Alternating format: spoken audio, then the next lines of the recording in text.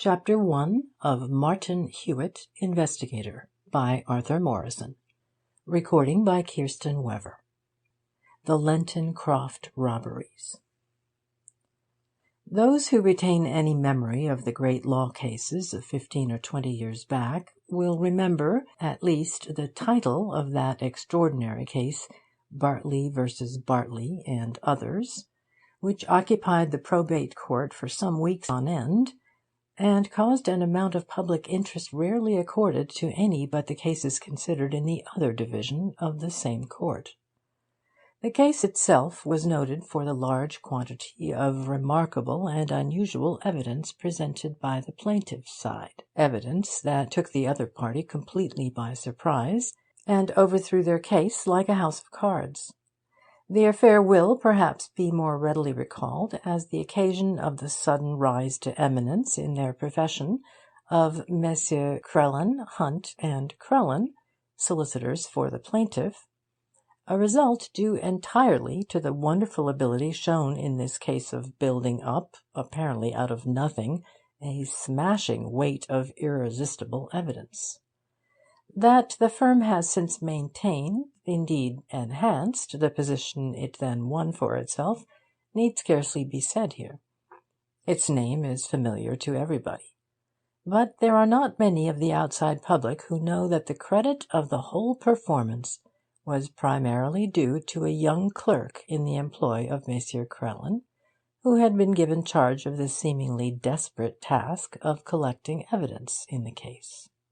This Mr. Martin Hewitt had, however, full credit and reward for his exploit from his firm and from their client, and more than one other firm of lawyers engaged in contentious work made good offers to entice Hewitt to change his employers. Instead of this, however, he determined to work independently for the future, having conceived the idea of making a regular business of doing, on behalf of such clients as might retain him, similar work to that he had just done, with such conspicuous success, for Messrs. Crellin, Hunt, and Crellin. This was the beginning of the private detective business of Martin Hewitt, and his action at that time has been completely justified by the brilliant professional success he has achieved. His business has always been conducted in the most private manner, and he has always declined the help of professional assistants, preferring to carry out himself such of the many investigations offered him as he could manage. He has always maintained that he has never lost by this policy, since the chance of his refusing a case begets competition for his services, and his fees rise by a natural process. At the same time, no man could know better how to employ casual assistance at the right time. Some curiosity has been expressed as to Mr. Martin Hewitt's system, and, as he himself has always consistently maintained that he has no system, beyond a judicious use of ordinary faculties, I intend setting forth in detail a few of the more interesting of his cases, in order that the public may judge for itself if I am right in estimating Mr. Hewitt's ordinary faculties as faculties very extraordinary indeed. He is not a man who has made many friendships, this probably for professional reasons, notwithstanding his genial and companionable manners. I myself first made his acquaintance as a result of an accident resulting in a fire at the old house in which Hewitt's office was situated, and in an upper floor of which I occupied bachelor chambers. I was able to help in saving a quantity of extremely important papers relating to his business, and while repairs were being made, allowed him to lock them in an old wall safe in one of my rooms, which the fire had scarcely damaged. The acquaintance thus begun has lasted many years, and has become a rather close friendship. I have even accompanied Hewitt on some of his expeditions, and, in a humble way, helped him. Such of the cases, however, as I personally saw nothing of, I have put into narrative form from the particulars given me. "I consider you, Brett," he said, addressing me, "the most remarkable journalist alive. Not because you're particularly clever, you know, because between ourselves, I hope you'll admit you're not, but because you have known something of me and my doings for some years, and have never yet been guilty of giving away any of my little business secrets that you may have become acquainted with. I'm afraid you're not so enterprising a journalist as some, Brett. But now, since you ask, you shall write something, if you think it worth while. This he said, as he said most things, with a cheery, chaffing good-nature that would have been perhaps surprising to a stranger, who thought of him only as a grim and mysterious discoverer of secrets and crimes. Indeed, the man had always as little of the aspect of the conventional detective as may be imagined. Nobody could appear more cordial or less observant in manner, although there was to be seen a certain sharpness of the eye, which might, after all, only be the twinkle of good humour. I did think it worth while to write something of Martin Hewitt's investigations, and a description of one of his adventures follows. At the head of the first flight of a dingy staircase leading up from an ever-open portal in a street by the Strand stood a door, the dusty ground-glass upper panel of which carried in its centre the single word Hewitt, while at its right-hand lower corner, in smaller letters, Clerk's Office appeared. On a morning when the clerks in the ground-floor offices had barely hung up their hats, a short, well-dressed young man, wearing spectacles, hastened to open the dusty door, ran into the arms of another man who suddenly issued from it. "I beg pardon," the first said. "Is this Hewitt's Detective Agency office?" "Yes, I believe you will find it so," the other replied. He was a stoutish, clean-shaven man of middle height, and of a cheerful, round countenance. "You'd better speak to the clerk." In the little outer office the visitor was met by a sharp lad with inky fingers, who presented him with a pen and a printed slip. The printed slip having been filled with the visitor's name and present business, and conveyed through an inner door, the lad reappeared with an invitation to the private office. There, behind a writing-table, sat the stoutish man himself, who had only just advised an appeal to the clerk. "Good morning, Mr. Lloyd, Mr. Vernon Lloyd," he said affably, looking again at the slip. "You'll excuse my care to start even with my visitors. I must, you know. You come from Sir James Norris, I see." "Yes, I am his secretary. I have only to ask you to go straight to LENTON CROFT at once, if you can, on very important business. Sir James would have wired, but had not your precise address. Can you go by the next train? 11:30 is the first available from Paddington." "Quite possibly. Do you know anything of the business?" "It is a case of robbery in the house, or rather, I fancy, of several robberies. Jewellery has been stolen from rooms occupied by visitors to the CROFT. The first case occurred some months ago, nearly a year ago, in fact. Last night there was another, but I think you had better get the details on the spot. Sir James has told me to telegraph if you are coming, so that he may meet you himself at the station, and I must hurry, as his drive to the station will be rather a long one. Then I take it you will go, Mr. Hewitt? Twyford is the station." "Yes, I shall come, and by the 11:30. Are you going by that train yourself?" "No, I have several things to attend to now I am in town. Good morning. I shall wire at once." Mr. Martin Hewitt locked the drawer of his table and sent his clerk for a cab. At Twyford station Sir James Norris was waiting with a dog-cart. Sir James was a tall, florid man of 50 or thereabout, known away from home as something of a county historian, and nearer his own parts as a great supporter of the hunt and a gentleman much troubled with poachers. As soon as he and Hewitt had found one another, the baronet hurried the detective into his dog-cart. "We've something over 7 miles to drive," he said, "and I can tell you all about this wretched business as we go. That is why I came for you myself, and alone." Hewitt nodded. "I have sent for you, as Lloyd probably told you, because of a robbery at my place last evening. It appears, as far as I can guess, to be one of 3 by the same hand, or by the same gang. Late yesterday afternoon—" "Pardon me, Sir James," Hewitt interrupted, "but I think I must ask you to begin at the first robbery, and tell me the whole tale in proper order. It makes things clearer, and sets them in their proper shape." "Very well. 11 months ago, or thereabout, I had a rather large party of visitors, and among them Colonel Heath and Mrs. Heath, the lady being a relative of my own late wife. Colonel Heath has not been long retired, you know, used to be a political resident in an Indian native state. Mrs. Heath had rather a good stock of jewellery of one sort and another, and the most valuable piece being a bracelet set with a particularly fine pearl, quite an exceptional pearl, in fact, that had been one of a heap of presents from the Maharaja of his state when Heath left India.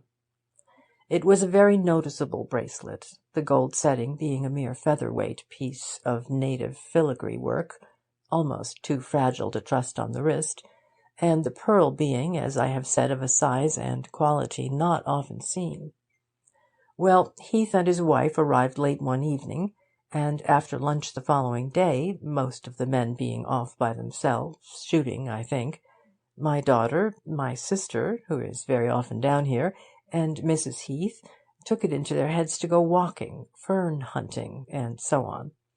My sister was rather long dressing, and while they waited my daughter went into Mrs. Heath's room, where Mrs. Heath turned over all her treasures to show her, as women do, you know.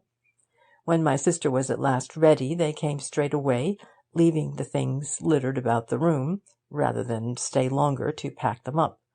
The bracelet, with other things, was on the dressing-table then. One moment. As to the door? They locked it. As they came away, my daughter suggested turning the key, as we had 1 or 2 new servants about. And the window? That they left open, as I was going to tell you. Well, they went on their walk and came back, with Lloyd, whom they had met somewhere, carrying their ferns for them. It was dusk, and almost dinner-time. Mrs. Heath went straight to her room, and the bracelet was gone. Was the room disturbed? Not a bit. Everything was precisely where it had been left, except the bracelet. The door hadn't been tampered with, but of course the window was open, as I have told you. You called the police, of course? Yes, and had a man from Scotland Yard down in the morning. He seemed a pretty smart fellow, and the first thing he noticed on the dressing-table, within an inch or 2 of where the bracelet had been, was a match, which had been lit and thrown down. Now, nobody about the house had had occasion to use a match in that room that day, and if they had, certainly wouldn't have thrown it on the cover of the dressing-table, so that, presuming the thief to have used that match, the robbery must have been committed when the room was getting dark, immediately before Mrs. Heath returned, in fact. The thief had evidently struck the match, passed it hurriedly over the various trinkets lying about, and taken the most valuable.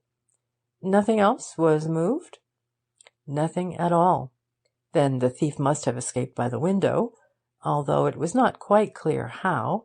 The walking party approached the house with a full view of the window, but saw nothing, although the robbery must have been actually taking place a moment or 2 before they turned up.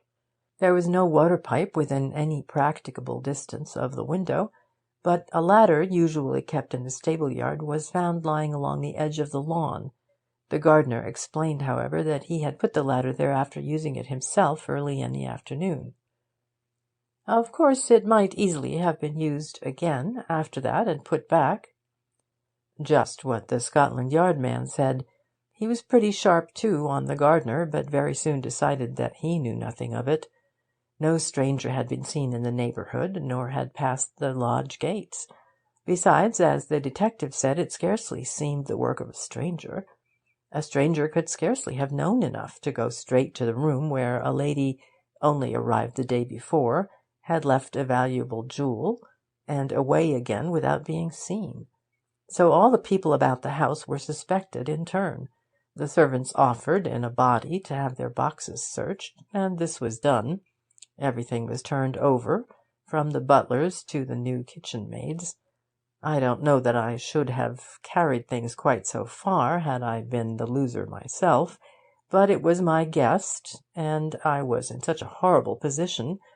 Well, there's a little more to be said about that, unfortunately.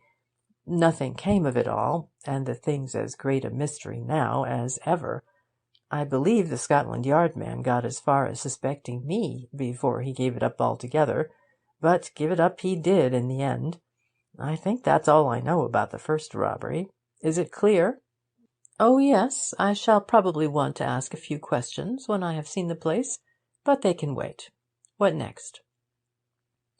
Well, Sir James pursued, the next was a very trumpery affair that I should have forgotten all about, probably, if it hadn't been for one circumstance. Even now I can hardly think it could have been the work of the same hand.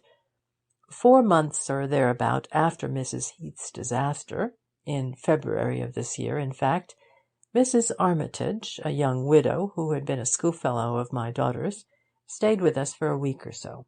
Girls don't trouble about the London season, you know, so they were glad to have their old friend here for a little in the dull time. Mrs. Armitage is a very active young lady, and was scarcely in the house half an hour before she arranged a drive in a pony-cart with Ava, my daughter, to look up old people in the village that she used to know before she was married. So they set off in the afternoon, and made such a round of it that they were late for dinner. Mrs. Armitage had a small plain gold brooch, not at all valuable, you know, 2 or 3 pounds, I suppose, which she used to pin up a cloak or anything of that sort. Before she went out, she stuck this in the pin-cushion on her dressing-table, and left a ring, rather a good one, I believe, lying close by. This, asked Hewitt, was not in the room that Mrs. Heath had occupied, I take it? No, this was in another part of the building. Well, the brooch went, taken, evidently, by someone in a deuce of a hurry, for when Mrs. Armitage got back to her room, there was the pincushion with a little tear in it, where the brooch had simply been snatched off. But the curious thing was that the ring, worth a dozen of the brooch, was left where it had been put. Mrs. Armitage didn't remember whether or not she had locked the door herself, although she found it locked when she returned. But my niece, who was indoors all the time, went and tried it once, because she remembered that a gas fitter was at work on the landing near by, and found it safely locked. The gas fitter, whom we didn't know at the time, but who since seems to be quite an honest fellow, was ready to swear that nobody but my niece had been to the door while he was inside of it, which was almost all the time. As to the window, the sash line had broken that very morning, and Mrs. Armitage had propped open the bottom half, about 8 or 10 inches, with a brush. And when she returned, the brush, sash, and all were exactly as she had left them. Now, I scarcely need to tell you what an awkward job it must have been for anybody to get noiselessly in at that unsupported window, and how unlikely he would have been to replace it with the brush exactly as he had found it. Just so. I suppose the brooch was really gone? I mean, there was no chance of Mrs. Armitage having mislaid it? Oh, none at all. There was a most careful search. Then, as to getting in at the window, would it have been easy? Well, yes, Sir James replied. Yes, perhaps it would. It was a first-floor window, and it looks over the roof and skylight of the billiard-room.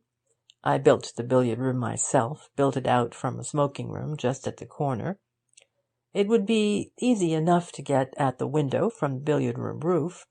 But then, he added, that couldn't have been the way. Somebody or other was in the billiard-room the whole time, and nobody could have got over the roof, which is nearly all skylight, without having been seen or heard. I was there myself for an hour or two, taking a little practice." "Well, was anything done?" Strict inquiry was made among the servants, of course, but nothing came of it. It was such a small matter that Mrs. Armitage wouldn't hear of my calling in the police, or anything of that sort, although I felt pretty certain that there must be a dishonest servant about somewhere. A servant might take a plain brooch, you know, who would feel afraid of a valuable ring, the loss of which would be made a greater matter of. Well, yes, perhaps so, in the case of an inexperienced thief, who would also likely snatch up whatever she took in a hurry. But I'm doubtful. What made you connect these two robberies together?" "Nothing whatever, for some months. They seemed quite of a different sort. But scarcely more than a month ago I met Mrs. Armitage at Brighton, and we talked, among other things, of the previous robbery, that of Mrs. Heath's bracelet. I described the circumstances pretty minutely, and when I mentioned the match found on the table, she said, 'How strange! Why, my thief left a match on the dressing-table when he took my poor little brooch.'" Hewitt nodded. "Yes," he said. "A spent match, of course?" "Yes, of course, a spent match. She noticed it lying close to the pincushion, but threw it away without mentioning the circumstances. Still, it seemed rather curious to me that a match should be lit and dropped, in each case, on the dressing-cover an inch from where the article was taken. I mentioned it to Lloyd when I got back, and he agreed that it seemed significant." "Scarcely," said Hewitt, shaking his head. "Scarcely so far to be called significant, although worth following up. Everybody uses matches in the dark, you know. Well, at any rate, the coincidence appealed to me so far that it struck me it might be worth while to describe the brooch to the police, in order that they could trace it if it had been pawned. They had tried that, of course, over the bracelet, without any result, but I fancied the shot might be worth making, and might possibly lead us on the track of more serious robbery." "Quite so. It was the right thing to do. Well?" "Well, they found it. A woman had pawned it in London, at a shop in Chelsea. But that was some time before, and the pawnbroker had clean forgotten all about the woman's appearance. The name and address she gave were false, so that was the end of that business." "Had any of the servants left you between the time of the brooch's loss and the date of the pawn-ticket?" "No." "Were all your servants at home on the day the brooch was pawned?" "Oh, yes. I made that inquiry myself." "Very good. What next?" "Yesterday, and this is what made me send for you, my late wife's sister came here last Tuesday, and we gave her the room from which Mrs. Heath lost her bracelet. She had with her a very old-fashioned brooch, containing a miniature of her father, and set in front with 3 very fine brilliants and a few smaller stones. Here we are, though, at the CROFT. I'll tell you the rest indoors." Hewitt laid his hand on the baronet's arm.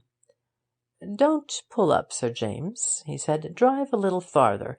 I should like to have a general idea of the whole case before we go in." "Very good." Sir James Norris straightened the horse's head and again went on.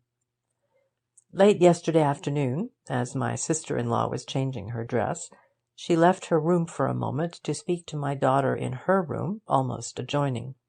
She was gone no more than 3 minutes, or 5 at most, but on her return the brooch, which had been left on the table, had gone. Now the window was shut fast, and had not been tampered with. Of course the door was open, but so was my daughter's, and anybody walking near must have been heard. But the strangest circumstance, and one that almost makes me wonder whether I have been awake to-day or not, was that there lay a used match on the very spot, as nearly as possible, where the brooch had been, and it was broad daylight." Hewitt rubbed his nose and looked thoughtfully before him. Curious. Certainly, he said. Anything else? Nothing more than you shall see for yourself. I have had the room locked and watched till you could examine it. My sister-in-law had heard of your name and suggested that you should be called in, so of course I did exactly as she wanted. That she should have lost that brooch of all things in my house is most unfortunate. You see, there was some small difference about the thing between my late wife and her sister when their mother died and left it. It's almost worse than the Heath's bracelet business, and altogether I'm not pleased with things, I can assure you. See what a position it is for me. Here are 3 ladies, in the space of 1 year, robbed, one after another in this mysterious fashion, in my house, and I can't find the thief. It's horrible. People will be afraid to come near the place, and I can do nothing. Ah, well, we'll see. Perhaps we had better turn back now. By the by, were you thinking of having any alterations or additions made to your house? No. What makes you ask? I think you might at least consider the question of painting or decorating, Sir James, or, say, putting up another coach-house or something, because I should like to be, to the servants, the architect or the builder, if you please, come to look around. You haven't told any of them about this business? Not a word. Nobody knows but my relatives and Lloyd. I took every precaution myself at once. As to your little disguise, be the architect by all means, and do as you please. If you can only find this thief and put an end to this horrible state of affairs, you'll do me the greatest service I've ever asked for. And as to your fee, I'll gladly make it whatever is usual, and 300 in addition. Martin Hewitt bowed. You're very generous, Sir James, and you may be sure I'll do what I can. As a professional man, of course, a good fee always stimulates my interest, although this case of yours certainly seems interesting enough by itself. Most extraordinary, don't you think so? Here are 3 persons, all ladies, all in my house, 2 even in the same room, each successively robbed of a piece of jewellery, each from a dressing-table, and a used match left behind in every case, all in the most difficult, one would say impossible, circumstances for a thief, and yet there is no clue. Well, we won't say that just yet, Sir James. We must see. And we must guard against any undue predisposition to consider the robberies in a lump. Here we are at the lodge gate again. Is that your gardener, the man who left the ladder by the lawn on the first occasion you spoke of? Mr. Hewitt nodded in the direction of a man who was clipping a box border. Yes. Will you ask him anything? No, at any rate not now. Remember the building alterations. I think, if there is no objection, I will look first at the room that the lady, Mrs. Hewitt looked up inquiringly. My sister-in-law, Mrs. Cazenove. Oh, yes, you shall come to her room at once. Thank you, and I think Mrs. Cazenove had better be there. They alighted, and a boy from the lodge led the horse and dog-cart away.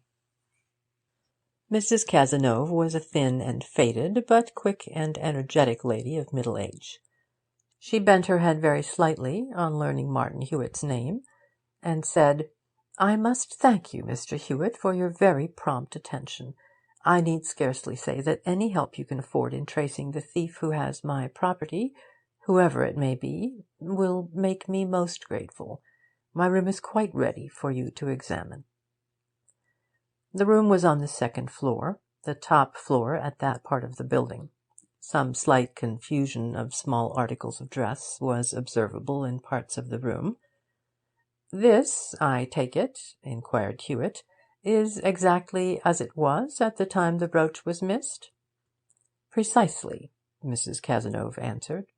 I have used another room, and put myself to some other inconveniences, to avoid any disturbance. Hewitt stood before the dressing-table. Then this is the used match, he observed. Exactly where it was found? Yes. Where was the brooch? I should say almost on the very same spot, certainly no more than a very few inches away. Hewitt examined the match closely. It is burned a very little, he remarked. It would appear to have gone out at once. Could you hear it struck? I heard nothing whatever, absolutely nothing. If you will step into Miss Norris's room now for a moment, Hewitt suggested, we will try an experiment. Tell me if you hear matches struck, and how many. Where is the match-stand? The match-stand proved to be empty, but matches were found in Miss Norris's room, and the test was made. Each striking could be heard distinctly, even with one of the doors pushed to. Both your own door and Miss Norris's were open, I understand, the window shut and fastened inside, as it is now, and nothing but the brooch was disturbed? Yes, that was so. Thank you, Mrs. Cazenove. I don't think I need trouble you any further just at present. I think, Sir James, Hewitt added, turning to the baronet who was standing by the door, I think we will see the other room, and take a walk outside the house, if you please. I suppose, by the by, that there is no getting at the matches left behind on the first and second occasions? No, Sir James answered, certainly not here. Scotland Yard may have kept them. The room that Mrs. Armitage had occupied presented no particular feature. A few feet below the window, the roof of the billiard-room was visible, consisting largely of a skylight. Hewitt glanced casually about the walls, ascertained that the furniture and hangings had not been materially changed since the second robbery, and expressed his desire to see the windows from the outside.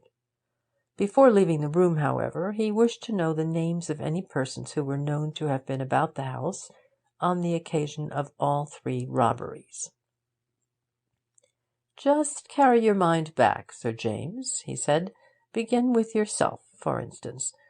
Where were you at these times? When Mrs. Heath lost her bracelet, I was in Tagley Wood all the afternoon. When Mrs. Armitage was robbed, I believe I was somewhere about the place most of the time she was out. Yesterday I was down at the farm. Sir James's face broadened. I don't know whether you call those suspicious movements, he added, and laughed. Not at all, not at all. I only asked you so that, remembering your own movements, you might better recall those of the rest of the household. Was anybody, to your knowledge, anybody, mind, in the house on all 3 occasions? Well, you know, it's quite impossible to answer for all the servants. You'll only get that by direct questioning. I can't possibly remember things of that sort. As to the family and visitors, why, you don't suspect any of them, do you? I don't suspect a soul, Sir James, Hewitt answered, beaming genially. Not a soul.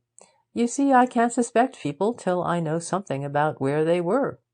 It's quite possible there will be independent evidence enough as it is, but you must help me if you can. The visitors now. Was there any visitor here each time, or even on the first and last occasion only? No, not one, and my own sister, perhaps you will be pleased to know, was only there at the time of the first robbery. Just so. And your daughter, as I have gathered, was clearly absent from the spot each time, indeed was in company with the party robbed. Your niece, now?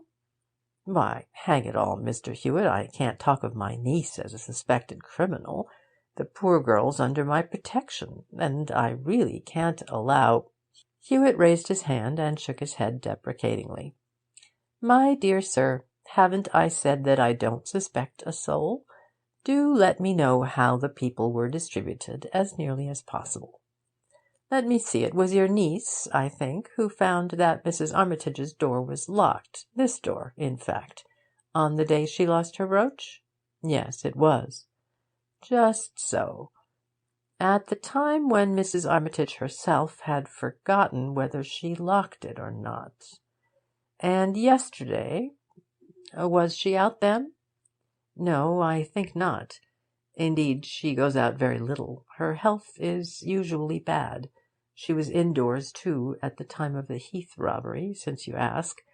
But come now, I don't like this. It's ridiculous to suppose that she knows anything of it. I don't suppose it, as I have said. I am only asking for information. This is all your resident family, I take it, and you know nothing of anybody else's movements, except perhaps Mr. Lloyd's? Lloyd? Well, you know yourself that he was out with the ladies when the first robbery took place. As to the others, I don't remember. Yesterday he was probably in his room writing. I think that acquits him, eh? Sir James looked quizzically into the broad face of the affable detective, who smiled and replied, "Oh, of course nobody can be in two places at once, else what would become of the alibi as an institution? But, as I have said, I am only setting my facts in order. Now, you see, we get down to the servants. Unless some stranger is the party wanted. Shall we go outside now?" Lenton Croft was a large, desultory sort of house, nowhere more than 3 floors high, and mostly only 2. It had been added to bit by bit, till it zigzagged about its site, as Sir James Norris expressed it, like a game of dominoes. Hewitt scrutinized its external features carefully as they strolled around, and stopped some little while before the windows of the 2 bedrooms he had just seen from the inside. Presently they approached the stables and coach-house, where a groom was washing the wheels of the dog-cart. "Do you mind my smoking?" Hewitt asked Sir James. "Perhaps you will take a cigar yourself? They are not so bad, I think. I will ask your man for a light." Sir James felt for his own matchbox, but Hewitt had gone, and was lighting his cigar with a match from a box handed him by the groom. A smart little terrier was trotting about by the coach-house, and Hewitt stooped to rub its head. Then he made some observation about the dog, which enlisted the groom's interest, and was soon absorbed in a chat with the man. Sir James, waiting a little off, tapped the stones rather impatiently with his foot, and presently moved away. For a full quarter of an hour Hewitt chatted with the groom, and when at last he came away and overtook Sir James, that gentleman was about re-entering the house. "I beg your pardon, Sir James," Hewitt said, "for leaving you in that unceremonious fashion to talk to your groom, but a dog, Sir James, a good dog, will draw me anywhere." "Oh," replied Sir James shortly. "There is one other thing," Hewitt went on, disregarding the other's curtness, "that I should like to know. There are 2 windows directly below that of the room occupied yesterday by Mrs. Cazenove, one on each floor. What rooms do they light?" "That on the ground floor is the morning room. The other is Mr. Lloyd's, my secretary, a sort of study or sitting room."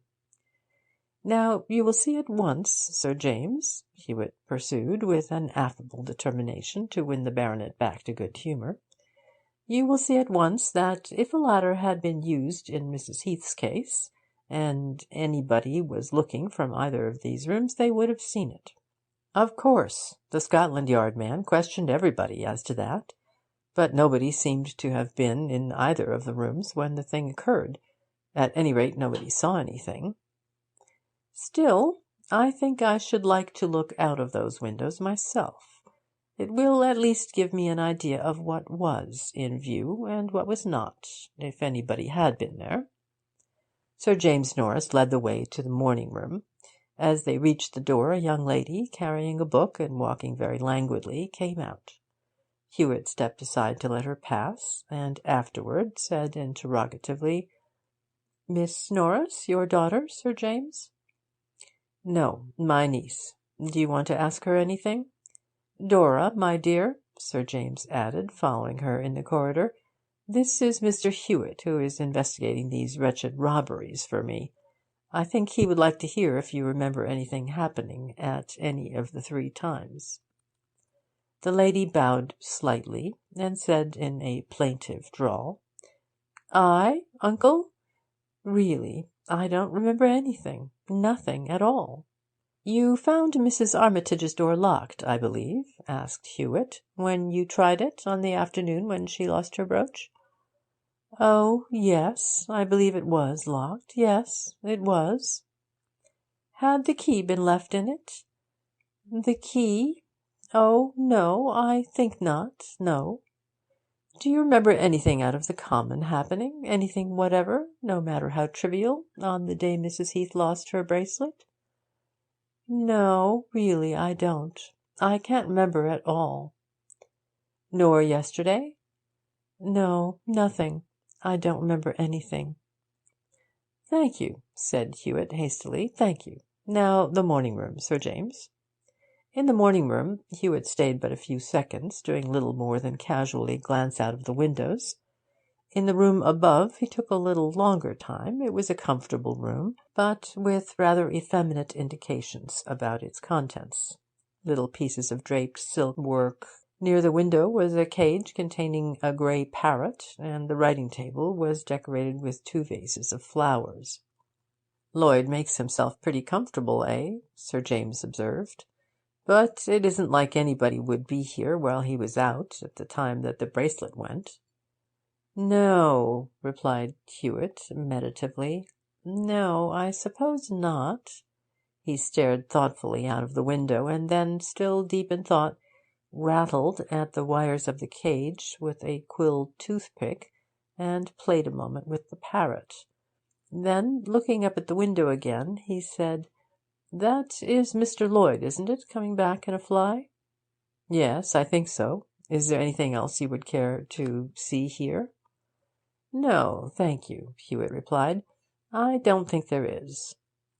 They went down to the smoking-room, and Sir James went away to speak to his secretary. When he returned, Hewitt said quietly, "I think, Sir James, I think that I shall be able to give you your thief presently." "What? Have you a clue? Who do you think? I began to believe you were hopelessly stumped." "Well, yes, I have a rather good clue, although I can't tell you much about it yet. But it is so good a clue that I should like to know now whether you are determined to prosecute when you have the criminal." "Why, bless me, of course," Sir James replied with surprise. "It doesn't rest with me, you know. The property belongs to my friends. And even if they were disposed to let the thing slide, I shouldn't allow it. I couldn't, after they had been robbed in my house." "Of course, of course. Then, if I can, I should like to send a message to Twyford by somebody perfectly trustworthy, not a servant. Could anybody go?" "Well, there's Lloyd, although he's only just back from his journey. But if it's important, he'll go." "It is important. The fact is, we must have a policeman or 2 here this evening, and I'd like Mr. Lloyd to fetch them without telling anybody else." Sir James rang, and in response to his message Mr. Lloyd appeared. While Sir James gave his secretary his instructions, Hewitt strolled to the door of the smoking-room and intercepted the latter as he came out. "I'm sorry to give you this trouble, Mr. Lloyd," he said, "but I must stay here myself for a little, and somebody who can be trusted must go. Will you just bring back a police constable with you, or rather 2? 2 would be better. That is all that is wanted. You won't let the servants know, will you?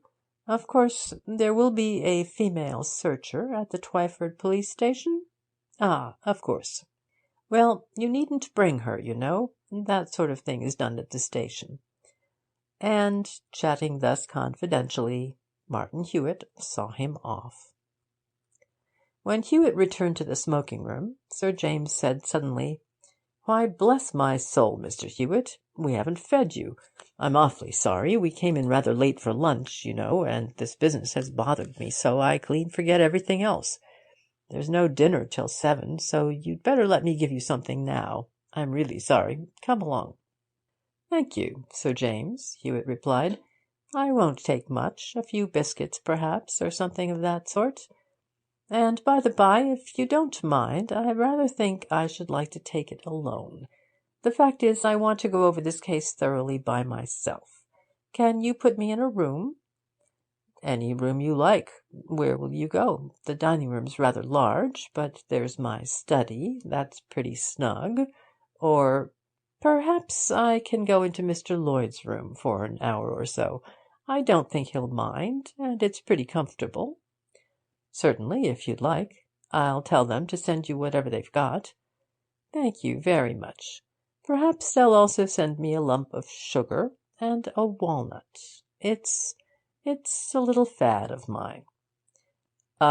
What? A lump of sugar and a walnut?" Sir James stopped for a moment with his hand on the bell-rope. "Oh, certainly, if you'd like it, certainly," he added, and stared after this detective with curious tastes as he left the room. When the vehicle, bringing back the secretary and the policeman, drew up on the drive, Martin Hewitt left the room on the first floor and proceeded downstairs. On the landing he met Sir James Norris and Mrs. Cazenove, who stared with astonishment on perceiving that the detective carried in his hand the parrot cage. "I think our business is about brought to a head now," Hewitt remarked on the stairs. "Here are the police officers from Twyford." The men were standing in the hall with Mr. Lloyd, who, on catching sight of the cage in Hewitt's hand, paled suddenly. "This is the person who will be charged, I think," Hewitt pursued, addressing the officers and indicating Lloyd with his finger. "What, Lloyd?" gasped Sir James, aghast. "No, not Lloyd. Nonsense!" "He doesn't seem to think it nonsense himself, does he?" Hewitt placidly observed. Lloyd had sank on a chair, and, grey of face, was staring blindly at the man he had run against at the office door that morning.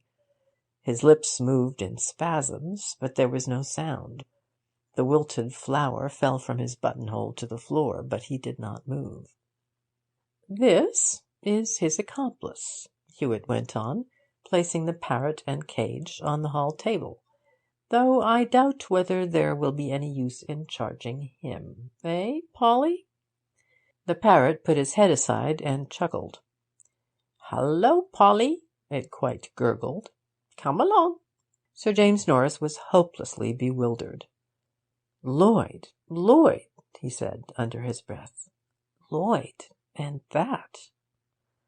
"This was his little messenger, his useful Mercury," Hewitt explained, tapping the cage complacently. "In fact, the actual lifter. Hold him up." The last remark referred to the wretched Lloyd, who had fallen forward with something between a sob and a loud sigh. The policeman took him by the arms and propped him in his chair. "System," said Hewitt, with a shrug of the shoulders, an hour or two after, in Sir James's study. "I can't say I have a system. I call it nothing but common sense and a sharp pair of eyes. Nobody, using these, could help taking the right road in this case. I began at the match, just as the Scotland Yard man did, but I had the advantage of taking a line through 3 cases. To begin with, it was plain that the match, being left there in daylight in Mrs. Cazenove's room, could not have been used to light the table-top in the full glare of the window. Therefore it had been used for some other purpose. What purpose, I could not at the moment guess. Habitual thieves, you know, often have curious superstitions, and some will never take anything without leaving something behind, a pebble or a piece of coal or something like that, in the premises they have been robbing. It seemed at first extremely likely that this was a case of that kind. The match had clearly been brought in, because when I asked for matches there were none in the stand, not even an empty box, and the room had not been disturbed. Also, the match had probably not been struck there, nothing having been heard, although of course a mistake in this matter was just possible. This match, then, it was fair to assume, had been lit somewhere else and blown out immediately. I remarked at the time that it was very little burned. Plainly, it could not have been treated thus for nothing, and the only possible object would have been to prevent it igniting accidentally.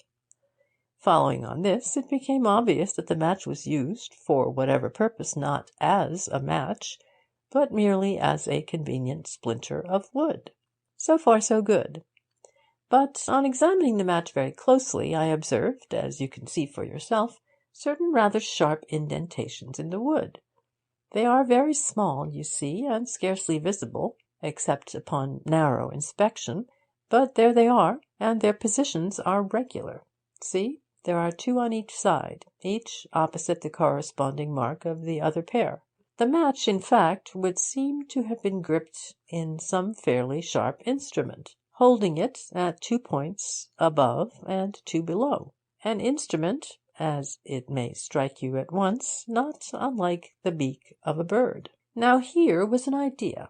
What living creature but a bird could possibly have entered Mrs. Heath's window without a ladder, supposing no ladder to have been used, or could have got into Mrs. Armitage's window without lifting the sash higher than the 8 or 10 inches it was already open? Plainly, nothing. Further, it is significant that only one article was stolen at a time, although others were about. A human being could have carried any reasonable number, but a bird could only take one at a time. But why should a bird carry a match in its beak? Certainly it must have been trained to do that for a purpose, and a little consideration made that purpose pretty clear. A noisy, chattering bird would probably betray itself at once. Therefore it must be trained to keep quiet, both while going for and coming away with its plunder. What readier, or more probably effectual way, than, while teaching it to carry without dropping, to teach it also to keep quiet while carrying? The one thing would practically cover the other. I thought at once, of course, of a jackdaw or a magpie. These birds' thievish reputations made the guess natural, but the marks on the match were much too wide apart to have been made by the beak of either. I conjectured, therefore, that it must be a raven, so that, when we arrived near the coach-house, I seized the opportunity of a little chat with your groom on the subject of dogs and pets in general, and ascertained that there was no tame raven in the place. I also, incidentally, by getting a light from the coach-house box matches, ascertained that the match found was of the sort generally used about the establishment, the large, thick, red-topped English match. But I further found that Mr. Lloyd had a parrot which was a most intelligent pet, and had been trained into comparative quietness for a parrot. Also I learned that more than once the groom had met Mr. Lloyd carrying his parrot under his coat, it having, as its owner explained, learned the trick of opening its cage door and escaping.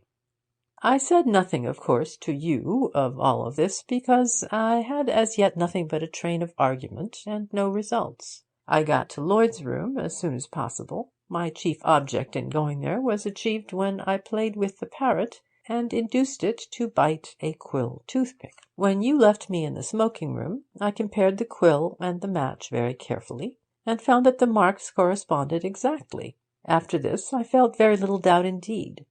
The fact of Lloyd having met the ladies walking before dark on the day of the first robbery proved nothing, because, since it was clear that the match had not been used to procure a light, the robbery might as easily have taken place in daylight as not. Must have so taken place, in fact, if my conjectures were right. That they were right, I felt no doubt. There could be no other explanation. When Mrs. Heath left her window open and her door shut, anybody climbing upon the open sash of Lloyd's high window could have put the bird upon the sill above. The match, placed in the bird's beak for the purpose I have indicated, and struck first, in case by accident it should be ignited by rubbing against something and startle the bird, this match would, of course, be dropped just where the object to be removed was taken up. As you know, in every case the match was found almost upon the spot where the missing article had been left. Scarcely a likely triple coincidence, had the match been used by a human thief. This would have been done as soon after the ladies had left as possible, and there would have been plenty of time for Lloyd to hurry out and meet them before dark, especially plenty of time to meet them coming back, as they must have been, since they were carrying their ferns. The match was an article well chosen for its purpose, as being a not altogether unlikely thing to find on a dressing-table, and, if noticed, likely to lead to the wrong conclusions adopted by the official detectives. In Mrs. Armitage's case, the taking of an inferior brooch and the leaving of a more valuable ring pointed clearly either to the operator being a fool or unable to distinguish values, and certainly from other indications the thief seemed no fool. The door was locked, and the gas-fitter, so to speak, on guard, and the window was only 8 or 10 inches open and propped with a brush. A human thief, entering the window, would have disturbed this arrangement, and would scarcely risk discovery by attempting to replace it, especially a thief in so great a hurry as to snatch the brooch up without unfastening the pin. The bird could pass through the opening as it was, and would have to tear the pin cushion to pull the brooch off, probably holding the cushion down with its claw the while. Now, in yesterday's case, we had an alteration of conditions. The window was shut and fastened, but the door was opened, but only left open for a few minutes, during which time no sound was heard either of coming or going. Was it not possible, then, that the thief was already in the room, in hiding, while Mrs. Cazenove was there, and seized its first opportunity on her temporary absence? The room is full of draperies, hangings, and what not, allowing of plenty of concealment for a bird, and a bird could leave the place noiselessly and quickly. That the whole scheme was strange mattered not at all. Robberies presenting such unaccountable features must have been effected by strange means of one sort or another. There was no improbability. Consider how many hundreds of examples of infinitely higher degrees of bird training are exhibited in the London streets every week for coppers. So that, on the whole, I felt pretty sure of my ground. But before taking any definitive steps, I resolved to see if Polly could not be persuaded to exhibit his accomplishments to an indulgent stranger. For that purpose I contrived to send Lloyd away again, and have a quiet hour alone with his bird. A piece of sugar, as everybody knows, is a good parrot bribe, but a walnut split in half is a better, especially if the bird be used to it. So I got you to furnish me with both. Polly was shy at first, but I generally get along well with pets, and a little perseverance soon led to a complete private performance for my benefit. Polly would take the match, mute as wax, jump on the table, pick up the brightest thing he could see, in a great hurry, leave the match behind, and scuttle away round the room. At first he wouldn't give the plunder to me. It was enough. I also took the liberty, as you know, of a general look round, and discovered that little collection of Brummagem rings and trinkets that you have just seen, used in Polly's education, no doubt. When we sent Lloyd away, it struck me that he might as well be usefully employed as not. So I got him to fetch the police, deluding him a little, I fear, by talking about the servants and a female searcher. But there will be no trouble about evidence. He'll confess. Of that I'm sure. I know the sort of man. But I doubt if you'll get Mrs. Casaubon's brooch back. You see, he has been to London to-day, and by this time the swag is probably broken up. Sir James listened to Hewitt's explanation with many expressions of assent and some of surprise. When it was over, he smoked a few whiffs, and then said, "But Mrs. Armitage's brooch was pawned, and by a woman." "Exactly. I expect our friend Lloyd was rather disgusted at his small luck, probably gave the brooch to some female connection in London, and she realized on it. Such persons don't always trouble to give a correct address." The two smoked in silence for a few minutes, and then Hewitt continued, "I don't expect our friend has had an easy job altogether with that bird.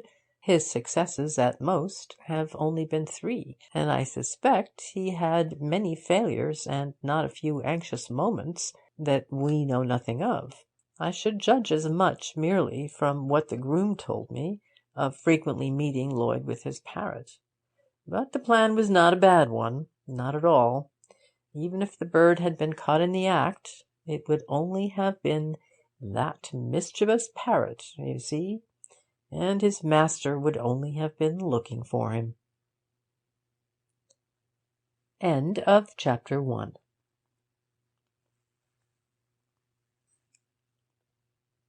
Chapter 2. The Loss of Sammy Crockett. It was, of course, always a part of Martin Hewitt's business to be thoroughly at home among any and every class of people, and to be able to interest himself intelligently, or to appear to do so, in their various pursuits. In one of the most important cases ever placed in his hands, he could have gone but a short way towards success had he not displayed some knowledge of the more sordid aspects of professional sport, and a great interest in the undertakings of a certain dealer therein. The great case itself had nothing to do with sport, and indeed, from a narrative point of view, was somewhat uninteresting.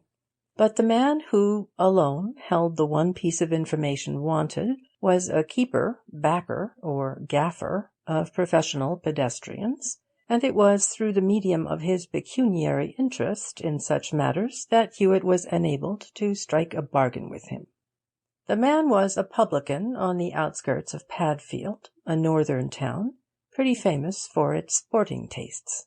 And to Padfield, therefore, Hewitt betook himself, and, arrayed in a way to indicate some inclination of his own towards sports, he began to frequent the bar of the Hare and Hounds. Kentish, the landlord, was a stout, bull-necked man, of no great communicativeness at first, but after a little acquaintance he opened out wonderfully, became quite a jolly and rather intelligent companion, and came out with innumerable anecdotes of his sporting adventures.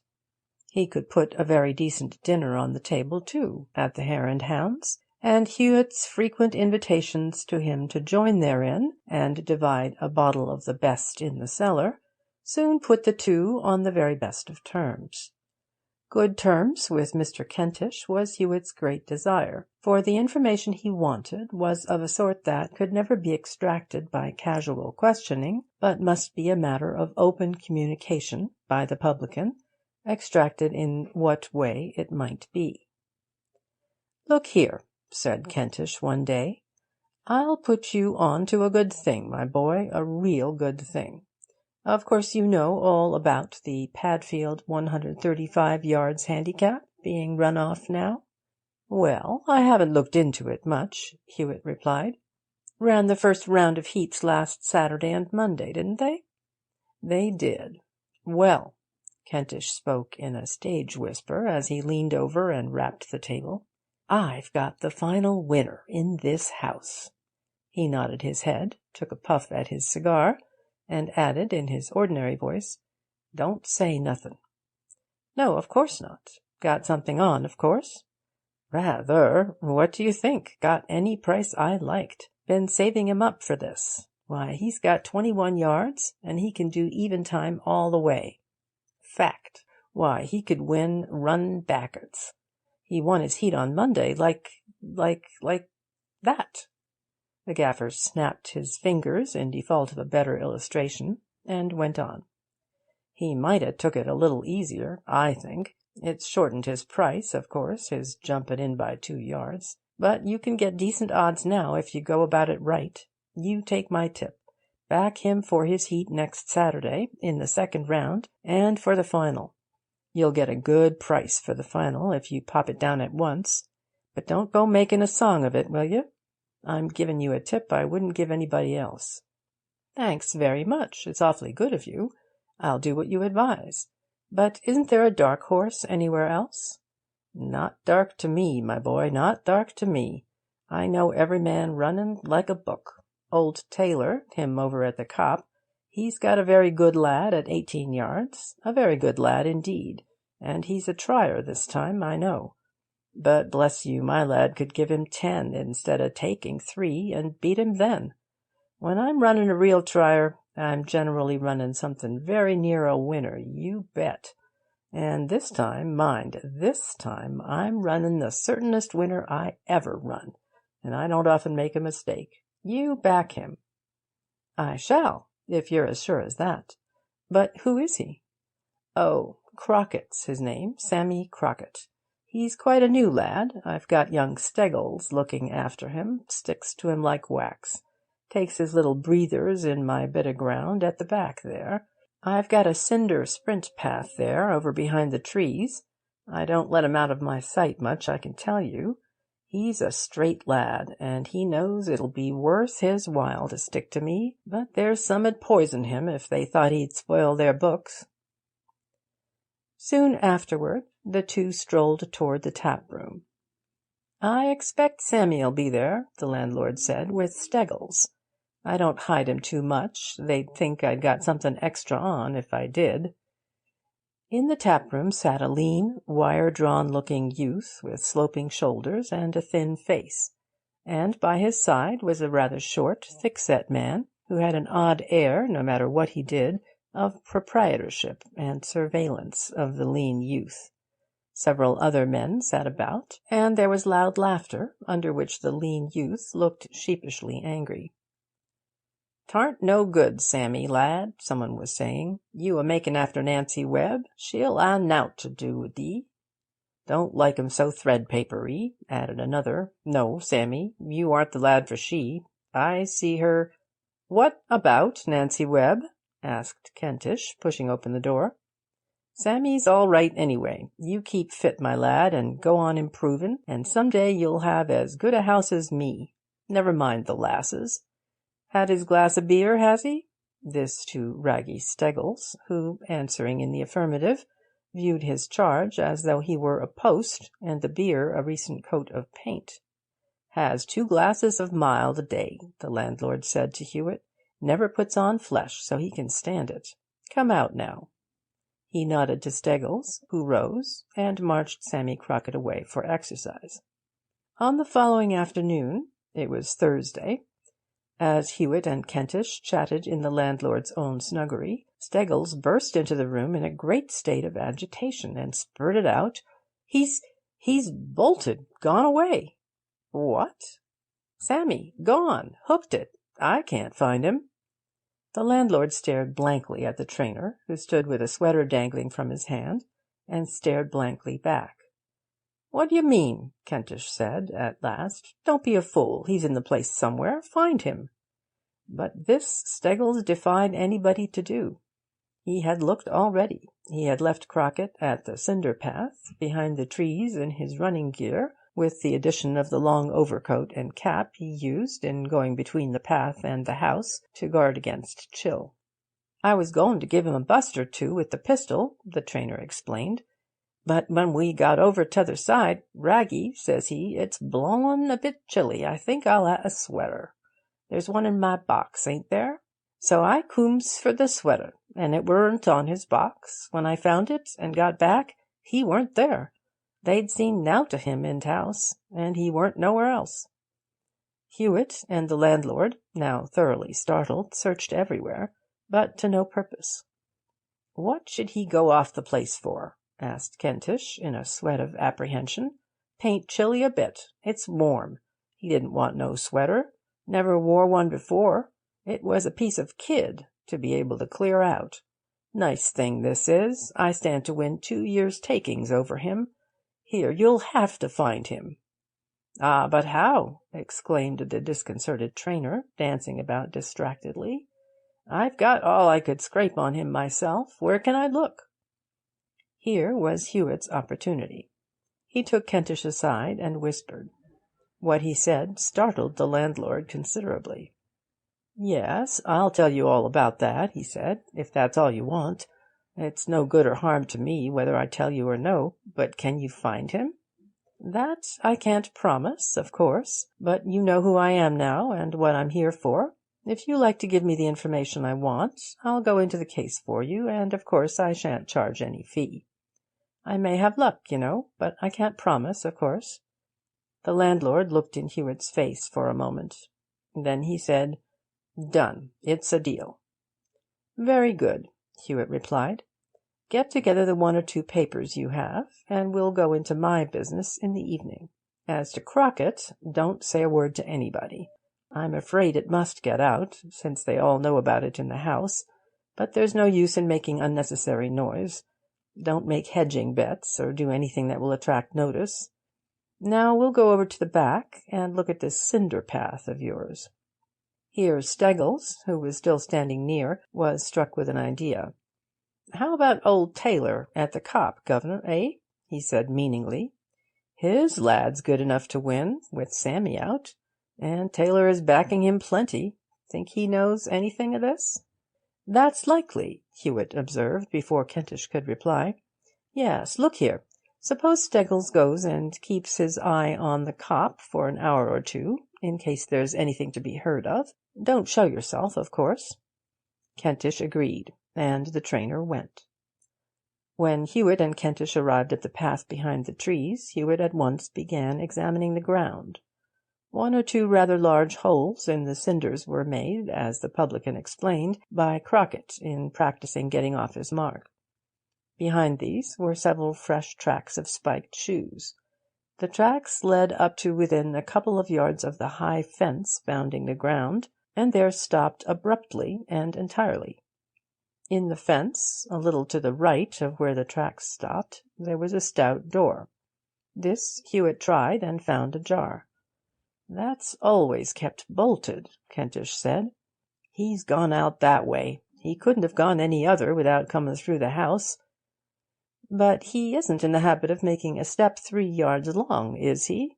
Hewitt asked, pointing at the last footmark, and then at the door, which was quite that distance away from it. "Besides," he added, opening the door, "there's no footprint here or outside." The door opened on a lane, with another fence and a thick plantation of trees at the other side. Kentish looked at the footmarks, then at the door, then down the lane, and finally back toward the house. "That's a licker," he said. "This is a quiet sort of lane," was Hewitt's next remark. "No houses in sight. Where does it lead?" "That way it goes to the old kilns, disused. This way down to a turning off the Padfield and Catton road." Hewitt returned to the cinder path again, and once more examined the footmarks. He traced them back over the grass toward the house. "Certainly," he said, "he hasn't gone back to the house. Here is the double line of tracks, side by side from the house, Steggles' ordinary boots with iron tips, and Crockett's running pumps. Thus they came out. Here is Steggles' track in the opposite direction alone, made when he went back for the sweater. Crockett remained. You see various prints in the loose cinders at the end of the path where he moved this way and that, and then 2 or 3 paces toward the fence, not directly toward the door, you notice. And there they stopped dead. And there are no more either, back or forward. Now, if he had wings, I should be tempted to the opinion that he flew straight away in the air from that spot, unless the earth swallowed him and closed again without leaving a wrinkle on its face." Kentish stared gloomily at the tracks and said nothing. "However," Hewitt resumed, "I think I'll take a little walk now and think it over. You go into the house and show yourself at the bar. If anybody wants to know how Crockett is, he's pretty well, thank you. By the by, can I get to the cop, this place of Taylor's, by this back lane?" "Yes. Down to the end leading to the Catton Road, turn to the left, and then first on the right. Anyone will show you the cop." And Kentish shut the door behind the detective, who straightway walked toward the old kilns. In a little more than an hour he was back. It was now becoming dusk, and the landlord looked out papers from a box near the side window of his snuggery, for the sake of the extra light. "I've got these papers together for you," he said, as Hewitt entered. "Any news?" "Nothing very great. Here's a bit of handwriting I want you to recognize, if you can. Get a light." Kentish lit a lamp, and Hewitt laid upon the table a half-dozen small pieces of torn paper, evidently fragments of a letter which had been torn up, here reproduced in facsimile. Reader's note. Illustrations of the paper scraps read as follows. MMY. Throw them OU. Right AWA. Left HI. Hate her. Came WH. End of reader's note. The landlord turned the scraps over, regarding them dubiously. These aren't much to recognize. Anyhow, I don't know the writing. Where did you find 'em? They were lying in the lane at the back, a little way down. Plainly, they are pieces of a note addressed to someone called Sammy, or something very like it. See the first piece, with its MMY? That is clearly from the beginning of the note, because there is no line between it and the smooth straight edge of the paper above. Also, nothing follows on the same line. Someone writes to Crockett, presuming it to be a letter addressed to him, as I do for other reasons, as Sammy. It is a pity that there is no more of the letter to be found than these pieces. I expect the person who tore it up put the rest in his pocket and dropped these by accident. Kentish, who had been picking up and examining each piece in turn, now dolorously broke out, "Oh, it's plain he's sold us, bolted and done us. Me as took him out of the gutter, too. Look here, throw them over. That's plain enough. Can't mean anything else. Means throw me over, and my friends. Me, after what I've done for him. Then right away. Go right away, I suppose, as he has done. Then," he was fiddling with the scraps, and finally fitted two together, "why, look here. This one with Lane on it fits over the one about throwing over, and it says poor F where it's torn. That means poor fool, I suppose, me, or fathead, or something like that. That's nice. Why, I'd twist his neck if I could get hold of him, and I will." Hewitt smiled. "Perhaps it's not quite so uncomplimentary after all," he said. "If you can't recognize the writing, never mind. But if he's gone away to sell you, it isn't much use finding him, is it? He won't win if he doesn't want to. Why, he wouldn't dare to rope under my very eyes. I'd Well, perhaps we'll get him to run after all, and as well as he can. One thing is certain, he left this place of his own will. Further, I think he is in Padfield now. He went toward the town, I believe, and I don't think he means to sell you. Well, he shouldn't. I've made it worth his while to stick to me. I've put a 50 on him out of my own pocket, and told him so. And if he won, that would probably bring him a lump more than he'd get by going crooked, besides the prize money and anything I might give him over. But it seems to me he's putting me in the cart altogether. That we shall see. Meantime, don't mention anything I've told you to anyone, not even Steggles. He can't help us, and he might blurt things out inadvertently. Don't say anything about these pieces of paper, which I shall keep myself. By the by, Steggles is indoors, isn't he? Very well, keep him in. Don't let him be seen hunting about this evening. I'll stay here tonight, and we'll proceed with Crockett's business in the morning. And now we'll settle my business, please." In the morning, Hewitt took his breakfast in the snuggery, carefully listening to any conversation that might take place at the bar. Soon after 9 o'clock, a fast dog-cart stopped outside, and a red-faced, loud-voiced man swaggered in, greeting Kentish with boisterous cordiality. He had a drink with the landlord, and said, "How's things? Fancy any of 'em for the Sprint handicap? Got a lad of your own in, haven't you?" "Oh, yes," Kentish replied, "Crockett. Only a young 'un, not got to his proper mark yet, I reckon. I think old Taylor's got number 1 this time." "Capital lad," the other replied with a confidential nod. "Shouldn't wonder at all. Want to do anything yourself over it?" "No, I don't think so. I'm not on at present. Might have a little flutter on the grounds, just for fun, nothing else." There were a few more casual remarks, and then the red-faced man drove away. "Who was that?" asked Hewitt, who had watched the visitor through the snuggery window.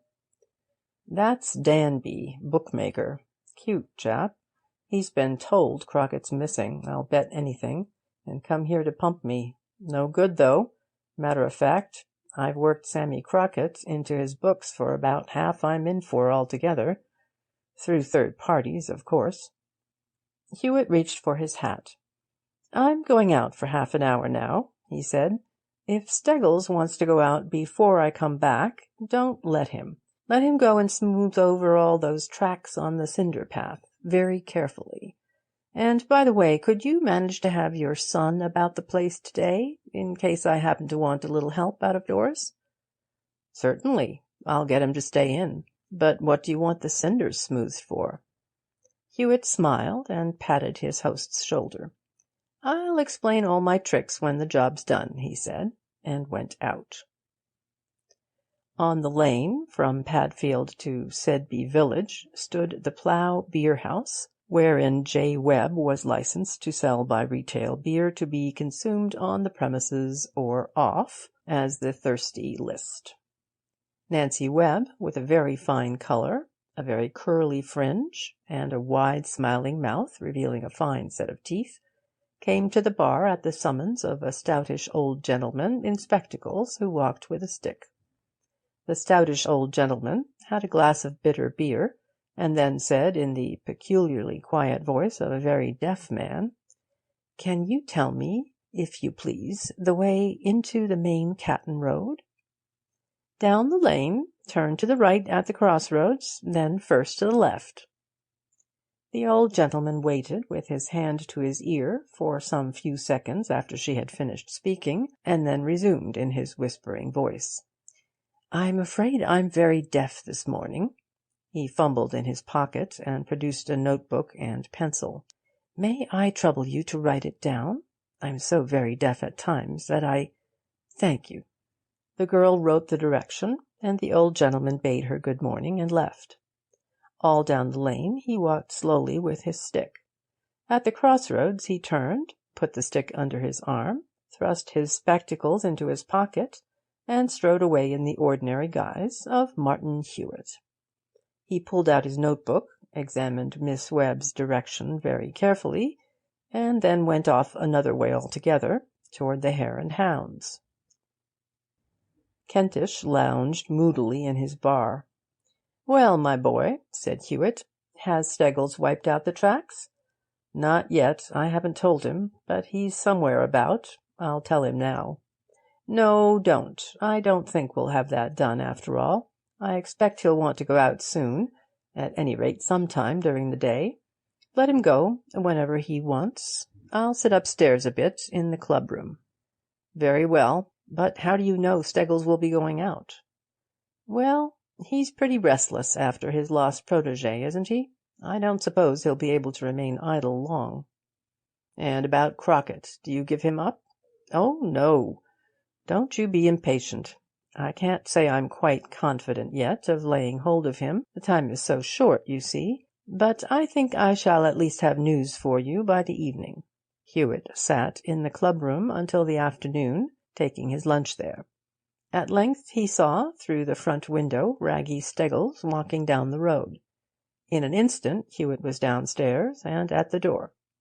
The road bent 80 yards away, and as soon as Steggles passed the bend, the detective hurried after him. All the way to Padfield town, and more than half through it, Hewitt dogged the trainer. In the end, Steggles stopped at a corner and gave a note to a small boy who was playing near. The boy ran with the note to a bright, well-kept house at the opposite corner. Martin Hewitt was interested to observe the legend, H. Danby, contractor, on a board over a gate in the side wall of the garden behind this house. In 5 minutes a door in the side gate opened, and the head and shoulders of the red-faced man emerged.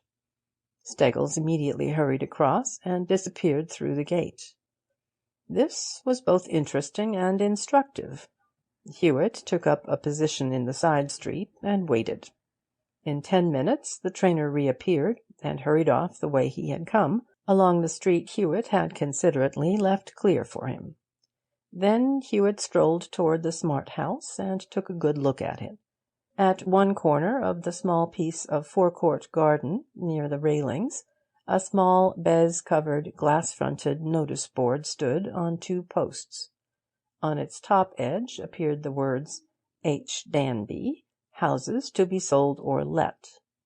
But the only notice pinned to the green baize within was an old and dusty one, inviting tenants for 3 shops, which were suitable for any business, and which would be fitted to suit tenants, apply within. Hewitt pushed open the front gate and rang the doorbell. "There are some shops to let, I see," he said, when a maid appeared. "I should like to see them, if you would let me have the key." "Master's out, sir. You can't see the shops till Monday." "Dear me, that's unfortunate. I'm afraid I can't wait till Monday.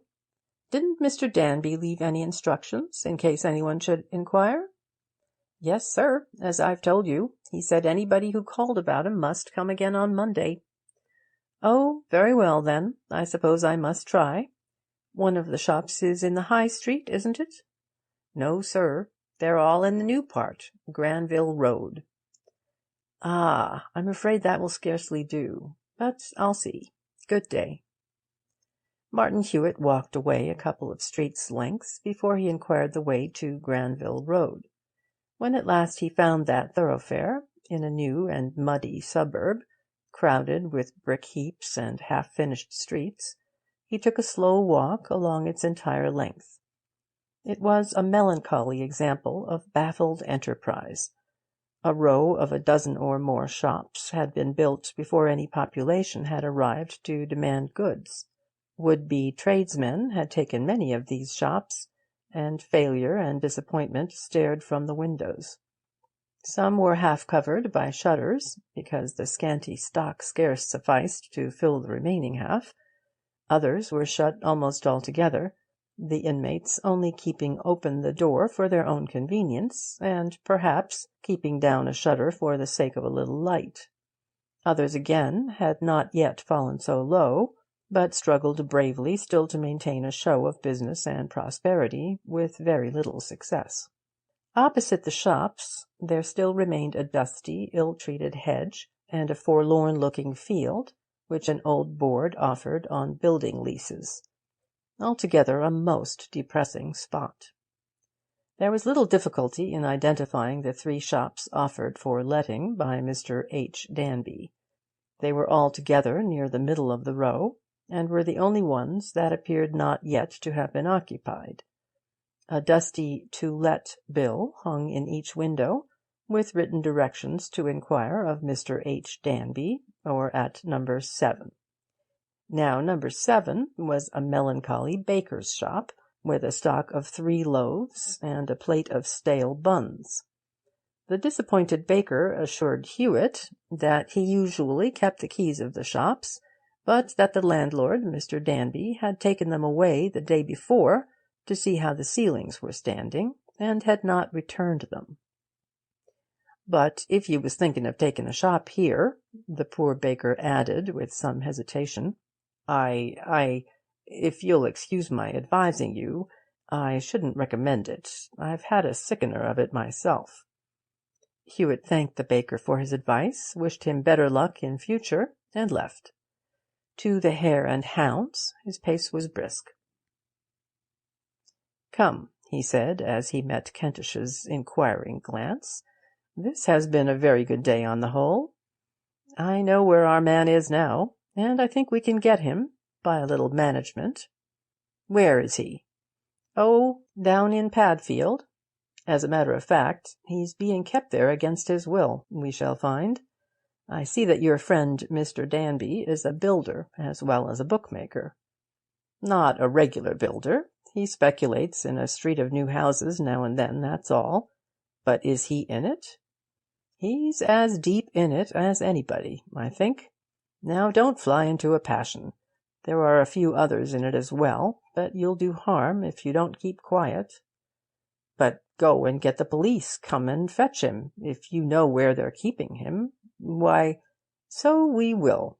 if we can't do it without them. But it's quite possible we can, and without all the disturbance and perhaps delay that calling in the police would involve. Consider, now, in reference to your own arrangements, wouldn't it pay you better to get him back quietly, without a soul knowing, perhaps not even Danby knowing, till the heat is run tomorrow? Well, yes, it would, of course. Very good. Then so be it. Remember what I've told you about keeping your mouth shut. Say nothing to Steggles or anybody. Is there a cab or brougham your son and I can have for the evening? There's an old hiring landau at the stables. You can shut up into a cab, if that'll do. Excellent. We'll run down to the town in it as soon as it's ready. But first, a word about Crockett. What sort of a lad is he? Likely to give them trouble, show fight, make a disturbance?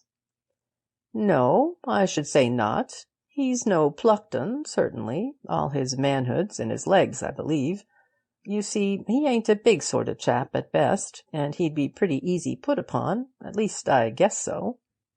Very good, so much the better, for then he won't have been damaged, and they will probably only have one man to guard him. Now, the carriage, please.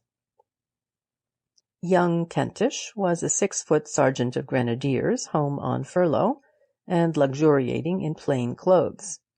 He and Hewitt walked a little way toward the town, allowing the landau to catch them up. They travelled in it to within 100 yards of the empty shops, and then alighted, bidding the driver wait. "I shall show you 3 empty shops," Hewitt said, as he and young Kentish walked down the Granville Road. "I am pretty sure that Sammy Crockett is in one of them, and I am pretty sure that that is the middle one. Take a look as we go past." When the shops had been slowly passed, Hewitt resumed. "Now, did you see anything about those shops that told a tale of any sort?" "No," Sergeant Kentish replied.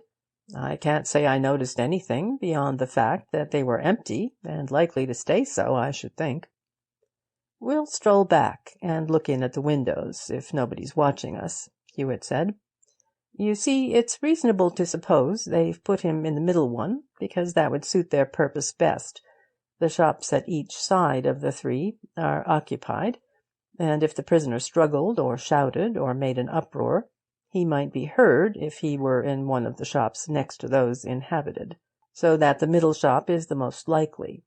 Now, see there," he went on, as they stopped before the window of the shop in question. "Over at the back there's a staircase not yet partitioned off. It goes down below and up above. On the stairs, and on the floor near them, there are muddy footmarks.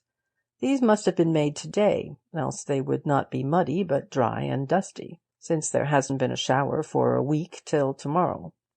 Move on again. Then you notice that there were no other such marks in the shop.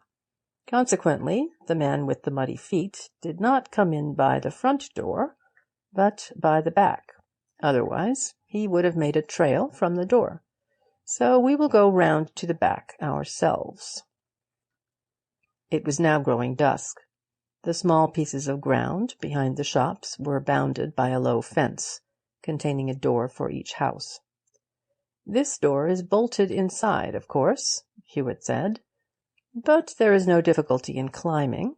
I think we had better wait in the garden till dark. In the meantime, the gaoler, whoever he is, may come out, in which case we shall pounce on him as soon as he opens the door.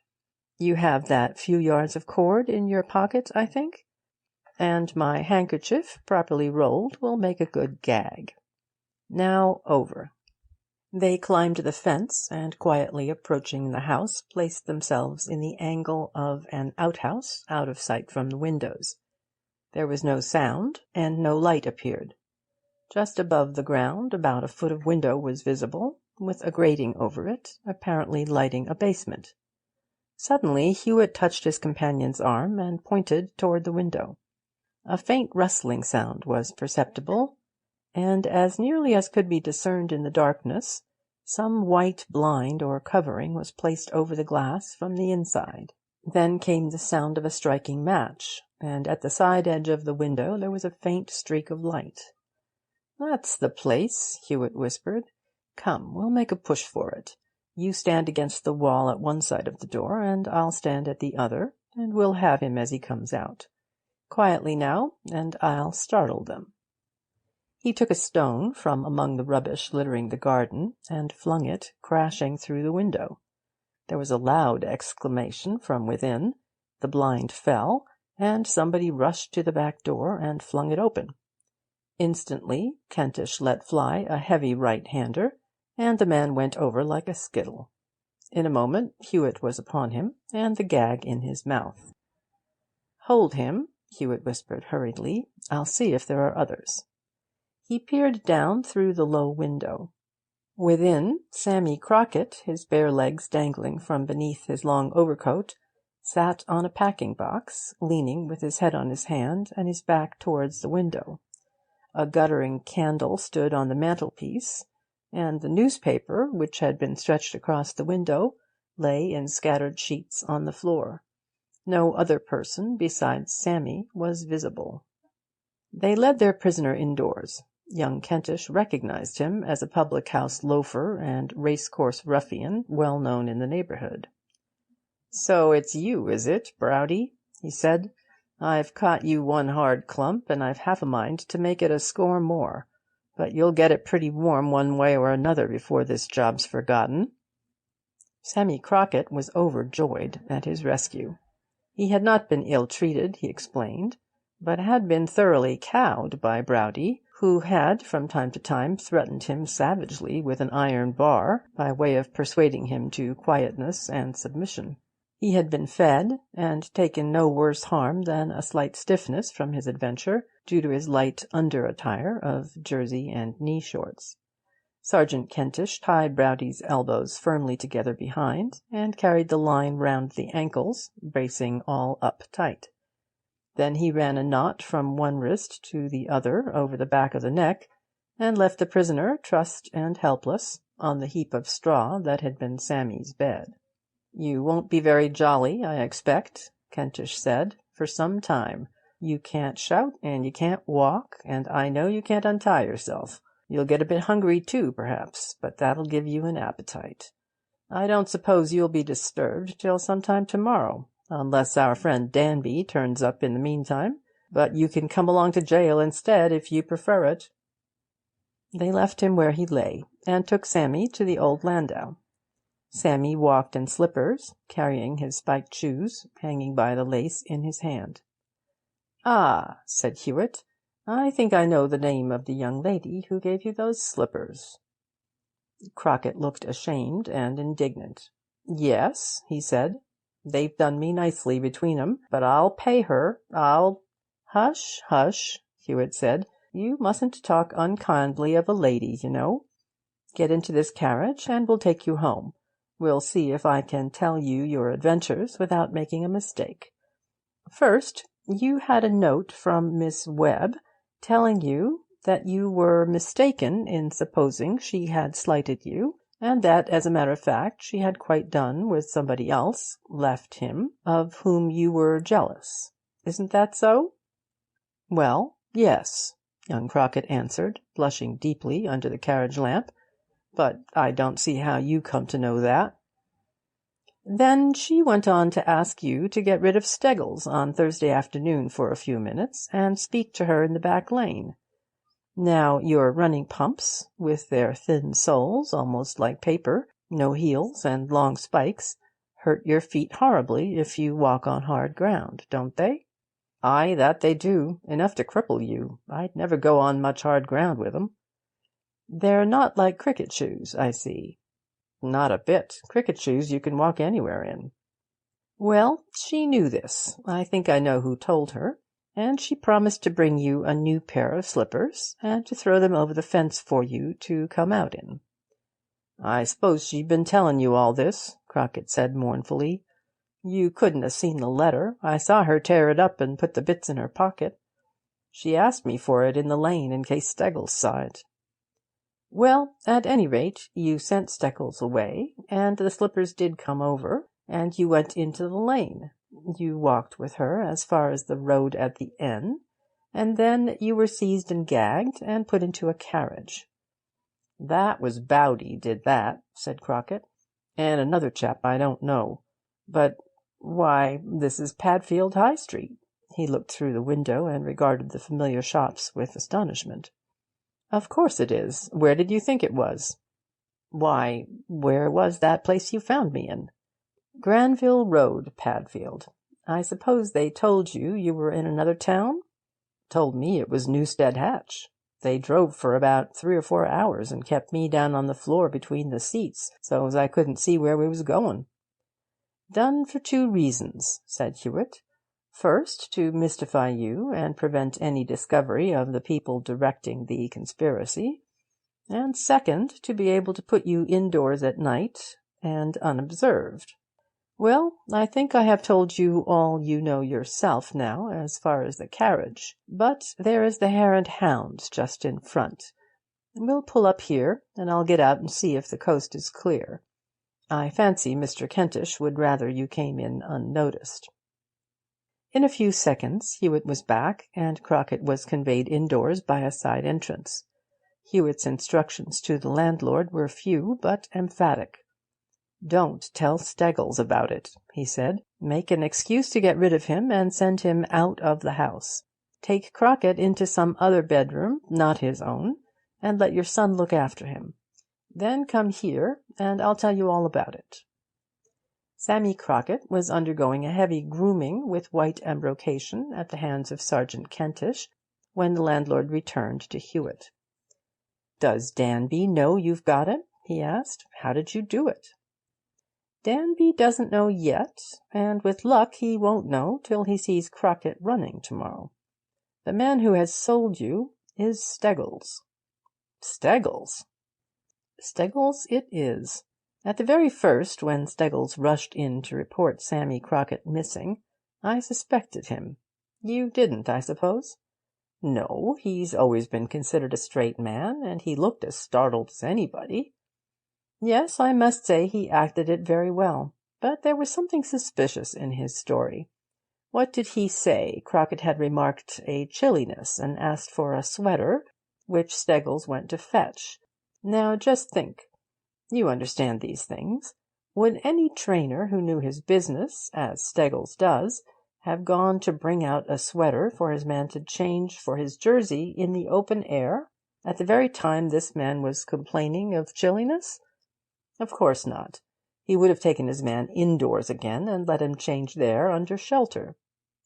Then, supposing Steggles had really been surprised at missing Crockett, wouldn't he have looked about, found the gate open, and told you it was open when he first came in?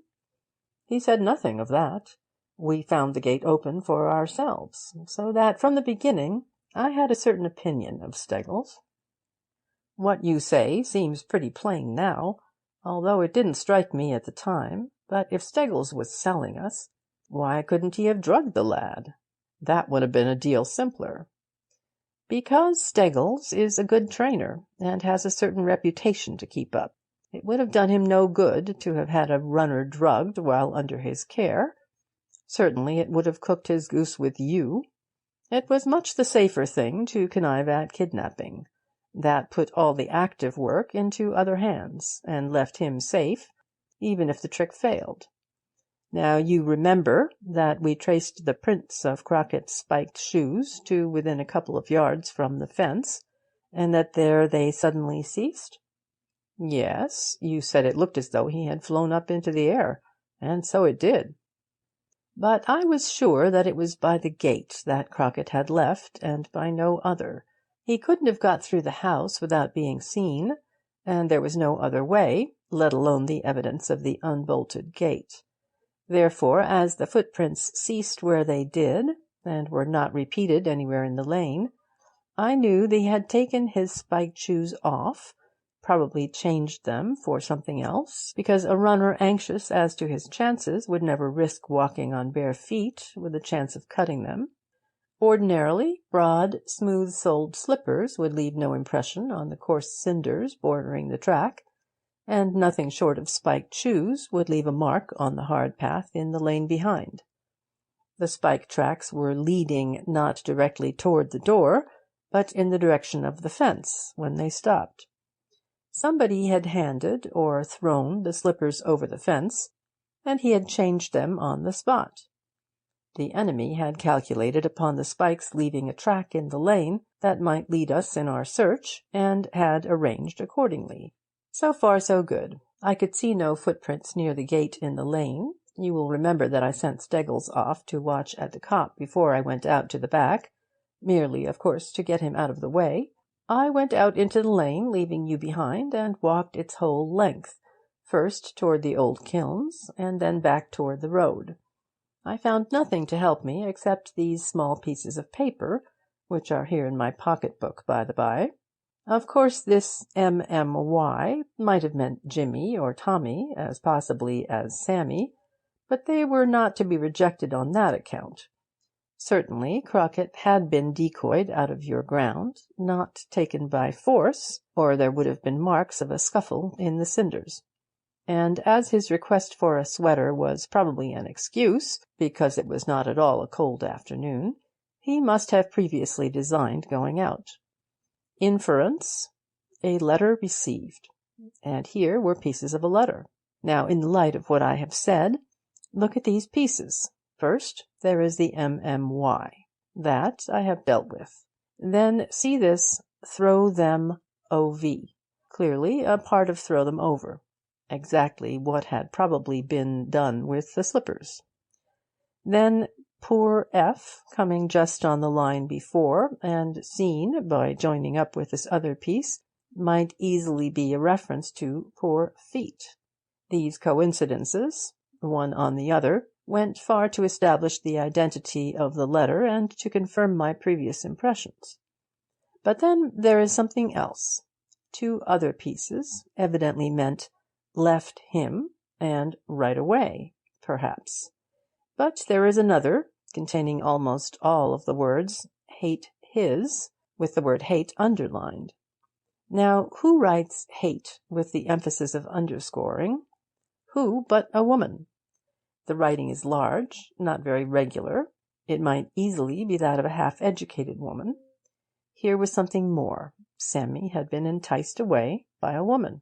Now, I remember that when we went into the tap-room on Wednesday, some of his companions were chaffing Crockett about a certain Nancy Webb, and the chaff went home, as was plain to see. The woman, then, who could most easily entice Sammy Crockett away, was Nancy Webb. I resolved to find who Nancy Webb was, and learn more of her. Meantime, I took a look at the road at the end of the lane. It was damper than the lane, being lower and overhung by trees.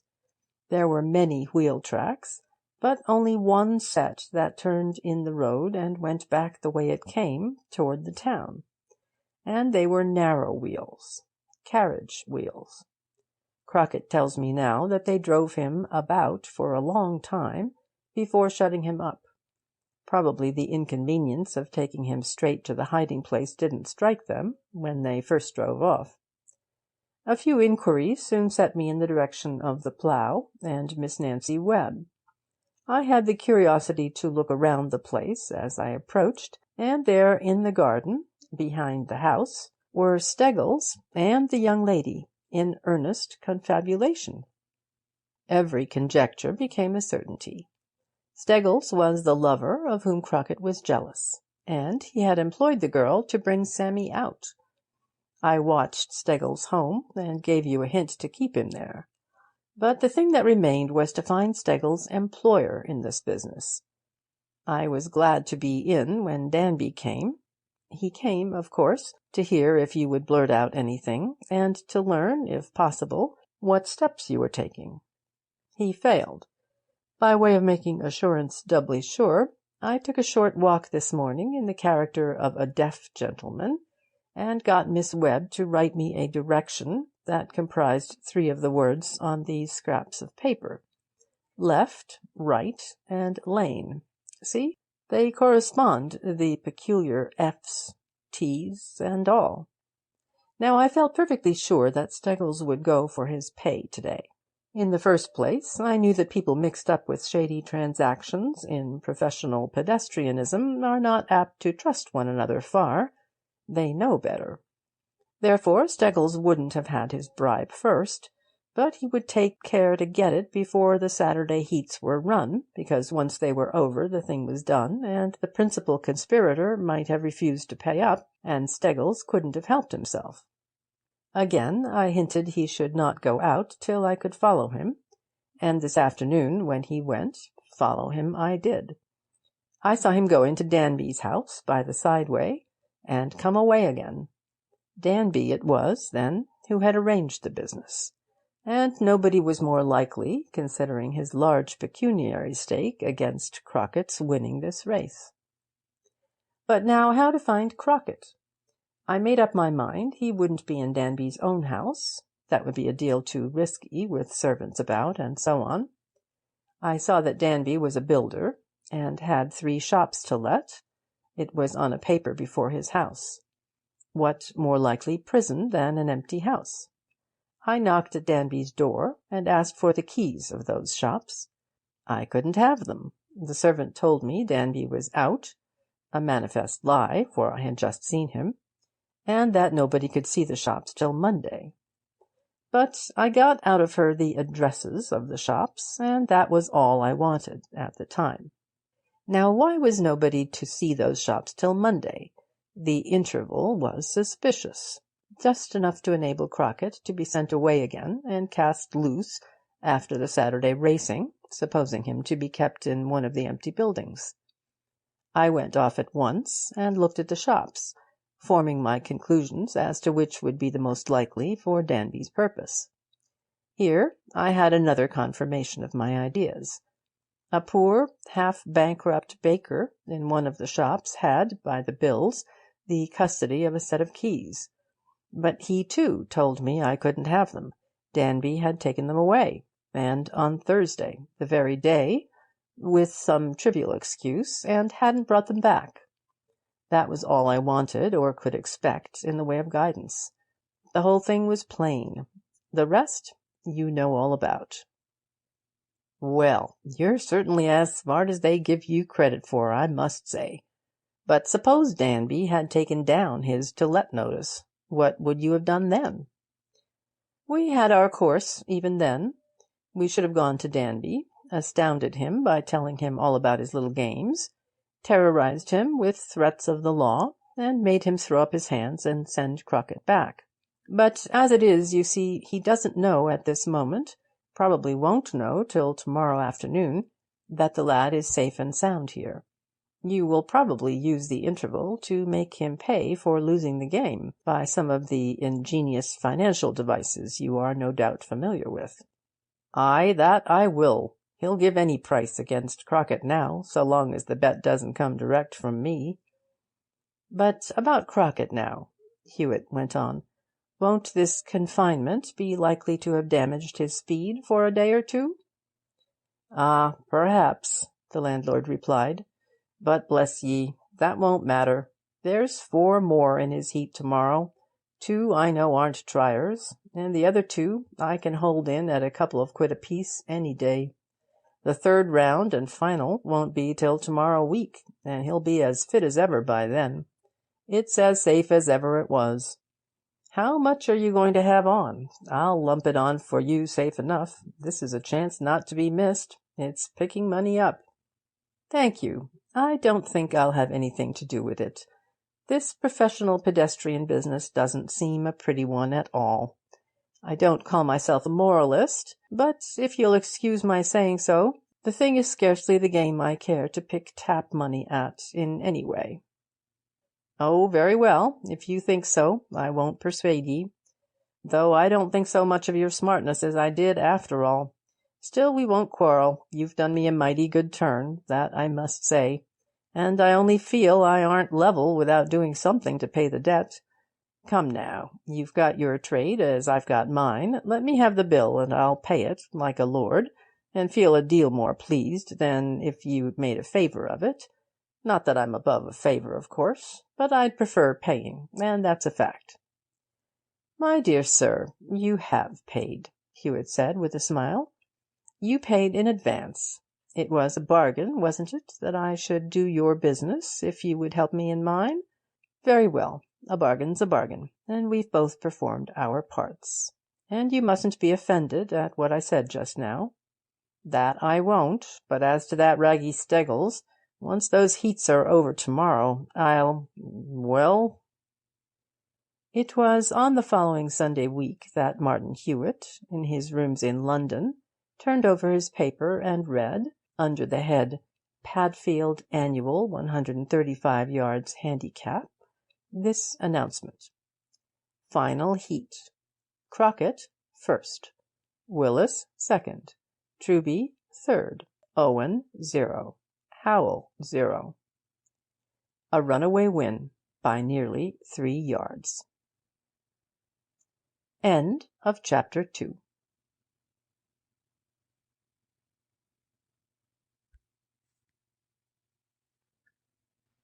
Chapter 3.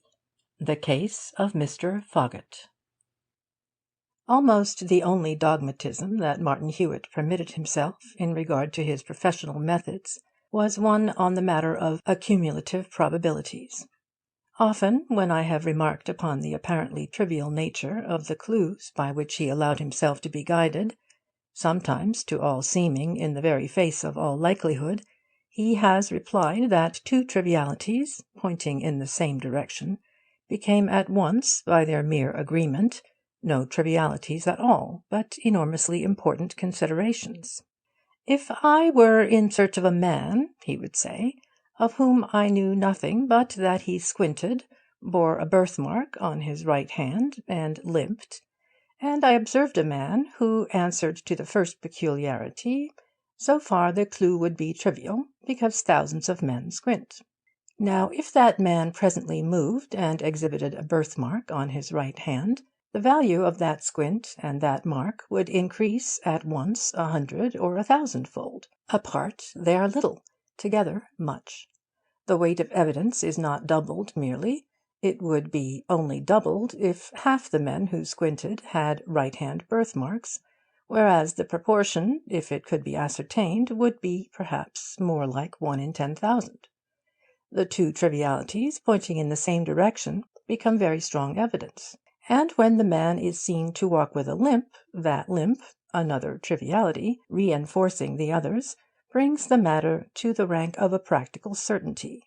The Bertillon system of identification, what is it but a summary of trivialities? Thousands of men are of the same height, thousands of the same length of foot, thousands of the same girth of head, thousands correspond in any separate measurement you may name. It is when the measurements are taken together that you have your man identified forever. Just consider how few, if any, of your friends correspond exactly in any two personal peculiarities. Hewitt's dogma received its illustration unexpectedly close at home. The old house wherein my chambers and Hewitt's office were situated contained, besides my own, 2 or 3 more bachelors' dens, in addition to the offices on the ground and first and second floors. At the very top of all, at the back, a fat middle-aged man, named Foggatt, occupied a set of 4 rooms. It was only after a long residence, by an accidental remark of the housekeeper's, that I learned the man's name, which was not painted on his door, or displayed, with all the others, on the wall of the ground-floor porch. Mr. Foggatt appeared to have few friends, but lived in something as nearly approaching luxury as an old bachelor living in chambers can live. An ascending case of champagne was a common phenomenon of the staircase, and I have more than once seen a picture, destined for the top floor, of a sort that went far to awaken green covetousness in the heart of a poor journalist. The man himself was not altogether prepossessing. Fat as he was, he had a way of carrying his head forward on his extended neck, and gazing widely about with a pair of the roundest and most prominent eyes I remember to have ever seen, except in a fish. On the whole, his appearance was rather vulgar, rather arrogant, and rather suspicious, without any very pronounced quality of any sort. But certainly he was not pretty. In the end, however, he was found shot dead in his sitting-room. It was in this way. Hewitt and I had dined together at my club, and late in the evening had returned to my rooms to smoke and discuss whatever came uppermost. I had made a bargain that day with 2 speculative odd lots at a book sale, each of which contained a hidden prize. We sat talking and turning over these books while time went unperceived, when suddenly we were startled by a loud report. Clearly it was in the building. We listened for a moment, but heard nothing else. And then Hewitt expressed his opinion that the report was that of a gunshot. Gunshots in residential chambers are not common things, wherefore I got up and went to the landing, looking up the stairs and down. At the top of the next flight I saw Mrs. Clayton, the housekeeper. She appeared to be frightened, and told me that the report came from Mr. Foggatt's room. She thought he might have had an accident with the pistol that usually lay on his mantelpiece. We went upstairs with her, and she knocked at Mr. Foggatt's door. There was no reply. Through the ventilating fan over the door it could be seen that there were lights within, a sign, Mrs. Clayton maintained, that Mr. Foggatt was not out. We knocked again, much more loudly, and called, but still ineffectually. The door was locked, and an application of the housekeeper's key proved that the tenant's key had been left in the lock inside. Mrs. Clayton's conviction that something had happened became distressing, and in the end Hewitt pried open the door with a small poker. Something had happened. In the sitting-room Mr. Foggatt sat with his head bowed over the table, quiet and still. The head was ill to look at, and by it lay a large revolver, of the full-sized army pattern. Mrs. Clayton ran back toward the landing with faint screams. "Run, Brett," said Hewitt. "A doctor and a policeman." I bounced down the stairs, half a flight at a time. First, I thought, a doctor. He may not be dead. I could think of no doctor in the immediate neighbourhood, but ran up the street, away from the Strand, as being the more likely direction for the doctor, although less so for the policeman. It took me a good 5 minutes to find the medico, after being led astray by a red lamp at a private hotel, and another 5 to get back with a policeman. Foggatt was dead, without a doubt. Probably had shot himself, the doctor thought, from the powder blackening and other circumstances. Certainly nobody could have left the room by the door, or he must have passed my landing, while the fact of the door being found locked from the inside made the thing impossible. There were 2 windows to the room, both of which were shut, one being fastened by the catch, while the catch of the other was broken, an old fracture. Below these windows was a sheer drop of 50 feet or more, without a foot or handhold near. The windows in the other rooms were shut and fastened. Certainly it seemed suicide, unless it were one of those accidents that will occur to people who fiddle ignorantly with firearms. Soon the rooms were in possession of the police, and we were turned out. We looked in at the housekeeper's kitchen, where her daughter was reviving and calming Mrs. Clayton with gin and water. "You mustn't upset yourself, Mrs. Clayton," Hewitt said, "or what will become of us all? The doctor thinks it was an accident." He took a small bottle of sewing-machine oil from his pocket and handed it to the daughter, thanking her for the loan. There was little evidence at the inquest. The shot had been heard. The body had been found. That was the practical sum of the matter. No friends or relatives of the dead man came forward. The doctor gave his opinion as to the probability of suicide or an accident, and the police evidence tended in the same direction. Nothing had been found to indicate that any other person had been near the dead man's rooms on the night of the fatality. On the other hand, his papers, bank book, etc., proved him to be a man of considerable substance, with no apparent motive for suicide. The police had been unable to trace any relatives, or indeed any nearer connections than casual acquaintances, fellow clubmen, and so on. The jury found that Mr. Foggatt had died by accident. "Well, Brett," Hewitt asked me afterward, "what do you think of the verdict?" I said that it seemed to me the most reasonable one possible, and to square with the common-sense view of the case. "Yes," he replied, "perhaps it does. From the point of view of the jury, and on their information, their verdict was quite reasonable. Nevertheless, Mr. Foggatt did not shoot himself. He was shot by a rather tall, active, young man, perhaps a sailor, but certainly a gymnast, a young man whom I think I could identify if I saw him. But how do you know this? By the simplest possible of inferences, which you may easily guess if you will but think. But then, why didn't you say this at the inquest? My dear fellow, they don't want any inferences and conjectures at an inquest. They only want evidence. If I had traced the murderer, of course, then I should have communicated with the police. As a matter of fact, it is quite possible that the police have observed and know as much as I do, or more. They don't give everything away at an inquest, you know. It wouldn't do. But if you are right, how did the man get away? Come, we are near home now. Let us take a look at the back of the house. He couldn't have left by Foggatt's landing door, as we know, and as he was there, I am certain of that, and as the chimney is out of the question, for there was a good fire in the grate, he must have gone out by the window. Only one window is possible, that with the broken catch, for all the others were fastened inside. Out of that window, then, he went. But how? The window is 50 feet up.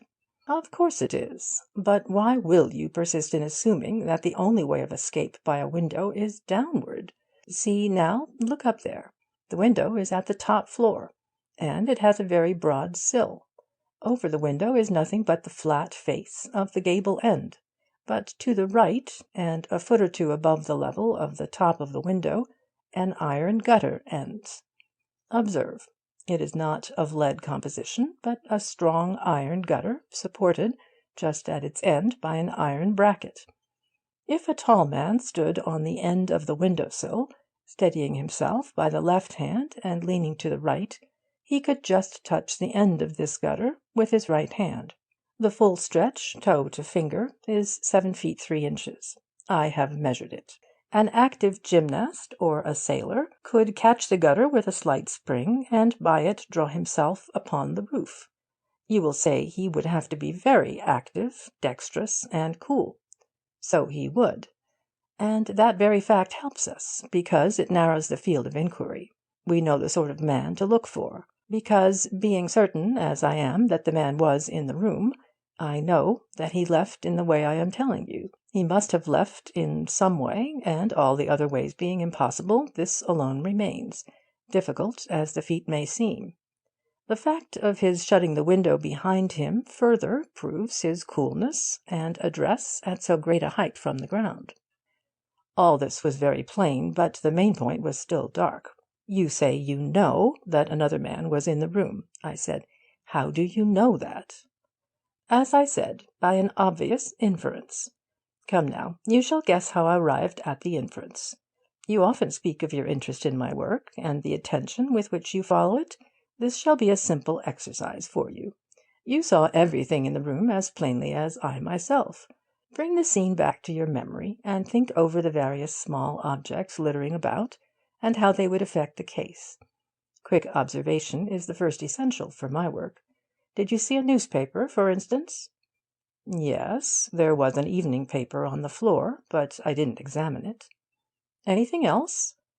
On the table there was a whisky decanter, taken from the Tantalus stand on the sideboard, and one glass. That, by the by, I added, looked as though only one person were present. So it did, perhaps, although the inference wouldn't be very strong. Go on. There was a fruit stand on the sideboard, with a plate beside it, containing a few nutshells, a piece of apple, a pair of nutcrackers, and, I think, some orange peel. There was, of course, all the ordinary furniture, but no chair pulled up to the table except that used by Foggatt himself. That's all I noticed, I think. Stay, there was an ashtray on the table, and a partly burned cigar near it. Only one cigar, though. Excellent, excellent indeed, as far as memory and simple observation go. You saw everything plainly, and you remember everything. Surely now you know how I found out that another man had just left? No, I don't. Unless there were different kinds of ash in the ashtray. That is a fairly good suggestion, but there were not. There was only a single ash, corresponding in every way to that on the cigar. Don't you remember everything that I did as we went downstairs? You returned a bottle of oil to the housekeeper's daughter, I think. I did. Doesn't that give you a hint? Come, you surely have it now. I haven't. Then I shan't tell you. You don't deserve it. Think, and don't mention the subject again till you have at least one guess to make. The thing stares you in the face. You see it, you remember it, and yet you won't see it. I won't encourage your slovenliness of thought, my boy, by telling you what you can know for yourself, if you like. Good-bye. I'm off now. There's a case in hand I can't neglect. Don't you propose to go further into this, then? Hewitt shrugged his shoulders. I'm not a policeman, he said. The case is in very good hands. Of course, if anybody comes to me to do it as a matter of business, I'll take it up. It's very interesting, but I can't neglect my regular work for it. Naturally, I shall keep my eyes open and my memory in order. Sometimes these things come into the hands by themselves, as it were. In that case, of course, I am a loyal citizen and ready to help the law. Au revoir. I am a busy man myself, and thought little more of Hewitt's conundrum for some time. Indeed, when I did think, I saw no way to the answer. A week after the inquest, I took a holiday. I had written my nightly leaders regularly every day for the past 5 years, and saw no more of Hewitt for 6 weeks. After my return, with still a few days of leave to run, one evening we together turned into Luzzati's off Coventry Street for dinner. I have been here several times lately, Hewitt said. They feed you very well. No, not that table. He seized my arm as I turned to an unoccupied corner. I fancy it's draughty. He led the way to a longer table, where a dark, lithe, and, as well as could be seen, tall young man already sat, and took chairs opposite him. We had scarcely seated ourselves before Hewitt broke into a torrent of conversation on the subject of bicycling. As our previous conversation had been of a literary sort, and as I had never known Hewitt at any other time to show the slightest interest in bicycling, this rather surprised me. I had, however, such a general outsider's grasp of the subject as is usual in a journalist of all work, and managed to keep the talk going from my side. As we went on, I could see the face of the young man opposite brighten with interest. He was a rather fine-looking fellow, with a dark though very clear skin, but had a hard, angry look of eye, a prominence of cheek-bone, and a squareness of jaw that gave him a rather uninviting aspect. As Hewitt rattled on, however, our neighbour's expression became one of pleasant interest merely. "Of course," Hewitt said, "we've a number of very capital men just now, but I believe a deal in the forgotten writers of 5, 10, and 15 years back. Osmond, I believe, was better than any man writing now, and I think it would puzzle some of them to beat Furnivall as he was at his best. But poor old Quartus, really, I believe he was as good as anybody. Nobody ever beat Quartus, except, let me see, I think somebody beat Quartus once. Who was it now? I can't remember." "Lyles," said the young man opposite, looking up quickly.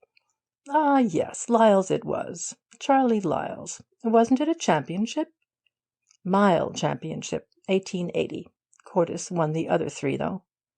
"Yes, so he did. I saw Quartus when he first broke the old 2:46-mile record."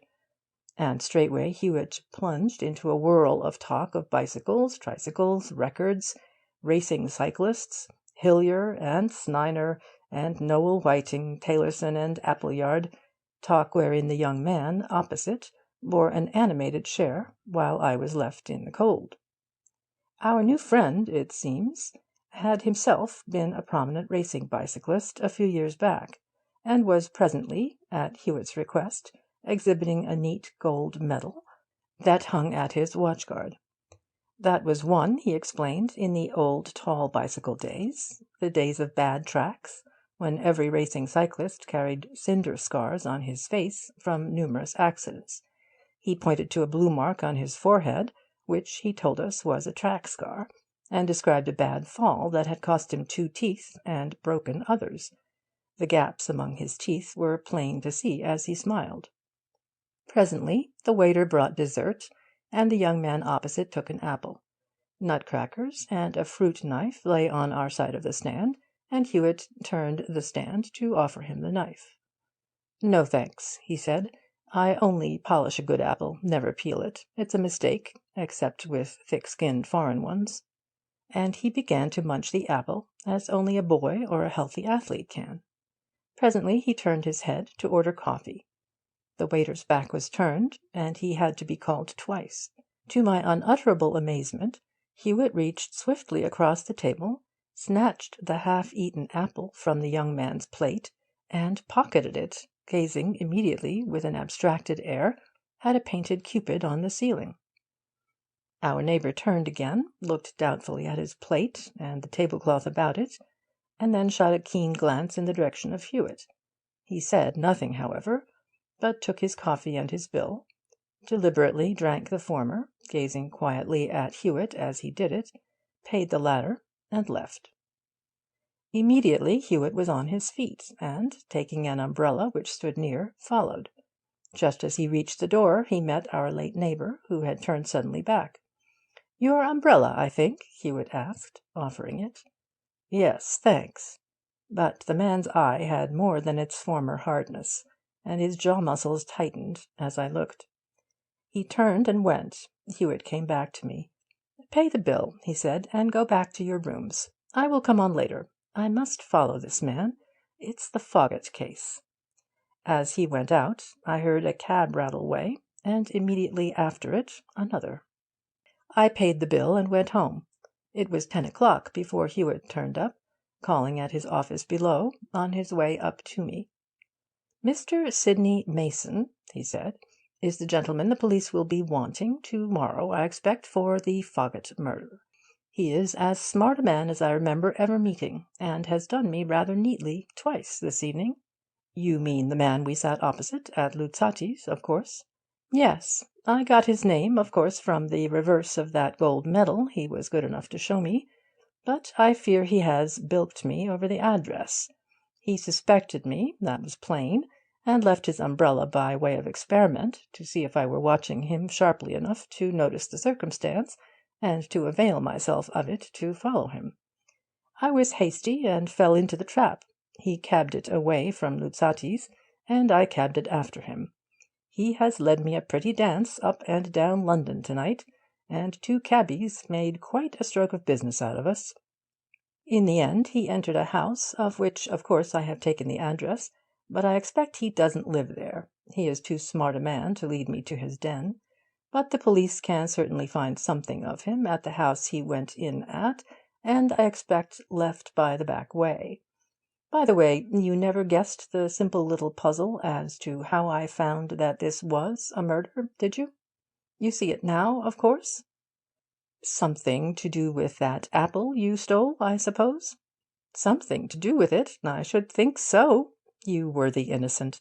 Just ring your bell. We'll borrow Mrs. Clayton's sewing-machine oil again. On the night we broke into Foggatt's room, you saw the nutshells and the bitten remains of an apple on the sideboard, and you remembered it, and yet you couldn't see that in that piece of apple possibly lay an important piece of evidence.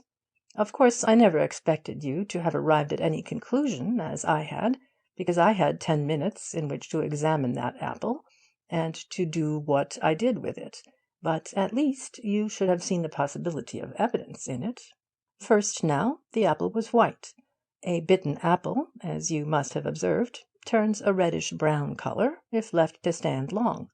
Different kinds of apples brown with different rapidities, and the browning always begins at the core. This is one of the 20,000 tiny things that few people take the trouble to notice, but which it is useful for a man in my position to know. A russet will brown quite quickly. The apple on the sideboard was, as near as I could tell, a Newtown pippin or other apple of that kind, which will brown at the core in from 20 minutes to half an hour, and in other parts in a quarter of an hour or more. When we saw it, it was white, with barely a tinge of brown about the exposed core. Inference: somebody had been eating it 15 or 20 minutes before, perhaps a little longer. An inference supported by the fact that it was only partly eaten. I examined that apple, and found it bore marks of very irregular teeth. While you were gone, I oiled it over, and rushing down to my rooms, where I always have a little plaster of Paris handy for such work, took a mould of the part where the teeth had left the clearest marks. I then returned the apple to its place for the police to use if they thought fit. Looking at my mould, it was plain that the person who had bitten that apple had lost 2 teeth, one at the top and one below, not exactly opposite, but nearly so.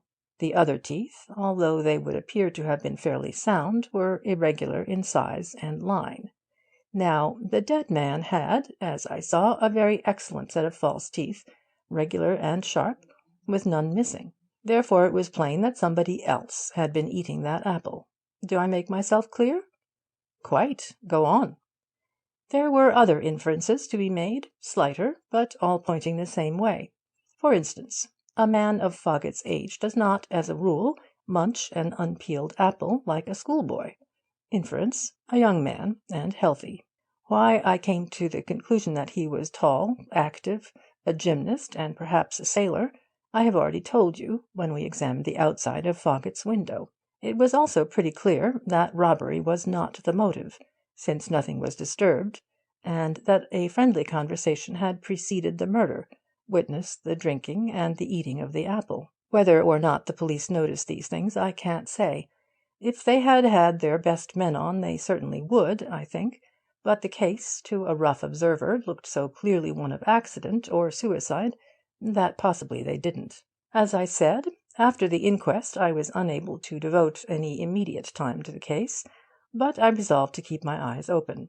The man to look for was tall, young, strong, and active, with a very irregular set of teeth, a tooth missing from the lower jaw just to the left of the centre, and another from the upper jaw a little farther still toward the left. He might possibly be a person I had seen about the premises. I have a good memory for faces. Or, of course, he possibly might not. Just before you returned from your holiday, I noticed a young man at Luzzati's whom I remembered to have seen somewhere about the offices in this building. He was tall, young, and so on, but I had a client with me, and was unable to examine him more narrowly. Indeed, as I was not exactly engaged on the case, and as there are several tall young men about, I took little trouble. But to-day, finding the same young man with a vacant seat opposite him, I took the opportunity of making a closer acquaintance. You certainly managed to draw him out. Oh, yes, the easiest person in the world to draw out is a cyclist. The easiest cyclist to draw out is, of course, the novice, but the next easiest is the veteran. When you see a healthy, well-trained-looking man who nevertheless has a slight stoop in his shoulders, and maybe a medal on his watch-guard, it is always safe to try him first with a little cycle-racing talk. I soon brought Mr. Mason out of his shell, read his name on the medal, and had a chance of observing his teeth. Indeed, he spoke of them himself. Now, as I observed just now, there are several tall, athletic young men about, and also there are several men who have lost teeth. But now I saw this tall and athletic young man had lost exactly 2 teeth, one from the lower jaw just to the left of the centre, and another from the upper jaw farther still toward the left. Trivialities, pointing in the same direction, become important considerations. More, his teeth were irregular throughout, and, as nearly as I could remember it, looked remarkably like this little plaster mould of mine. He produced from his pocket an irregular lump of plaster, about 3 inches long. On one side of this appeared in relief the likeness of 2 irregular rows of 6 or 8 teeth, minus 1 in each row, where a deep gap was seen, in the position spoken of by my friend. He proceeded. This was enough, at least, to set me after this young man, but he gave me the greatest chance of all when he turned and left his apple, eaten unpeeled, remember, another important triviality, on his plate. I'm afraid I wasn't at all polite, and I ran the risk of arousing his suspicions, but I couldn't resist the temptation to steal it. I did, as you saw, and here it is." He brought the apple from his coat pocket. One bitten side, placed against the upper half of the mould, fitted precisely, a projection of apple filling exactly the deep gap. The other side similarly fitted the lower half. "There's no getting behind that, you see," Hewitt remarked. "Merely observing the man's teeth was a guide, to some extent. But this is as plain as his signature, or his thumb impression. You'll never find two men bite exactly alike, no matter whether they leave distinct teeth marks or not. Here, by the by, is Mrs. Clayton's oil. We'll take another mould from this apple and compare them." He oiled the apple, heaped a little plaster in a newspaper, took my water jug, and rapidly pulled off a hard mould. The parts corresponding to the merely broken places in the apple were of course dissimilar, but as to the teeth marks, the impressions were identical. "That will do, I think," Hewitt said. "To-morrow morning, Brett, I shall put up these things in a small parcel and take them round to Bow Street." "But are they sufficient evidence?" "Quite sufficient for the police purpose. There is the man, and all the rest. His movements on the day, and so forth, are simply matters of inquiry. At any rate, that is police business." I had scarcely sat down to my breakfast on the following morning when Hewitt came into the room and put a long letter before me. "From our friend of last night," he said. "Read it." This letter began abruptly and undated, and was as follows: To Martin Hewitt, Esquire.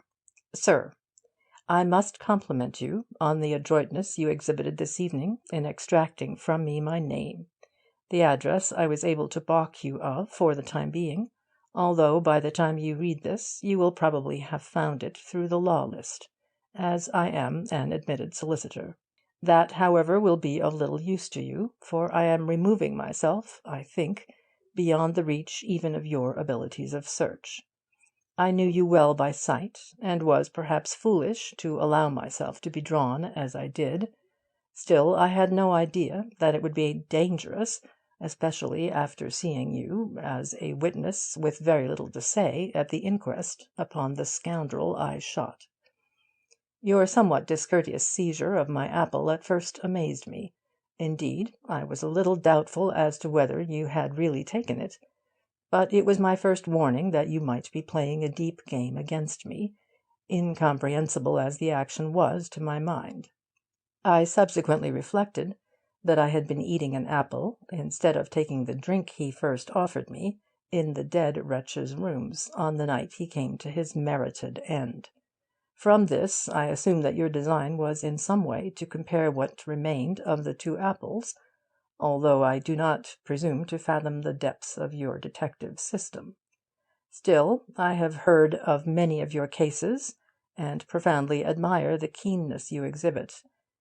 I am thought to be a keen man myself, but although I was able, to some extent, to hold my own to-night, I admit that your acumen in this case alone is something beyond me. I do not know by whom you are commissioned to hunt me, nor to what extent you may be acquainted with my connection with the creature I killed.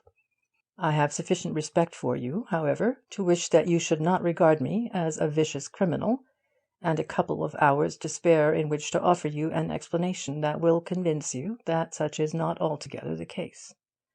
A hasty and violent temper I admit possessing, but even now I cannot forget the one crime it has led me into, for it is, I suppose, strictly speaking, a crime.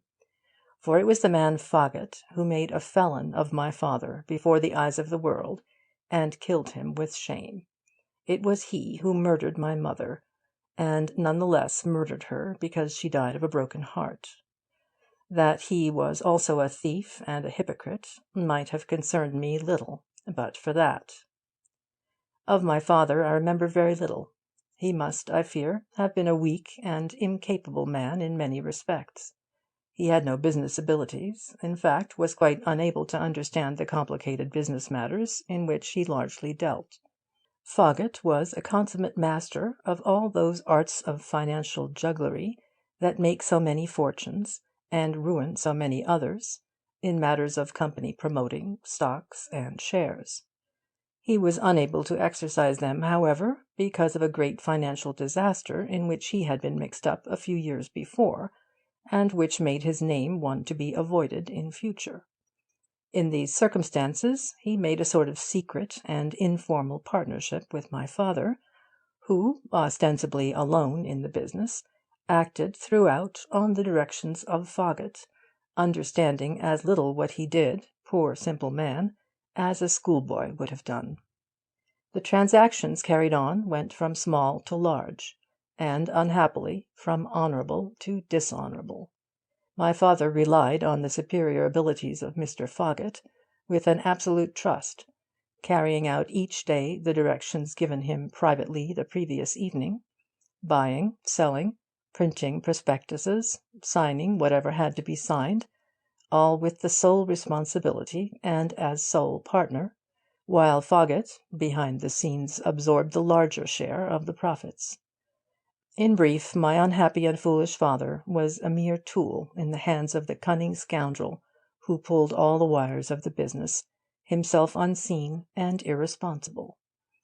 At last 3 companies, for the promotion of which my father was responsible, came to grief in a heap. Fraud was written large over all their history, and, while Foggatt retired with his plunder, my father was left to meet ruin, disgrace, and imprisonment. From beginning to end, he and only he was responsible. There was no shred of evidence to connect Foggatt with the matter, and no means of escape from the net drawn about my father. He lived through 3 years of imprisonment, and then, entirely abandoned by the man who had made use of his simplicity, he died, of nothing but shame and a broken heart. Of this I knew nothing at the time. Again and again, as a small boy, I remember asking of my mother why I had no father at home, as other boys had, unconscious of the stab I thus inflicted on her gentle heart. Of her my earliest as well as my latest memory is that of a pale, weeping woman, who grudged to let me out of her sight.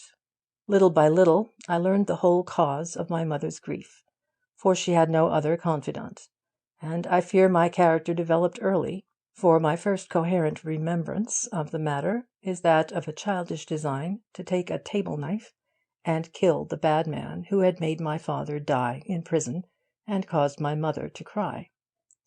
One thing, however, I never knew, the name of that bad man.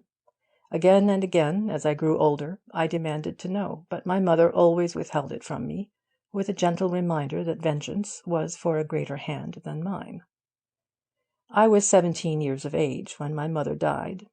I believe that nothing but her strong attachment to myself, and her desire to see me safely started in life, kept her alive so long. Then I found that, through all those years of narrowed means, she had contrived to scrape and save a little money, sufficient, as it afterward proved, to see me through the examinations for entrance to my profession, with the generous assistance of my father's old legal advisers, who gave me my articles, and who have all along treated me with extreme kindness. Most of the succeeding years of my life do not concern the matter in hand. I was a lawyer's clerk in my benefactor's service, and afterward a qualified man among their assistants. All through, the firm were careful, in pursuance of my poor mother's wishes, that I should not learn the name or whereabouts of the man who had wrecked her life and my father's. I first met the man himself at the Clifton Club, where I had gone with an acquaintance who was a member. It was not till afterward that I understood his curious awkwardness on that occasion. A week later I called, as I had frequently done, at the building in which your office is situated, on business with a solicitor who has an office on the floor above your own. On the stairs I almost ran against Mr. Foggatt. He started and turned pale, exhibiting signs of alarm that I could not understand, and asked me if I wished to see him. "No," I replied. "I didn't know you lived here. I am after somebody else just now. Aren't you well?" He looked at me rather doubtfully, and said he was not very well. I met him twice or thrice after that, and on each occasion his manner grew more friendly, in a servile, flattering, and mean sort of way, a thing unpleasant enough in anybody, but doubly so in the intercourse of a man with another young enough to be his own son. Still, of course, I treated the man civilly enough. On one occasion he asked me into his rooms to look at a rather fine picture he had lately bought, and observed casually, lifting a large revolver from the mantelpiece, "You see, I am prepared for any unwelcome visitors to my little den. He, he!" Conceiving him, of course, to refer to burglars, I could not help wondering at the forced and hollow character of his laugh. As he went down the stairs, he said, "I think we know one another pretty well now, Mr. Mason, eh? And if I could do anything to advance your professional prospects, I should be glad of the chance, of course. I understand the struggles of a young professional man. He, he!" It was the forced laugh again, and the man spoke nervously. "I think," he added, "that if you will drop in to-morrow evening, perhaps I may have a little proposal to make. Will you?" I assented, wondering what his proposal could be. Perhaps this eccentric old gentleman was a good fellow after all, anxious to do me a good turn, and his awkwardness was nothing but a natural delicacy in breaking the ice. I was not so flush of good friends as to be willing to lose one. He might be desirous of putting business in my way. I went, and was received with cordiality that even then seemed a little over-effusive. We sat and talked of one thing and another for a long while, and I began to wonder when Mr. Foggett was coming to the point that most interested me. Several times he invited me to drink and smoke, but long usage to athletic training has given me a distaste for both practices, and I declined. At last he began to talk about myself. He was afraid that my professional prospects in this country were not great, but he had heard that in some of the colonies, South Africa, for example, young lawyers had brilliant opportunities. "If you'd like to go there," he said, "I've no doubt, with a little capital, a clever man like you could get a grand practice together very soon. Or you might buy a share in some good established practice. I should be glad to let you have £500, or even a little more, if that wouldn't satisfy you. And—" I stood aghast. Why should this man, almost a stranger, offer me £500, or even more, if that would satisfy me? What claim had I on him? It was very generous of him, of course, but out of the question. I was at least a gentleman, and had a gentleman's self-respect. Meanwhile he had gone maundering on in a halting sort of way, and presently let slip a sentence that struck me like a blow between the eyes. "I shouldn't like you to bear ill will because what has happened in the past," he said. Your late lamented mother, I'm afraid, she had unworthy suspicions. I'm sure it was all the best for all parties. Your father always appreciated—" I set back my chair and stood erect before him. This grovelling wretch, forcing the words through his dry lips, was the thief who had made another of my father, and had brought to miserable ends the lives of both my parents. Everything was clear. The creature went in fear of me, never imagining that I did not know him, and sought to buy me off, to buy me from the remembrance of my dead mother's broken heart for £500. £500 that he had made my father steal for him. I said not a word, but the memory of all my mother's bitter years, and a savage sense of this crowning insult to myself, took a hold upon me, and I was a tiger. Even then I verily believe that one word of repentance, one tone of honest remorse would have saved him. But he drooped his eyes, snuffled excuses, and stammered of unworthy suspicions and no ill will. I let him stammer. Presently he looked up and saw my face, and fell back in his chair, sick with terror. I snatched the pistol from the mantelpiece, and, thrusting it in his face, shot him where he sat. My subsequent coolness and quietness surprise me now. I took my hat and stepped toward the door, but there were voices on the stairs. The door was locked on the inside, and I left it so. I went back and quietly opened a window. Below was a clear drop into darkness, and above was a plain wall. But away to one side, where the slope of the gable sprang from the roof, an iron gutter ended, supported by a strong bracket. It was the only way. I got upon the sill and carefully shut the window behind me, for people were already knocking at the lobby door.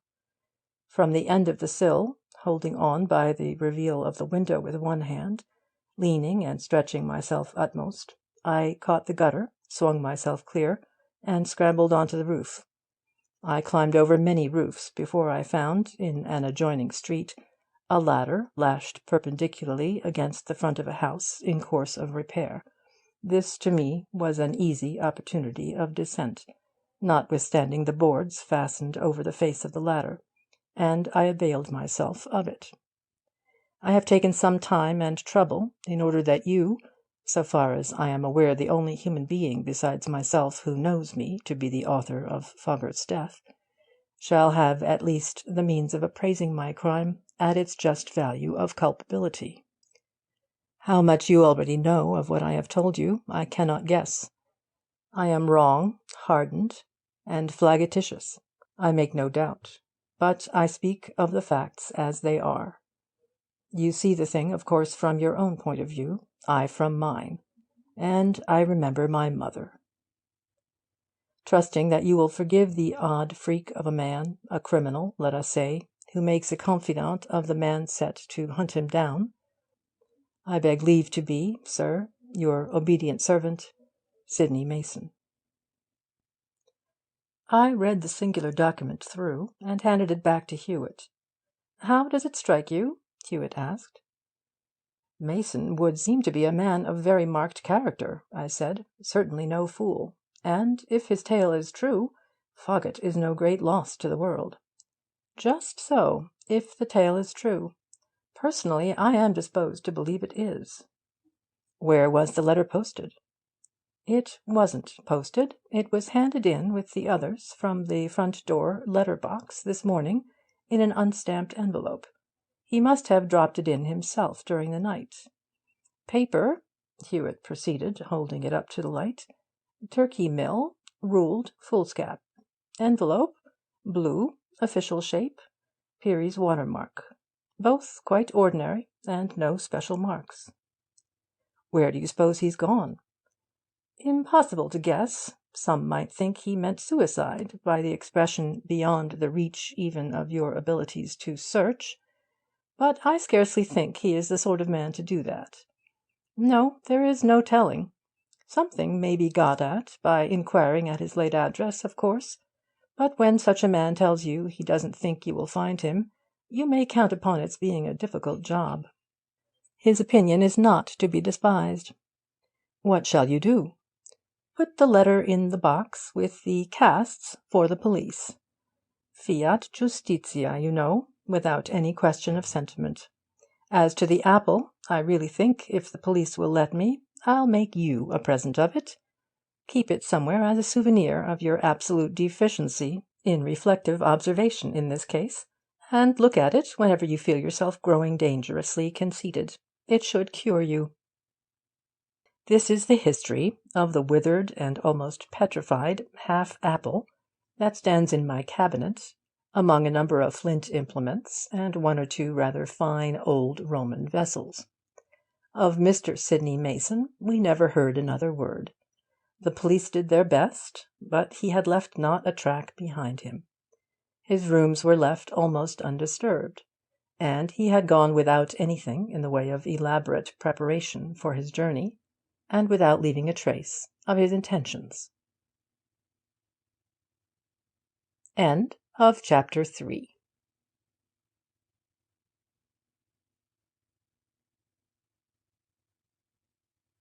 Chapter 4. The Case of the DIXON Torpedo. Hewitt was very apt in conversation to dwell upon the many curious chances and coincidences that he had observed, not only in connection with his own cases, but also in matters dealt with by the official police, with whom he was on terms of pretty regular and indeed friendly acquaintanceship. He has told me many an anecdote of singular happenings to Scotland Yard officials with whom he has exchanged experiences.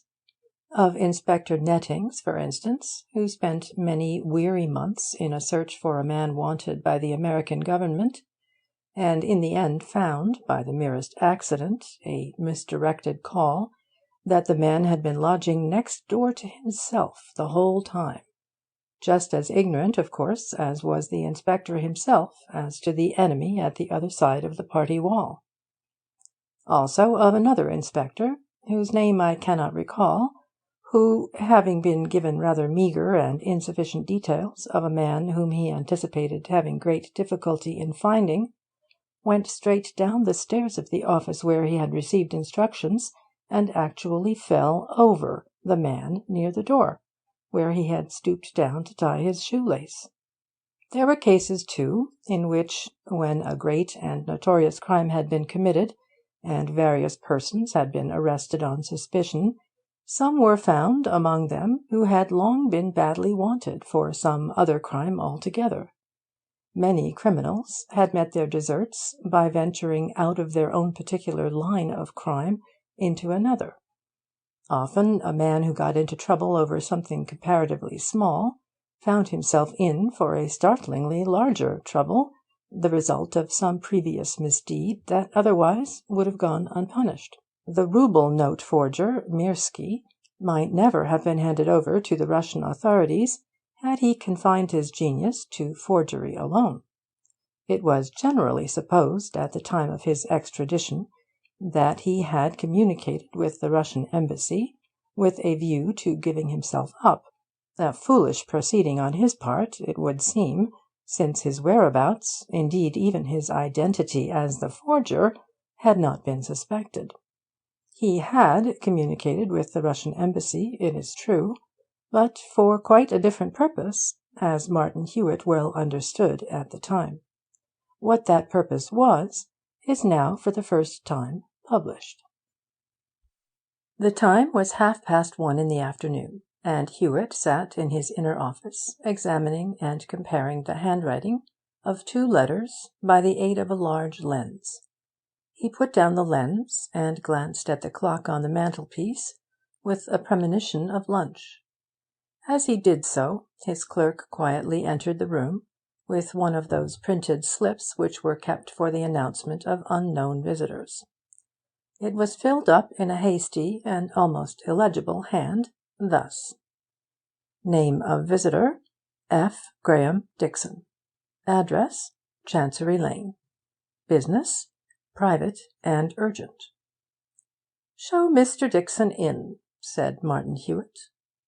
Mr. Dixon was a gaunt, worn-looking man of 50 or so, well, although rather carelessly, dressed, and carrying in his strong though drawn face and dullish eyes the look that characterizes the lifelong strenuous brain-worker. He leaned forward anxiously in the chair which Hewitt offered him, and told his story with a great deal of very natural agitation. "You may possibly have heard, Mr. Hewitt, I know there are rumours, of the new locomotive torpedo which the government is about adopting. It is, in fact, the Dixon torpedo, my own invention, and in every respect, not merely in my own opinion, but in that of the government experts, by far the most efficient and certain yet produced. It will travel at least 400 yards farther than any torpedo now made, with perfect accuracy of aim, a very great desideratum, let me tell you, and will carry an unprecedentedly heavy charge. There are other advantages, speed, simple discharge, and so forth, that I needn't bother you about. The machine is the result of many years of work and disappointment, and its design has only been arrived at by a careful balancing of principles and means, which are expressed on the only 4 existing sets of drawings. The whole thing, I need hardly tell you, is a profound secret, and you may judge of my present state of mind when I tell you that one set of drawings has been stolen." "From your house?" "From my office in Chancery Lane. this morning. The 4 sets of drawings were distributed thus. 2 were at the Admiralty office, one being a finished set on thick paper, and the other a set of tracings therefrom. And the other 2 were at my office, one being a pencilled set, uncoloured, a sort of finished draft, you understand, and the other a set of tracings similar to those at the Admiralty. It is this last set that has gone. The 2 sets were kept together in one drawer in my room. Both were there at 10 this morning, of that I am sure, for I had to go to that very drawer for something else when I first arrived. But at 12 the tracings had vanished. You suspect somebody, probably? I cannot. It is a most extraordinary thing. Nobody has left the office except myself, and then only to come to you, since 10 this morning, and there has been no visitor. And yet the drawings are gone. But you have searched the place? Of course I have. It was 12 o'clock when I first discovered my loss, and I have been turning the place upside down ever since, I and my assistants. Every drawer has been emptied, every desk and table turned over. The very carpet and linoleum have been taken up. But there is not a sign of the drawings. My men even insisted on turning all their pockets inside out, although I never for a moment suspected either of them, and it would take a pretty big pocket to hold the drawings, doubled up as small as they might be. You say your men. There are 2, I understand. Had neither left the office? Neither, and they are both staying in now. Worsfold suggested that it would be more satisfactory if they did not leave till something was done toward clearing the mystery up, and although, as I have said, I don't suspect either in the least, I acquiesced. Just so. Now, I am assuming that you wish me to undertake the recovery of these drawings? The engineer nodded hastily. Very good. I will go round to your office, but first perhaps you can tell me something about your assistants. Something it might be awkward to tell me in their presence, you know. Mr. Worsfold, for instance. He is my draftsman, a very excellent and intelligent man, a very smart man indeed, and I feel sure quite beyond suspicion. He has prepared many important drawings for me. He has been with me nearly 10 years now, and I have always found him trustworthy. But of course the temptation in this case would be enormous. Still, I cannot suspect Worsfold. Indeed, how can I suspect anybody in the circumstances? The other, now? His name's Ritter. He is merely a tracer, not a fully skilled draftsman. He is quite a decent young fellow, and I have had him 2 years. I don't consider him particularly smart, or he would have learned a little more of his business by this time, but I don't see the least reason to suspect him. As I said before, I can't reasonably suspect anybody. Very well. We will get to Chancery Lane now, if you please, and you can tell me more as we go. I have a cab waiting. What else can I tell you? I understand the position to be succinctly this. The drawings were in the office when you arrived. Nobody came out, and nobody went in, and yet they vanished. Is that so? That is so. When I say that absolutely nobody came in, of course I except the postman. He brought a couple of letters during the morning.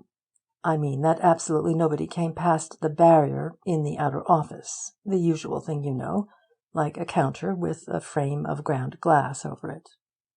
I quite understand, but I think you said that the drawings were in a drawer in your own room, not the outer office, where the draftsmen are, I presume? That is the case. It is an inner room, or rather, a room parallel with the other and communicating with it, just as your own room is, which we have just left. But then you say you never left your office, and yet the drawings vanished, apparently by some unseen agency, while you were in the room? Let me explain more clearly. The cab was bowling smoothly along the Strand, and the engineer took out a pocket-book and pencil. I fear, he proceeded, that I am a little confused in my explanation. I am naturally rather agitated. As you will see presently, my offices consist of 3 rooms, 2 at one side of a corridor, and the other opposite. thus. He made a rapid pencil sketch. Reader's note.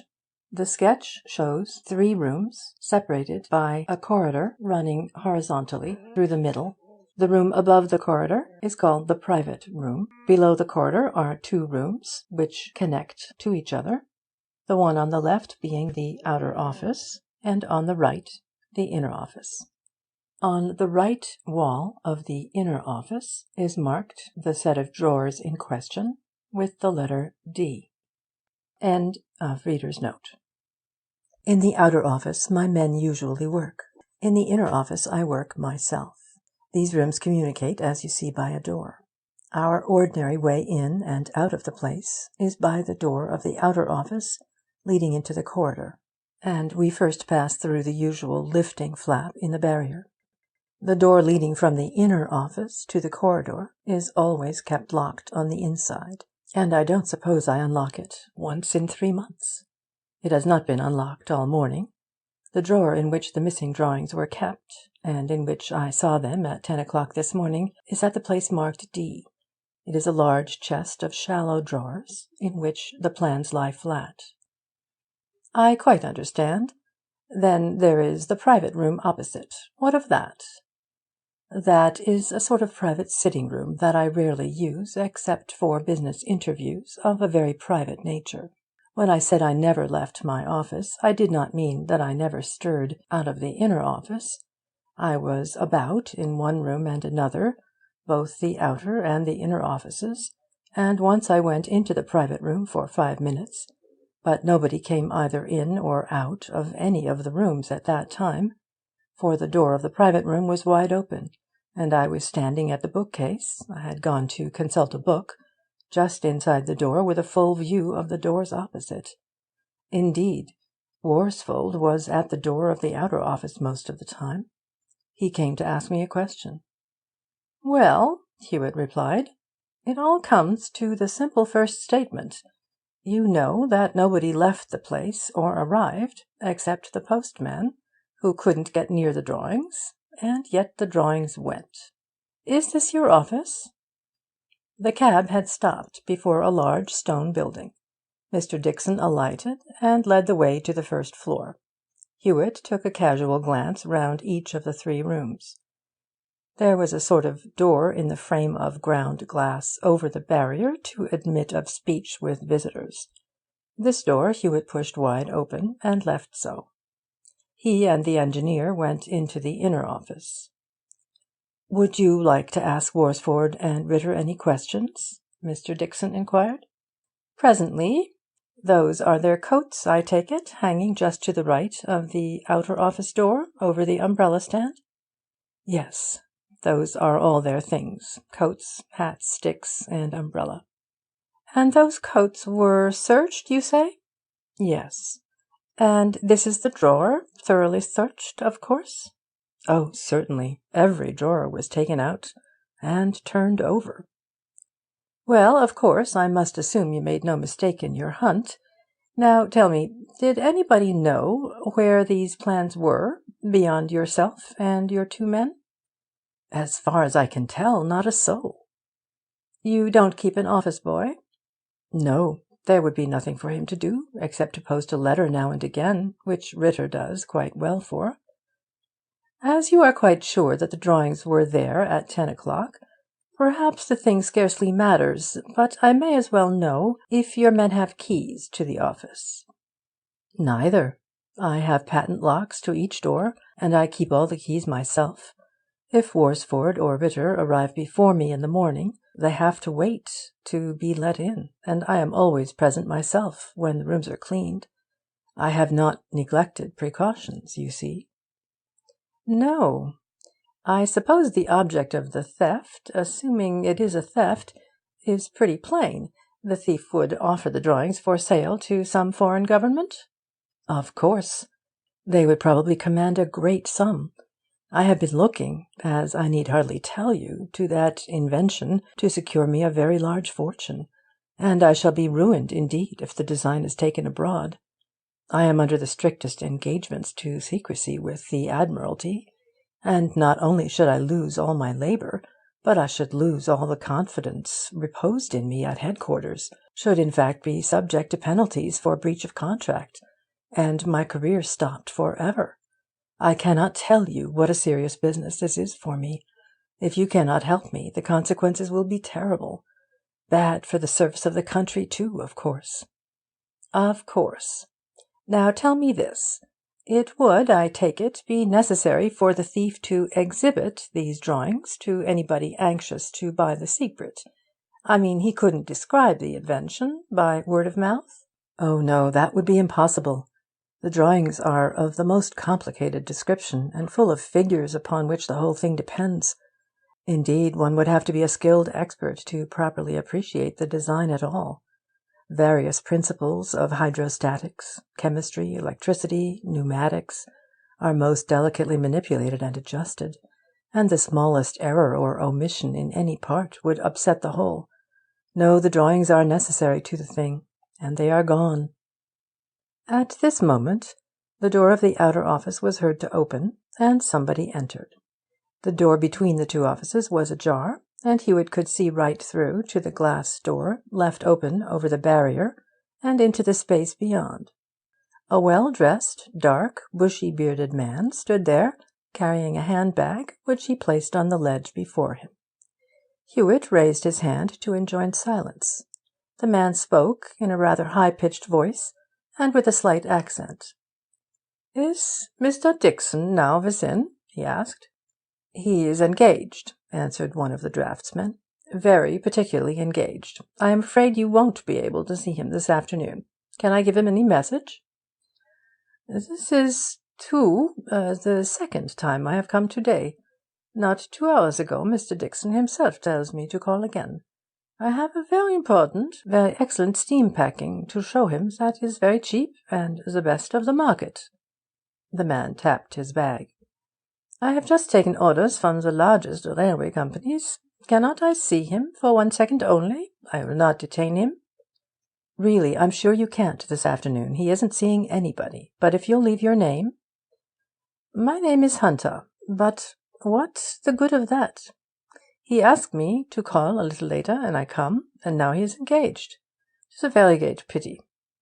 And the man snatched up his bag and walking-stick and stalked off indignantly. Hewitt stood still, gazing through the small aperture in the doorway. "You'd scarcely expect a man with such a name as Hunter to talk without accent, would you?" he observed musingly. "It isn't a French accent, nor a German, but it seems foreign. You don't happen to know him, I suppose?" "No, I don't. He called here about 12:30, just while we were in the middle of our search, and I was frantic over the loss of the drawings. I was in the outer office myself, and told him to call later. I have lots of such agents here, anxious to sell all sorts of engineering appliances. But what will you do now? Shall you see my men?" "I think," said Hewitt, rising, "I think I'll get you to question them." "Myself?" "Yes, I have a reason. Will you trust me with the key of the private room opposite? I will go over there for a little while you talk to your men in this room. Bring them in here and shut the door. I can look after the outer office from across the corridor, you know. Ask each of them to detail his exact movements about the office this morning, and get them to recall each visitor who has been here from the beginning of the week. I'll let you know the reason of this later. Come across to me in a few minutes." Hewitt took the key and passed through the outer office into the corridor. 10 minutes later, Mr. Dixon, having questioned his draftsman, followed him. He found Hewitt standing before the table in the private room, on which lay several drawings on tracing paper. "See here, Mr. Dixon," said Hewitt. "I think these are the drawings you are anxious about." The engineer sprang toward them with a cry of delight. "Why, yes, yes!" he exclaimed, turning one of them over. "Every one of them! But how? They must have been in the place after all, then. What a fool I have been!" Hewitt shook his head. "I'm afraid you're not quite so lucky as you think, Mr. Dixon," he said. "These drawings have most certainly been out of the house for a little while. Never mind now. We'll talk about that afterward. There is no time to lose. Tell me, how long would it take a good draftsman to copy them? They couldn't possibly be traced over properly in less than 2 or 3.5 long days of very hard work, Dixon replied with eagerness. Ah, then it is as I feared. These tracings have been photographed, Mr. Dixon, and our task is one of every possible difficulty. If they had been copied in the ordinary way, one might hope to get hold of the copy, but photography upsets everything. Copies can be multiplied with such amazing facility that, once the thief gets a decent start, it is almost hopeless to checkmate him. The only chance is to get at the negatives before copies are taken. I must act at once, and I fear between ourselves it may be necessary for me to step very distinctly over the line of the law in this matter. You see, to get at those negatives may involve something very like housebreaking. There must be no delay, no waiting for legal procedure, or the mischief is done. Indeed, I very much question whether you have any legal remedy, strictly speaking. Mr. Hewitt, I implore you, do what you can. I need not say that all I have is at your disposal. I will guarantee to hold you harmless for anything that may happen. But do, I entreat you, do everything possible. Think of what the consequences may be. Well, yes, so I do, Hewitt remarked with a smile. The consequences to me, if I were charged with housebreaking, might be something that no amount of guarantee could mitigate. However, I will do what I can, if only from patriotic motives. Now I must see your tracer, Ritter.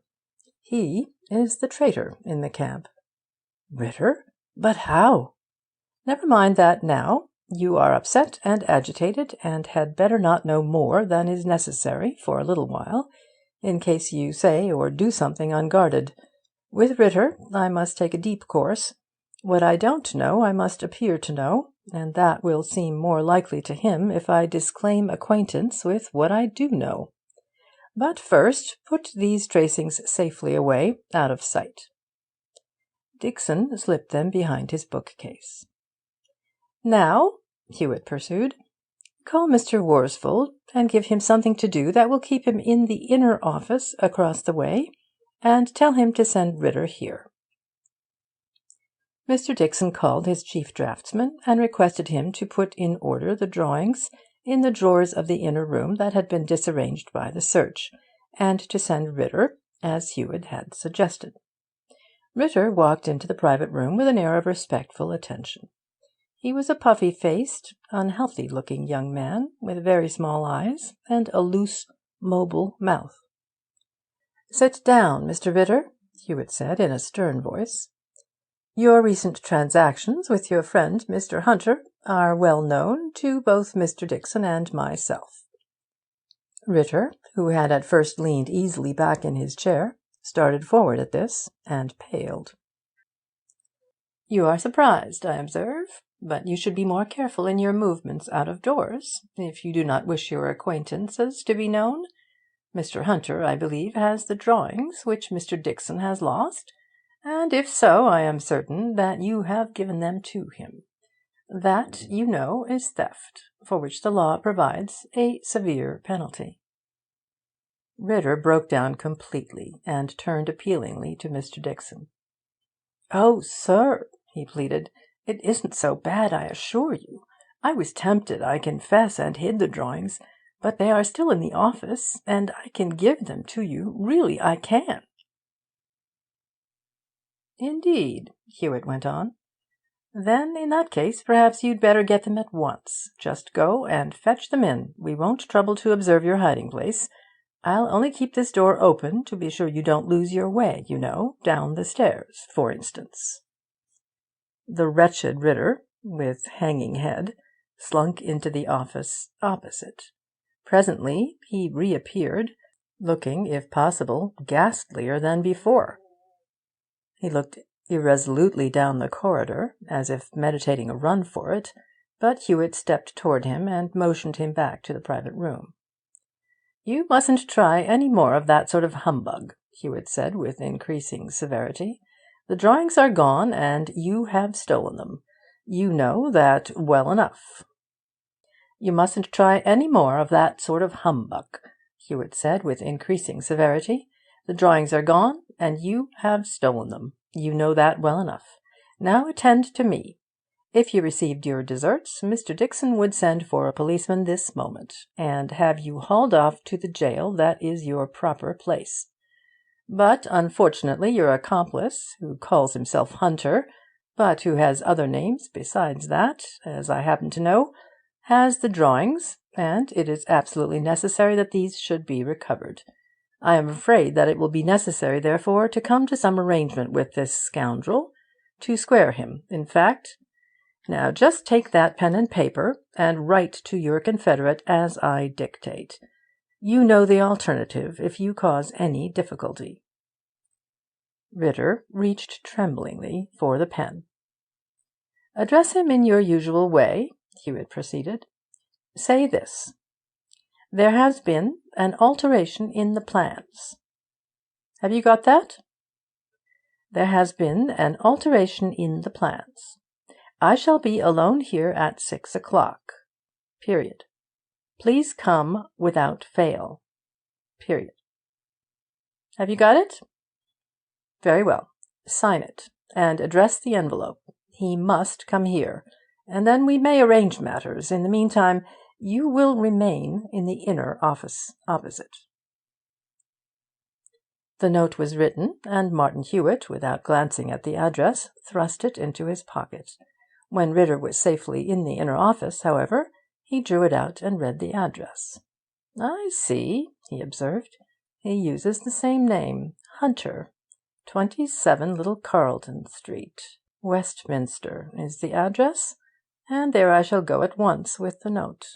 If the man comes here, I think you had better lock him in with Ritter, and send for a policeman. It may at least frighten him. My object is, of course, to get the man away, and then, if possible, to invade his house in some way or another and steal or smash his negatives, if they are there and to be found. Stay here in any case till I return, and don't forget to lock up those tracings." It was about 6 o'clock when Hewitt returned, alone, but with a smiling face that told of good fortune at first sight. "First, Mr. Dixon," he said, as he dropped into an easy-chair in the private room, "let me ease your mind by the information that I have been most extraordinarily lucky. In fact, I think you have no further cause for anxiety. Here are the negatives. They were not all quite dry when stole them, I suppose I must say, so that they have stuck together a bit, and probably the films are damaged. But you don't mind that, I suppose?" He laid a small parcel, wrapped in a newspaper, on the table. The engineer hastily tore away the paper, and took up 5 or 6 glass photographic negatives, of a half-plate size, which were damp, and stuck together by the gelatine films in couples. He held them, one after another, up to the light of the window, and glanced through them. Then, with a great sigh of relief, he placed them on the hearth, and pounded them to dust and fragments with the poker. For a few seconds neither spoke. Then Dixon, flinging himself into a chair, said, "Mr. Hewitt, I can't express my obligation to you. What would have happened if you had failed, I prefer not to think of. But what shall we do with Ritter now? The other man hasn't been here yet, by the way." "No, the fact is, I didn't deliver the letter. The worthy gentleman saved me a world of trouble by taking himself out of the way." Hewitt laughed. "I'm afraid he has rather got himself into a mess by trying 2 kinds of theft at once, and you may not be sorry to hear that his attempt on your torpedo plans is likely to bring him a dose of penal servitude for something else. I'll tell you what has happened. Little Carlton Street, Westminster, I found to be a seedy sort of place, one of those old streets that have seen much better days. A good many people seem to live in each house, and they are fairly large houses, by the way, and there is quite a company of bell handles on each door-post, all down the side, like organ stops. A barber had possession of the ground floor, front, of number 27, for trade purposes, So to him I went. "Can you tell me," I said, "where in this house I can find Mr. Hunter?" He looked doubtful, so I went on. "His friend will do, you know. I can't think of his name. Foreign gentleman, dark, with a bushy beard."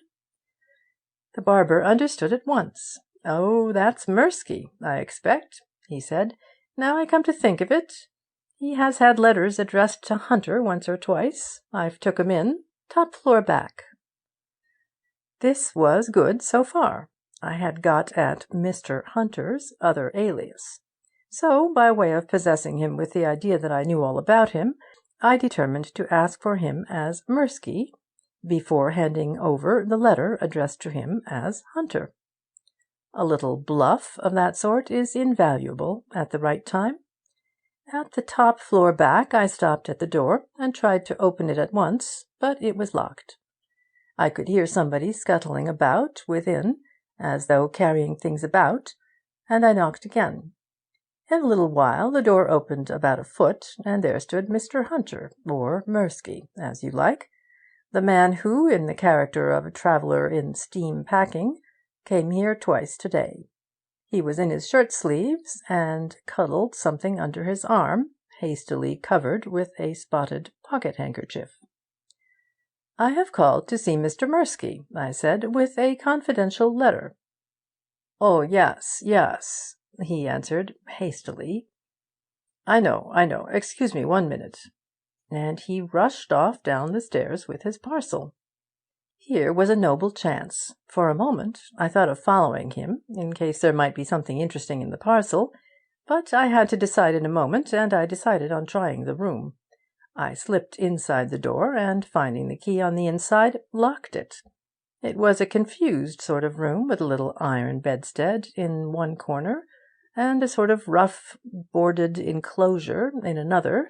This I rightly conjectured to be the photographic dark-room, and I made for it at once.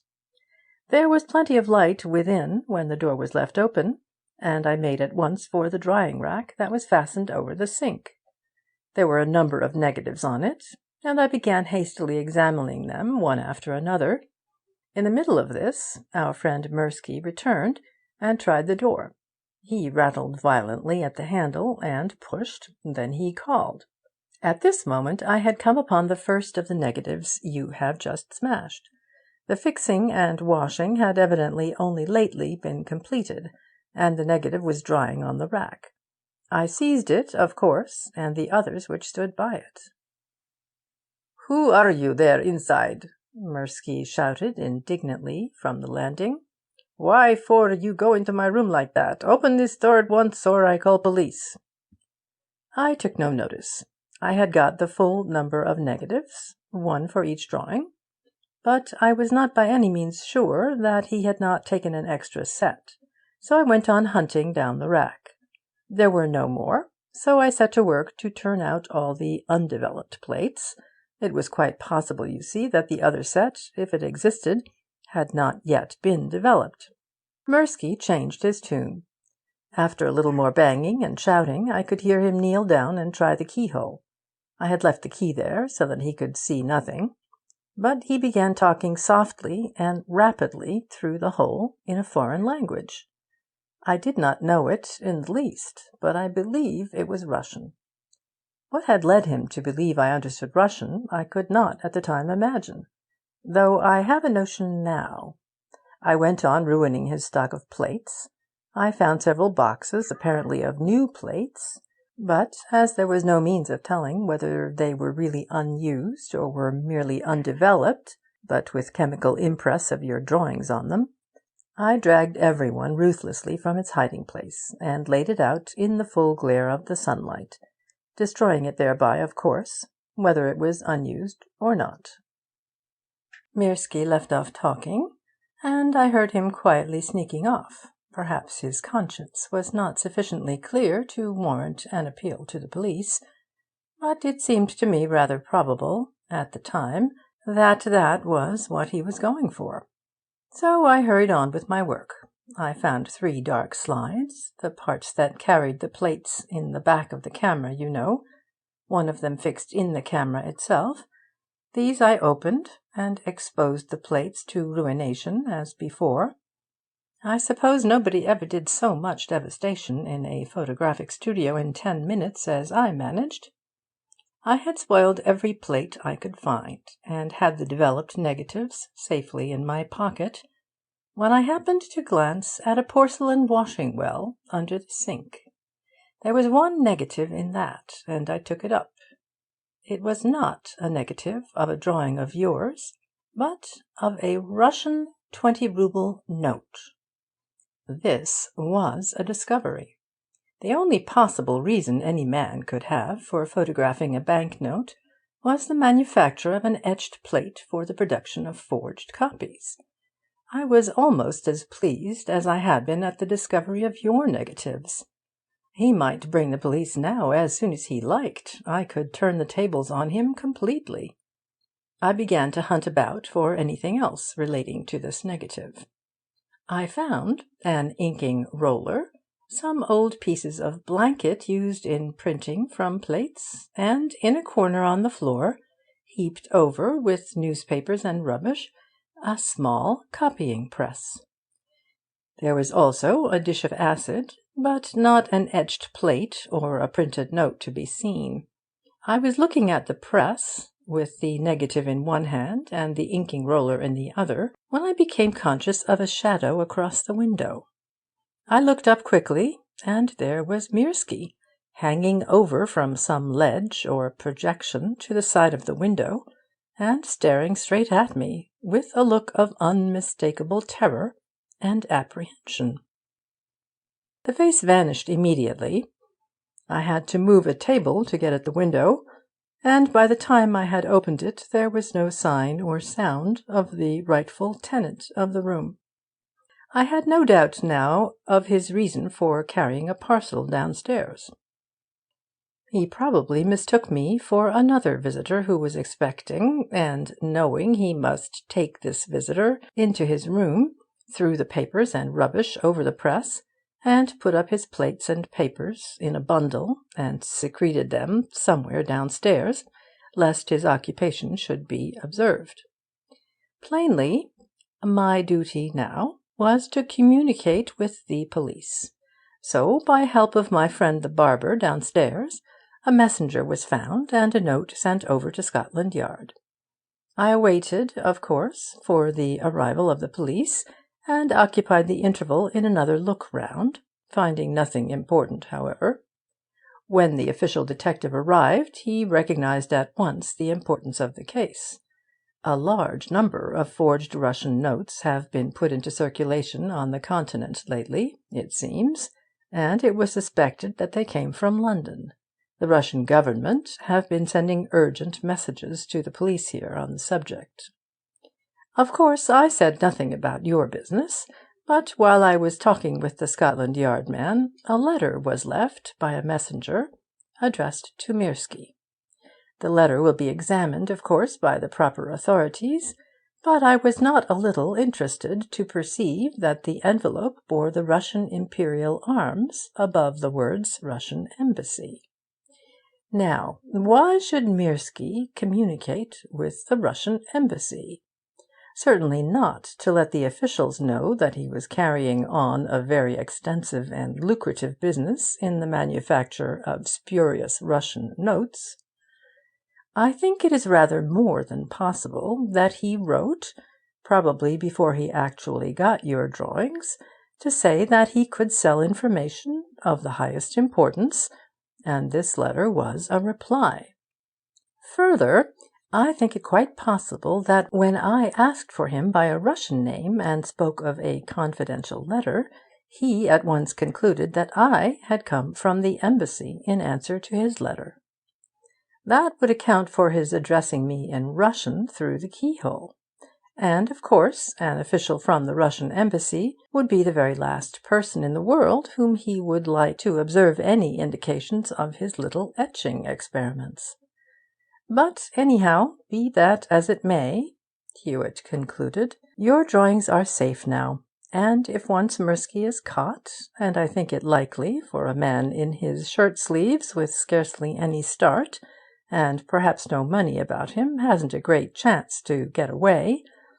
If he is caught, I say, he will probably get something handsome at St. Petersburg in the way of imprisonment, or Siberia, or what not, so that you will be amply avenged." "Yes, but I don't at all understand this business of the drawings even now. How in the world were they taken out of the place? And how in the world did you find it out?" "Nothing could be simpler, and yet the plan was rather ingenious. I'll tell you exactly how the thing revealed itself to me. From your original description of the case, many people would consider that an impossibility had been performed. Nobody had gone out, and nobody had come in, and yet the drawings had been taken away. But an impossibility is an impossibility after all, and as drawings don't run away of themselves, plainly somebody had taken them, unaccountable as it might seem. Now, as they were in your inner office, the only people who could have got at them beside yourself were your assistants, so that it was pretty clear that one of them, at least, had something to do with the business. You told me that Worsford was an excellent and intelligent draftsman. Well, mediated treachery would probably be able to carry away the design in his head, at any rate, a little at a time, and would be under no necessity to risk the stealing of them. But Ritter, you remark, was an inferior sort of man.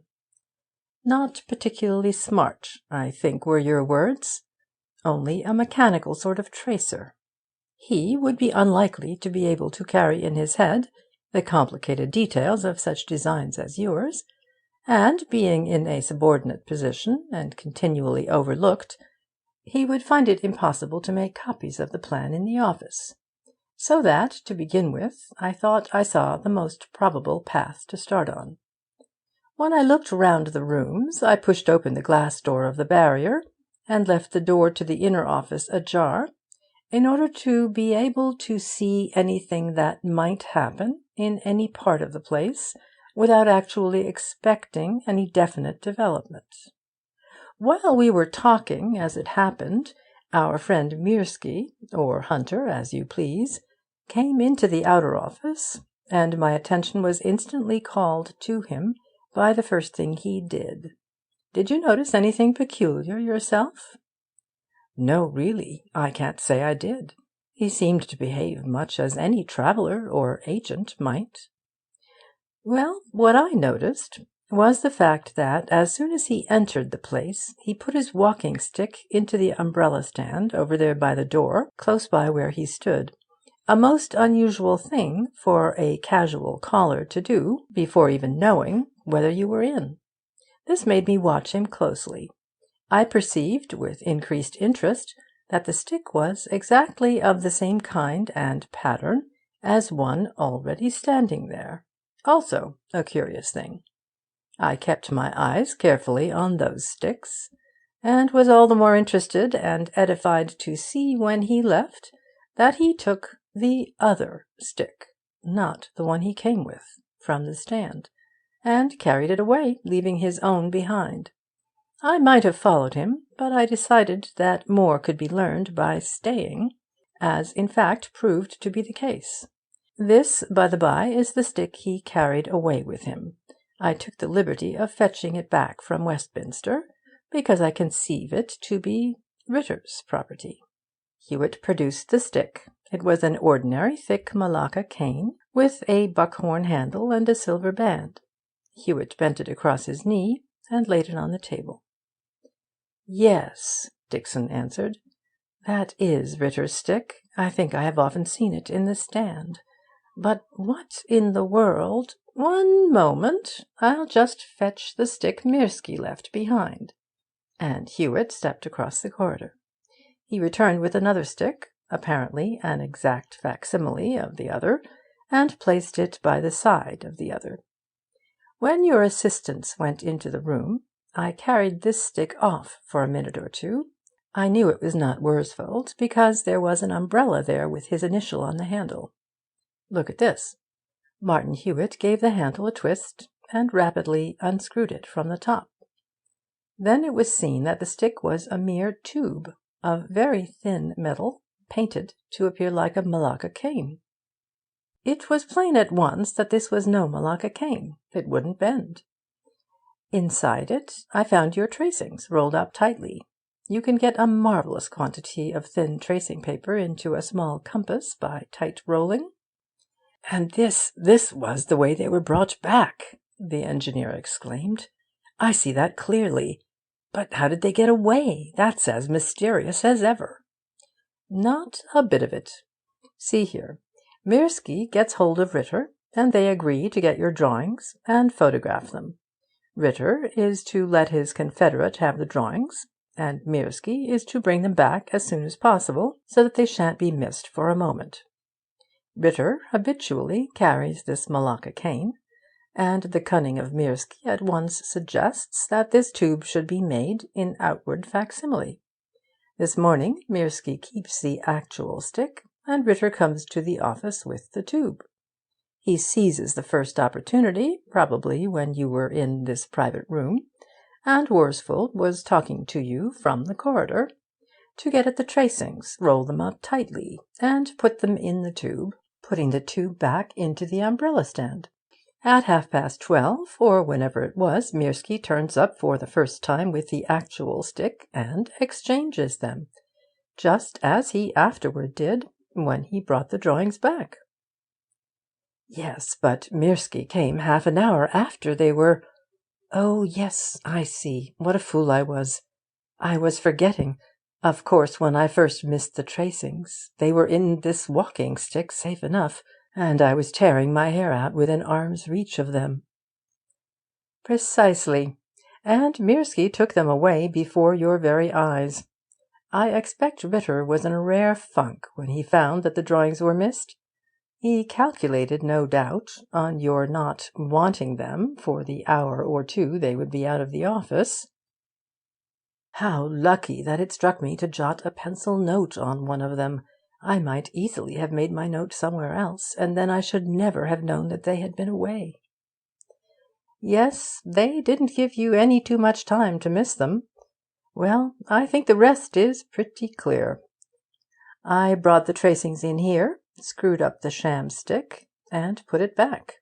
You identified the tracings and found none missing, and then my course was pretty clear, though it looked difficult.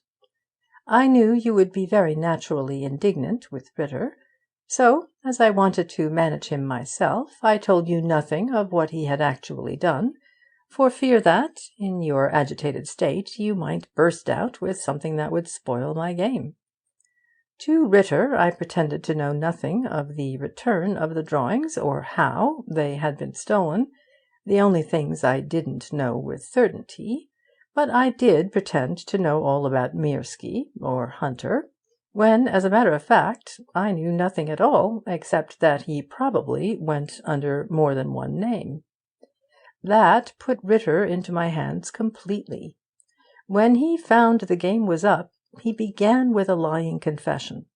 Believing that the tracings were still in the stick, and that we knew nothing of their return, he said that they had not been away, and that he would fetch them, as I had expected he would.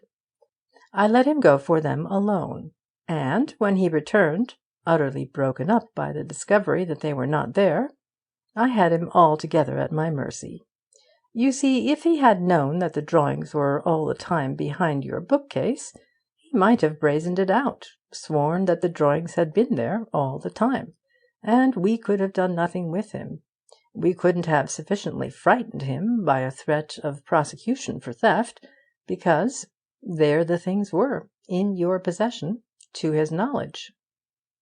As it was, he answered the helm capitally, gave us Mirsky's address on the envelope, and wrote the letter that was to have got him out of the way, while I committed burglary, if that disgraceful expedient had not been rendered unnecessary. On the whole, the case has gone very well." "It has gone marvellously well, thanks to yourself. But what shall I do with Ritter?" "Here's his stick. Knock him downstairs with it, if you like. I should keep the tube, if I were you, as a memento. I don't suppose the respectable Mirsky will ever call to ask for it, but I should certainly kick Ritter out of doors, or out of the window, if you like, without delay."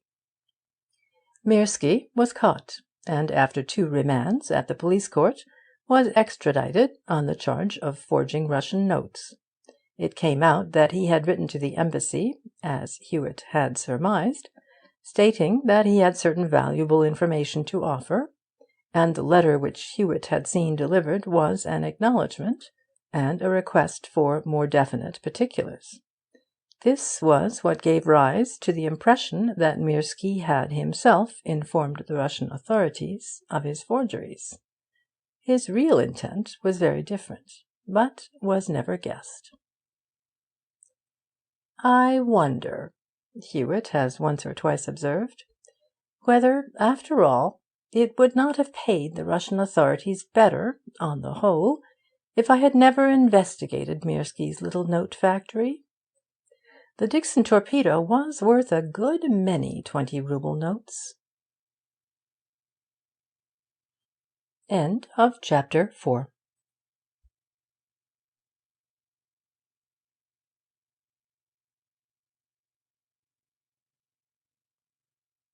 Chapter 5. The Quinton Jewel Affair. It was comparatively rarely that Hewitt came into contact with members of the regular criminal class. Those, I mean, who are thieves, of one sort or another, by exclusive profession. Still, nobody could have been better prepared than Hewitt for encountering this class when it became necessary. By some means, which I never quite understood, he managed to keep abreast of the very latest fashions in the ever-changing slang dialect of the fraternity, and he was a perfect master of the more modern and debased form of Romany. So much so that frequently a gipsy who began, as they always do, by pretending that he understood nothing and never heard of a gipsy language, ended by confessing that Hewitt could "rocker" better than most Romany chals themselves. By this acquaintance with their habits and talk, Hewitt was sometimes able to render efficient service in cases of especial importance. In the Quinton jewel affair, Hewitt came into contact with a very accomplished thief.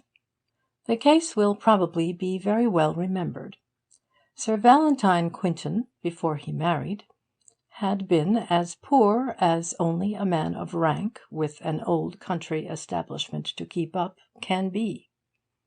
His marriage, however, with the daughter of a wealthy financier had changed all that, and now the Quinton establishment was carried on as lavish a scale as might be, and, indeed, the extravagant habits of Lady Quinton herself rendered it an extremely lucky thing that she had brought a fortune with her.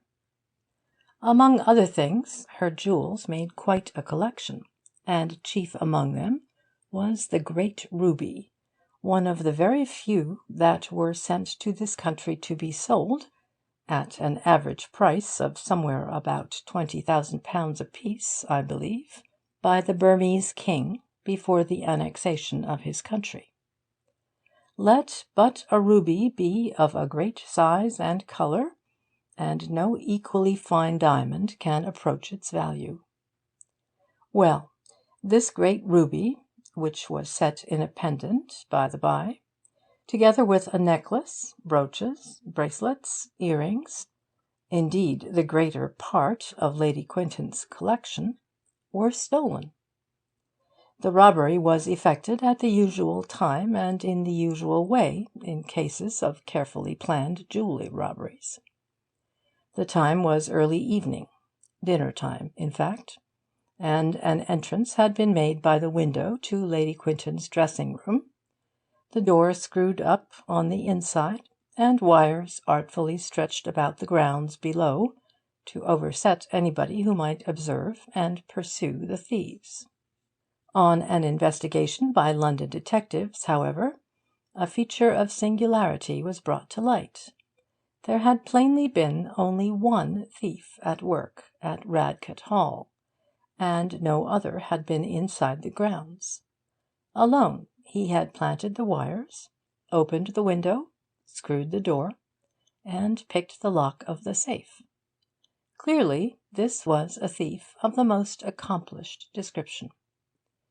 Some few days passed, and, although the police had made various arrests, they appeared to be all mistakes, and the suspected persons were released one after another. I was talking of the robbery with Hewitt at lunch, and asked him if he had received any commission to hunt for the missing jewels. "No," Hewitt replied, "I haven't been commissioned. They are offering an immense reward, however, a very pleasant sum indeed.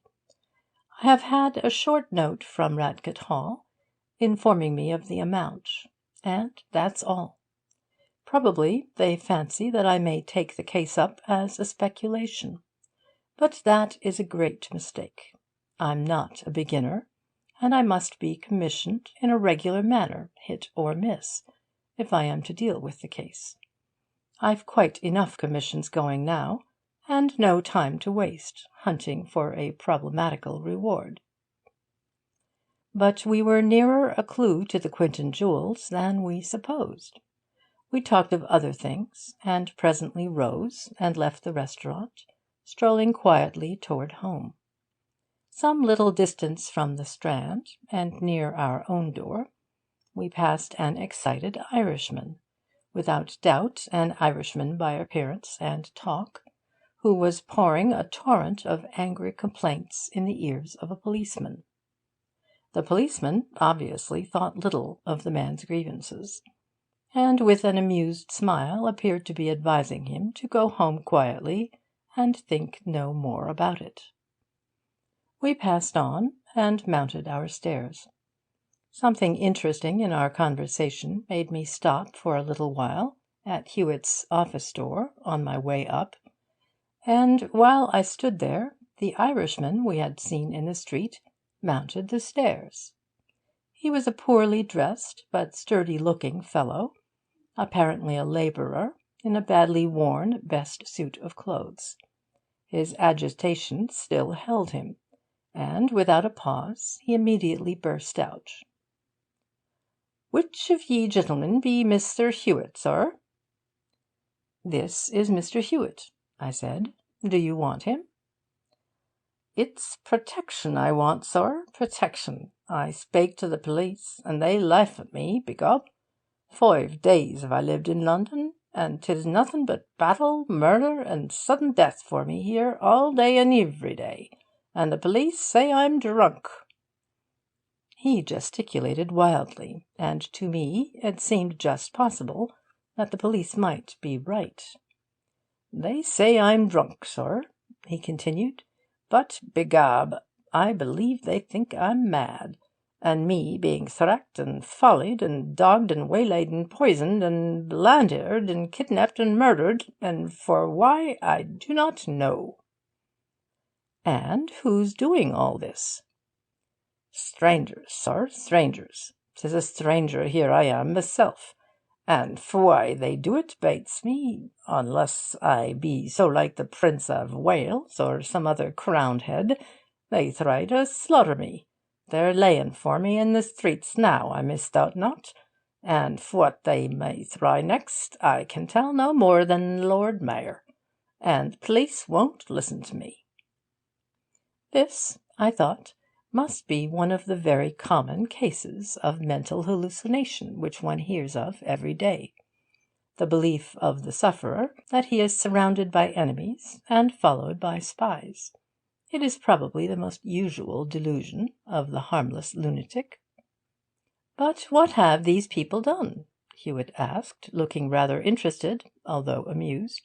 "What actual assaults have they committed, and when? And who told you to come here?" "Who told me, is it? But who but the pedlar outside in the street below? I explained to him, and says he, 'Ah, you go and take a slape,' says he. 'You go and take a good slape, and they'll be all gone when you wake up.' 'But they'll murder me,' says I. 'Oh, no,' says he, smilin' behind his ugly face. 'Oh, no, they won't. You take it aisy, my friend, and go 'ome.' 'Take it aisy, is it, and go 'ome?' says I. 'Why, that's just where they've been last, a ruination, and a turnin' of the place upside down, and me strook on the 'ead, unsensible a mile away. Take it aisy, is it, ye say, with all the daemons in this holy place jumpin' on me every minute, in places promiscuous, till I can't tell where to turn, descendin' and vanishin' marvellous and unaccountable. Take it aisy, is it?' says I. 'Well, me friend,' says he, 'I can't help ye. That's the marvellous and unaccountable department up the stairs, forninst ye. Mr. Hewitt, it is,' says he, 'that attends to the unaccountable department, him as went by a minute ago. You go and bother him. That's how I was told, sir.' Hewitt smiled. 'Very good,' he said. 'And now, what are these extraordinary troubles of yours? Don't declaim,' he added, as the Irishman raised his hand and opened his mouth, preparatory to another torrent of complaint. 'Just say in 10 words, if you can, what they've done to you.' 'I will, sir. One day had I been in London, sir, one day only, and a low scut tried to poison me drink. Next day some other thief have sin shoved me off a railway platform under a train, malicious and purposeful. Glory be, he didn't kill me. But the very doctor that felt me bones tried to pick me pocket, I do believe. Sunday night I was grabbed outrageous in a dark turnin' round the ground, half strangled, and me pockets nigh ripped out of me trousies. And this very blessed mornin', av light, I was struck unsensible, and left a livin' corpse, and me lodgings penetrated, and all the thruck mishandled and bruck up behind my back. Is that panjandry for the police to laugh at, sir?' Had Hewitt not been there, I think I should have done my best to quiet the poor fellow with a few soothing words, and to persuade him to go home to his friends. His excited and rather confused manner, his fantastic story of a sort of general conspiracy to kill him, and the absurd reference to the doctor who tried to pick his pocket, seemed to me plainly to confirm my first impression that he was insane. But Hewitt appeared strangely interested. 'Did they steal anything?' he asked. 'Divil a stick but me door key, and that they took home and lift in the door.' Hewitt opened his office door. 'Come in,' he said, 'and tell me all about it. You come too, Brett.' The Irishman and I followed him into the inner office, where, shutting the door, Hewitt suddenly turned on the Irishman and exclaimed sharply, 'Then you've still got it?' He looked keenly in the man's eyes, but the only expression there was one of surprise. 'Got it?' said the Irishman. 'Got for what, sir? Is it you're thinking I've got the horrors as well as the police?' Hewitt's gaze relaxed. 'Sit down,' he said. 'You've still got your watch and money, I suppose, since you weren't robbed?' 'Oh, that, glory be, I have it still, though for how long, or me own head for that matter, in this state of besiegement, I cannot say.' 'Now,' said Hewitt, 'I want a full, true, and particular account of yourself and your doings for the last week. First, your name.' 'Leamy's my name, sir, Michael Leamy.' 'Lately from Ireland?' 'Over from Dublin this last blessed Wednesday, and a cruel bad poundering it was in the boat too, spaking av that same.' 'Looking for work?' 'That is my pursuit at present, sir.' 'Did anything noticeable happen before these troubles of yours began? Anything here in London, or on the journey?' 'Sure,' the Irishman smiled. Part of the way I travelled first class by favour of the Gyard, and I got a small job before I left the train. How was that? Why did you travel first class part of the way? There was a station for where we stopped after a long run, and I got down to take the cramp out of me joints, and take a taste of drink. I overstayed somehow, and when I got to the train begob, it was on the move. There was a first-class carriage door openin' right fronst me, and in that the Gyard crams me holus bolus. There was a juice of foine gentleman sittin' there, and he stares at me umbrageous, but I was not discommoded, bein' unbashful by nature. We travelled along a heap of miles more till we came near London.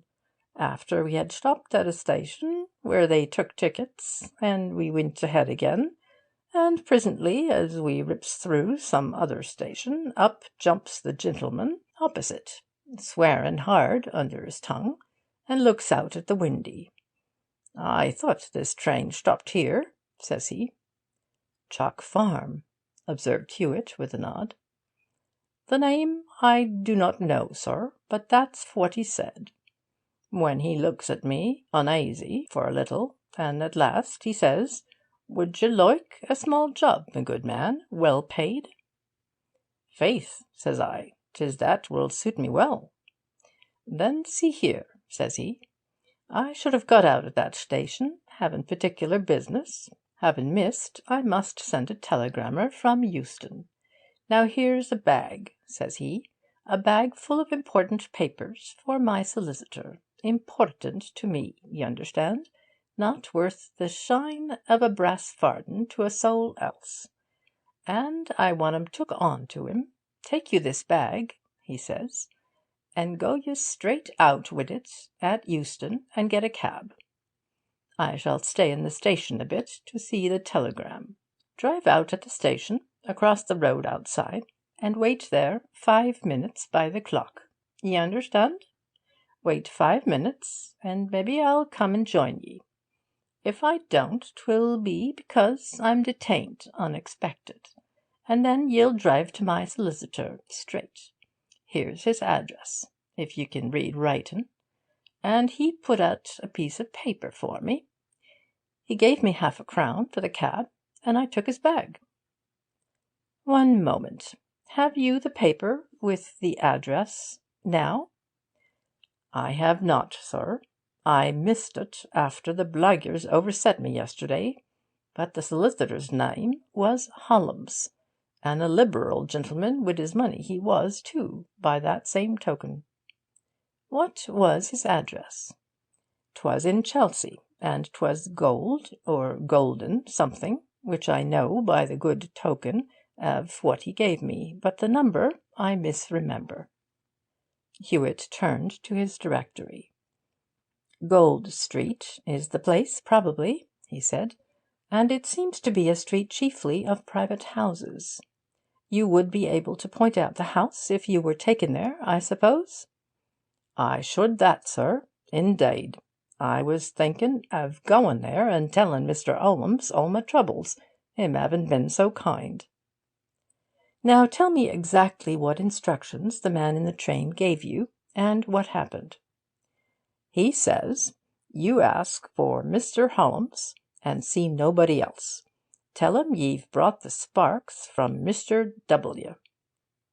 I fancied I could see a sudden twinkle in Hewitt's eye, but he made no other sign, and the Irishman proceeded. "Sparks?" says I. "Yes, sparks," says he. "Mr. Hollums will know. 'Tis our jokin' word for 'em. Sometimes papers is sparks when they set a lawsuit ablaze," and he laughed. "But be sure ye say, 'The sparks from Mr. W.,'" he says again, "because then he'll know you're genuine, and he'll pay ye handsome. Say Mr. W. says you're to have your regulars, if you like. D'ye mind that?" "Ay," says I, "that I'm to have my regulars." Well, sir, I took the bag, and went out of the station, took the cab, and did as he told me. I waited the 5 minutes, but he niver came, So off I drove to Mr. Hallam's, and he treated me handsome, sir." "Yes, but tell me exactly all he did." "Mr. Hallam's, sir?" says I. "Who are you?" says he. "Mick Leamy, sir," says I, "from Mr. W. with the sparks." "Oh," says he, "then come in." I went in. "They're in here, are they?" says he, taking the bag. "They are, sir," says I, "and Mr. W. says I'm to have my regulars." "You shall," says he. "What shall we say now? A finnip?" "What's that, sir?" says I. "Oh," says he, "I s'pose you're a new hand. 5 quid. Understand that?" Begob, I did understand it, and mighty pleased I was to have come to a place where they pay 5 pund notes for carrying bags. So when he asked me was I new to London, and should I take the same line of business, I told him I should for certain, or anything else paying like. "Right," says he. "Let me know when you've got anything. You'll find me all right." And he winked friendly. "Faith, that I know I shall, sir," says I, with the money safe in me pocket, and I winked him back congenial. "I've a smart family about me," says he, "and I treat 'em all fair and liberal."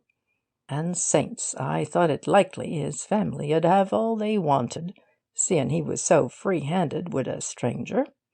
Then he asked me where I was a living in London, and when I told him nowhere, he told me I've a room in Musson Street, here by Drury Lane, that was to let, in a house his family knew very well, and I went straight there and took it, and there I do be staying still, sir. I hadn't understood at first why Hewitt took so much interest in the Irishman's narrative, but the latter part of it opened my eyes a little. It seemed that Leamy had, in his innocence, been made a conveyor of stolen property. I knew enough of thieves' slang to know that sparks meant diamonds or other jewels, that regulars was the term used for a payment made to a brother thief who gave assistance in some small way, such as carrying the booty, and that the family was the time-honoured expression for a gang of thieves. "This was all on Wednesday, I understand," said Hewitt. "Now tell me what happened on Thursday, the poisoning, or drugging, you know." "Well, sir, I was walking out, and toward the evening I lost myself. Up comes a man, seemingly a stranger, and smacks me on the shoulder. 'Why, Mick,' says he, 'it's Mick Leamy, I do believe.' 'I am that,' says I, 'but you I do not know.' 'Not know me?' says he. 'Why, I went to school wid ye.' And wid that he hauls me off to a bar, blarneying and minodering, and orders drinks. 'Can ye rash me a poipe light?' says he. And I turned to get it, but, looking back suddint, there was an onblushing thief av the world tipping a paperful of powder stuff into me glass." "What did you do?" Hewitt asked. "I knocked the dirty face of him sore, and can ye blame me? A main scut, trying for to poison a well-meaning stranger. I knocked the face of him, and got away home." "Now, the next misfortune?" "Faith, that was av a sort likely to turn out the last of all misfortunes.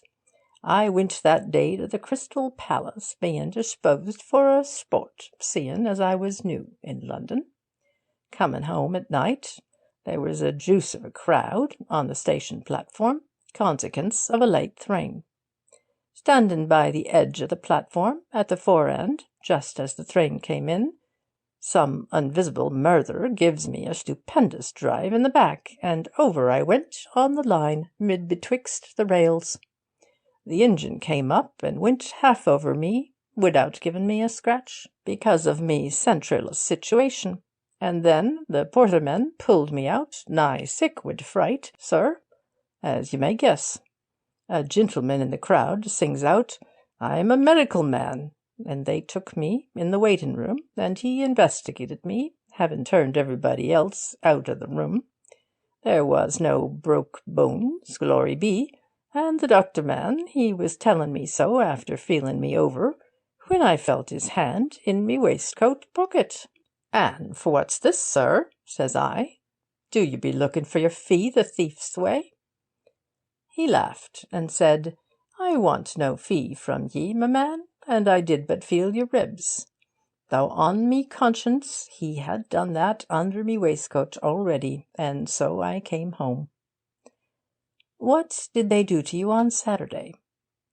"Saturday, sir, they gave me a whole holiday, and I began to think less of things. But on Saturday night, in a dark place, 2 blackguards took me throat from behind, nigh choked me, flung me down, and went through all me pockets in about a quarter of a minute." "And they took nothing, you say?" "Nothing, sir. But this mornin' I got my worst dose. I was traipsing along distressful and mighty sore in a street just away off the Strand here, when I observed the doctor man, that was at the Crystal Palace station, a-smilin' and beckonin' at me from a door. 'How are ye now?' says he. 'Well,' says I, 'I'm mighty sore and sad bruised,' says I. 'Is that so?' says he. 'Step in here.'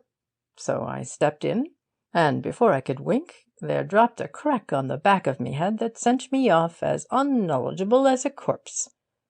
I knew no more for a while, sir, whether half an hour or an hour, and thin I got up in a room marked 'To Let.' 'Twas a house full of offices, by the same token like this.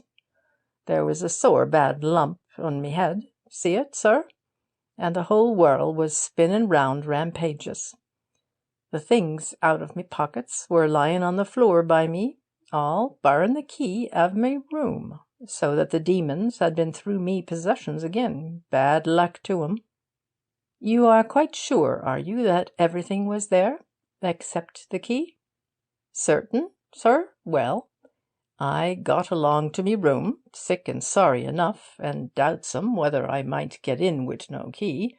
But there was the key in the open door, and by this and that, all the stuff in the room, chair, table, bed, and all, was standin' on their heads twisty ways, and the bedclothes and everything else, such a disgraceful smashin' conglomerated thruck as ye never dreamed of.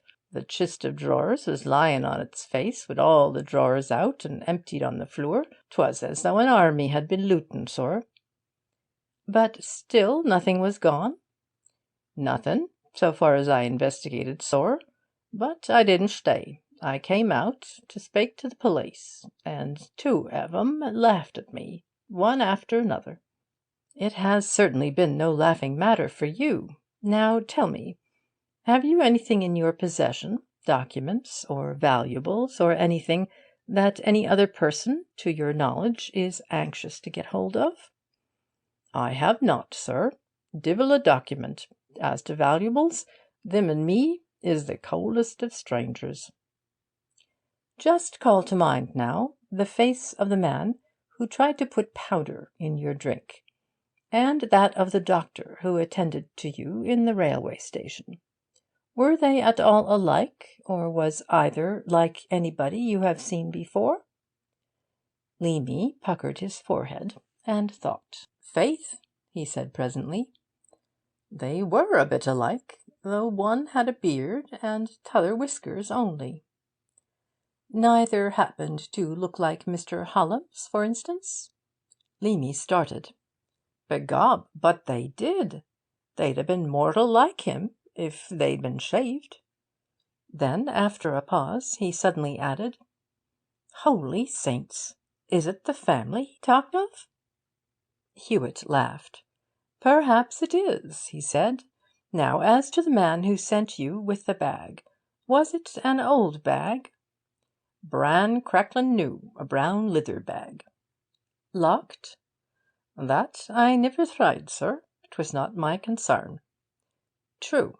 Now, as to this Mr. W. himself." Hewitt had been rummaging for some few minutes in a portfolio, and finally produced a photograph and held it before the Irishman's eye. "Is that like him?" he asked. "Sure, it's the man himself. Is he a friend of yours, sir?" "No, he's not exactly a friend of mine," Hewitt answered with a grim chuckle. "I fancy he's one of that very respectable family you heard about at Mr. Hallam's. Come along with me now to Chelsea, and see if you can point out that house in Gold Street. I'll send for a cab." He made for the outer office, and I went with him.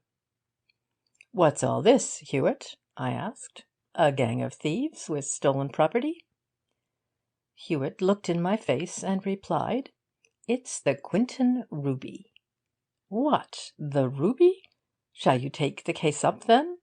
"I shall. It is no longer a speculation." "Then do you expect to find it at Hallam's house in Chelsea?" I asked.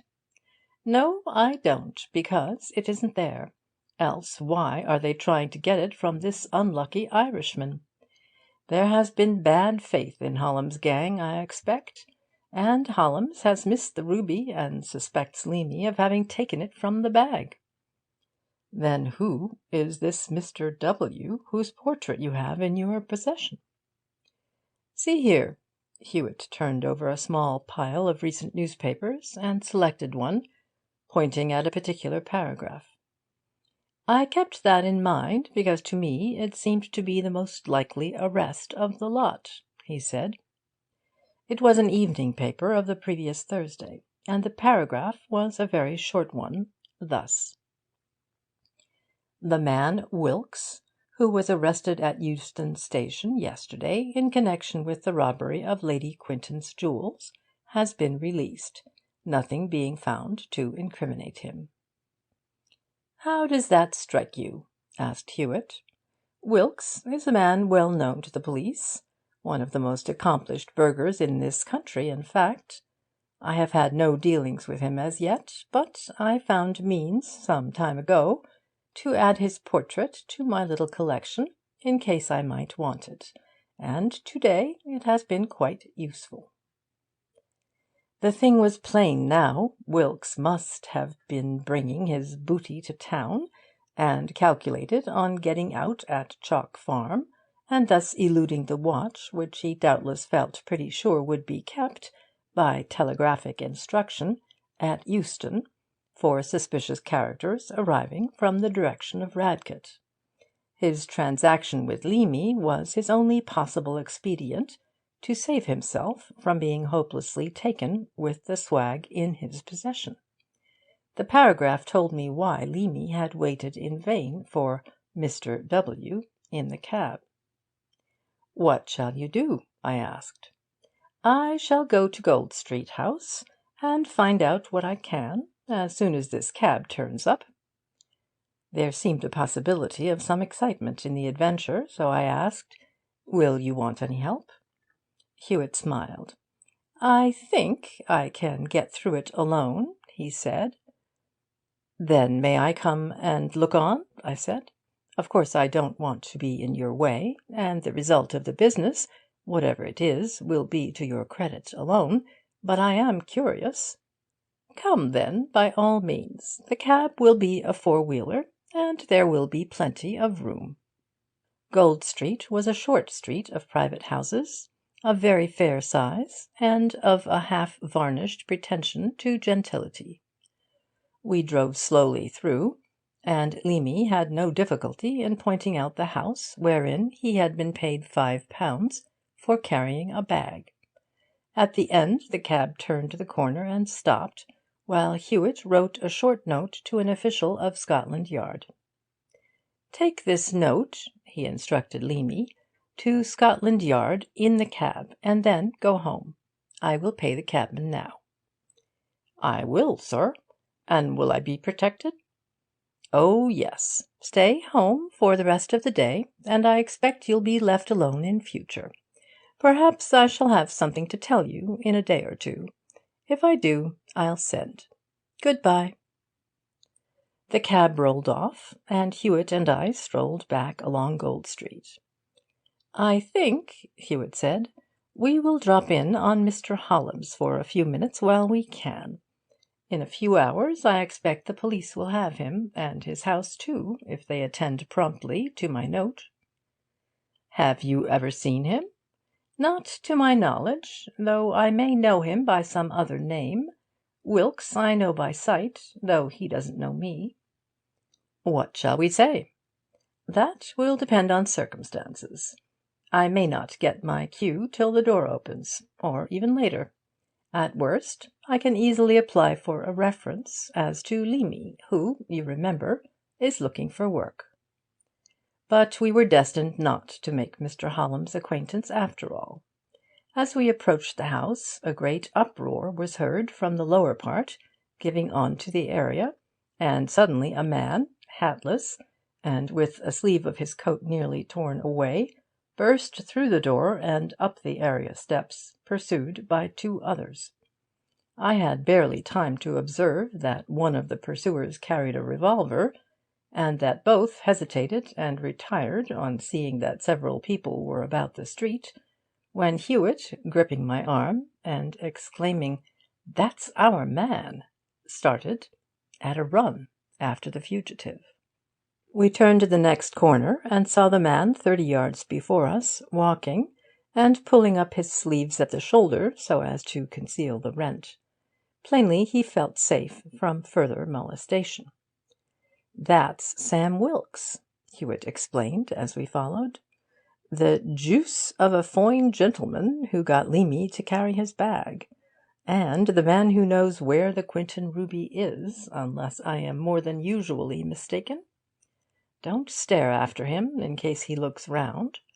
Presently, when we get into the busier streets, I shall have a little chat with him." But for some time the man kept to the back streets. In time, however, he emerged into the Buckingham Palace Road, and we saw him stop and look at a hat shop. But after a general look over the window and a glance in at the door, he went on. "Good sign," observed Hewitt. "Got no money with him. Makes it easier for us." In a little while Wilkes approached a small crowd, gathered about a woman fiddler. Hewitt touched my arm, and a few quick steps took us past our man and on to the opposite side of the crowd. When Wilkes emerged, he met us, coming in the opposite direction. "What, Sim!" burst out Hewitt, with apparent delight. "I haven't piped your mug for a stretch. I thought you'd fell. Where's your caddy?" Wilkes looked astonished and suspicious. "I don't know you," he said. "You've made a mistake." Hewitt laughed. "I'm glad you don't know me," he said. "If you don't, I'm pretty sure the reelers won't. I think I've faked my mug pretty well, and my cobbler too. Look here, I'll stand you a new caddy. Strange blokes don't do that, eh?" Wilkes was still suspicious. "I don't know what you mean," he said. Then, after a pause, he added, "Who are you, then?" Hewitt winked and screwed his face genially aside. "Hookey," he said. "I've had a lucky touch, and I'm Mr. Smith till I've melted the pieces. You come and damp it." "I'm off," Wilkes replied, "unless you're pal enough to lend me a quid," he added, laughing. "I am that," responded Hewitt, plunging his hand into his pocket.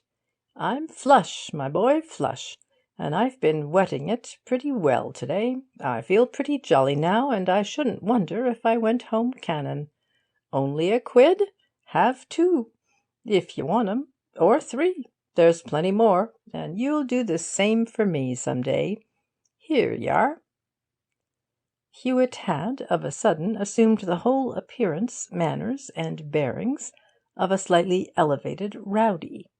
Now he pulled his hand from his pocket and extended it, full of silver, with 5 or 6 sovereigns interspersed, toward Wilkes.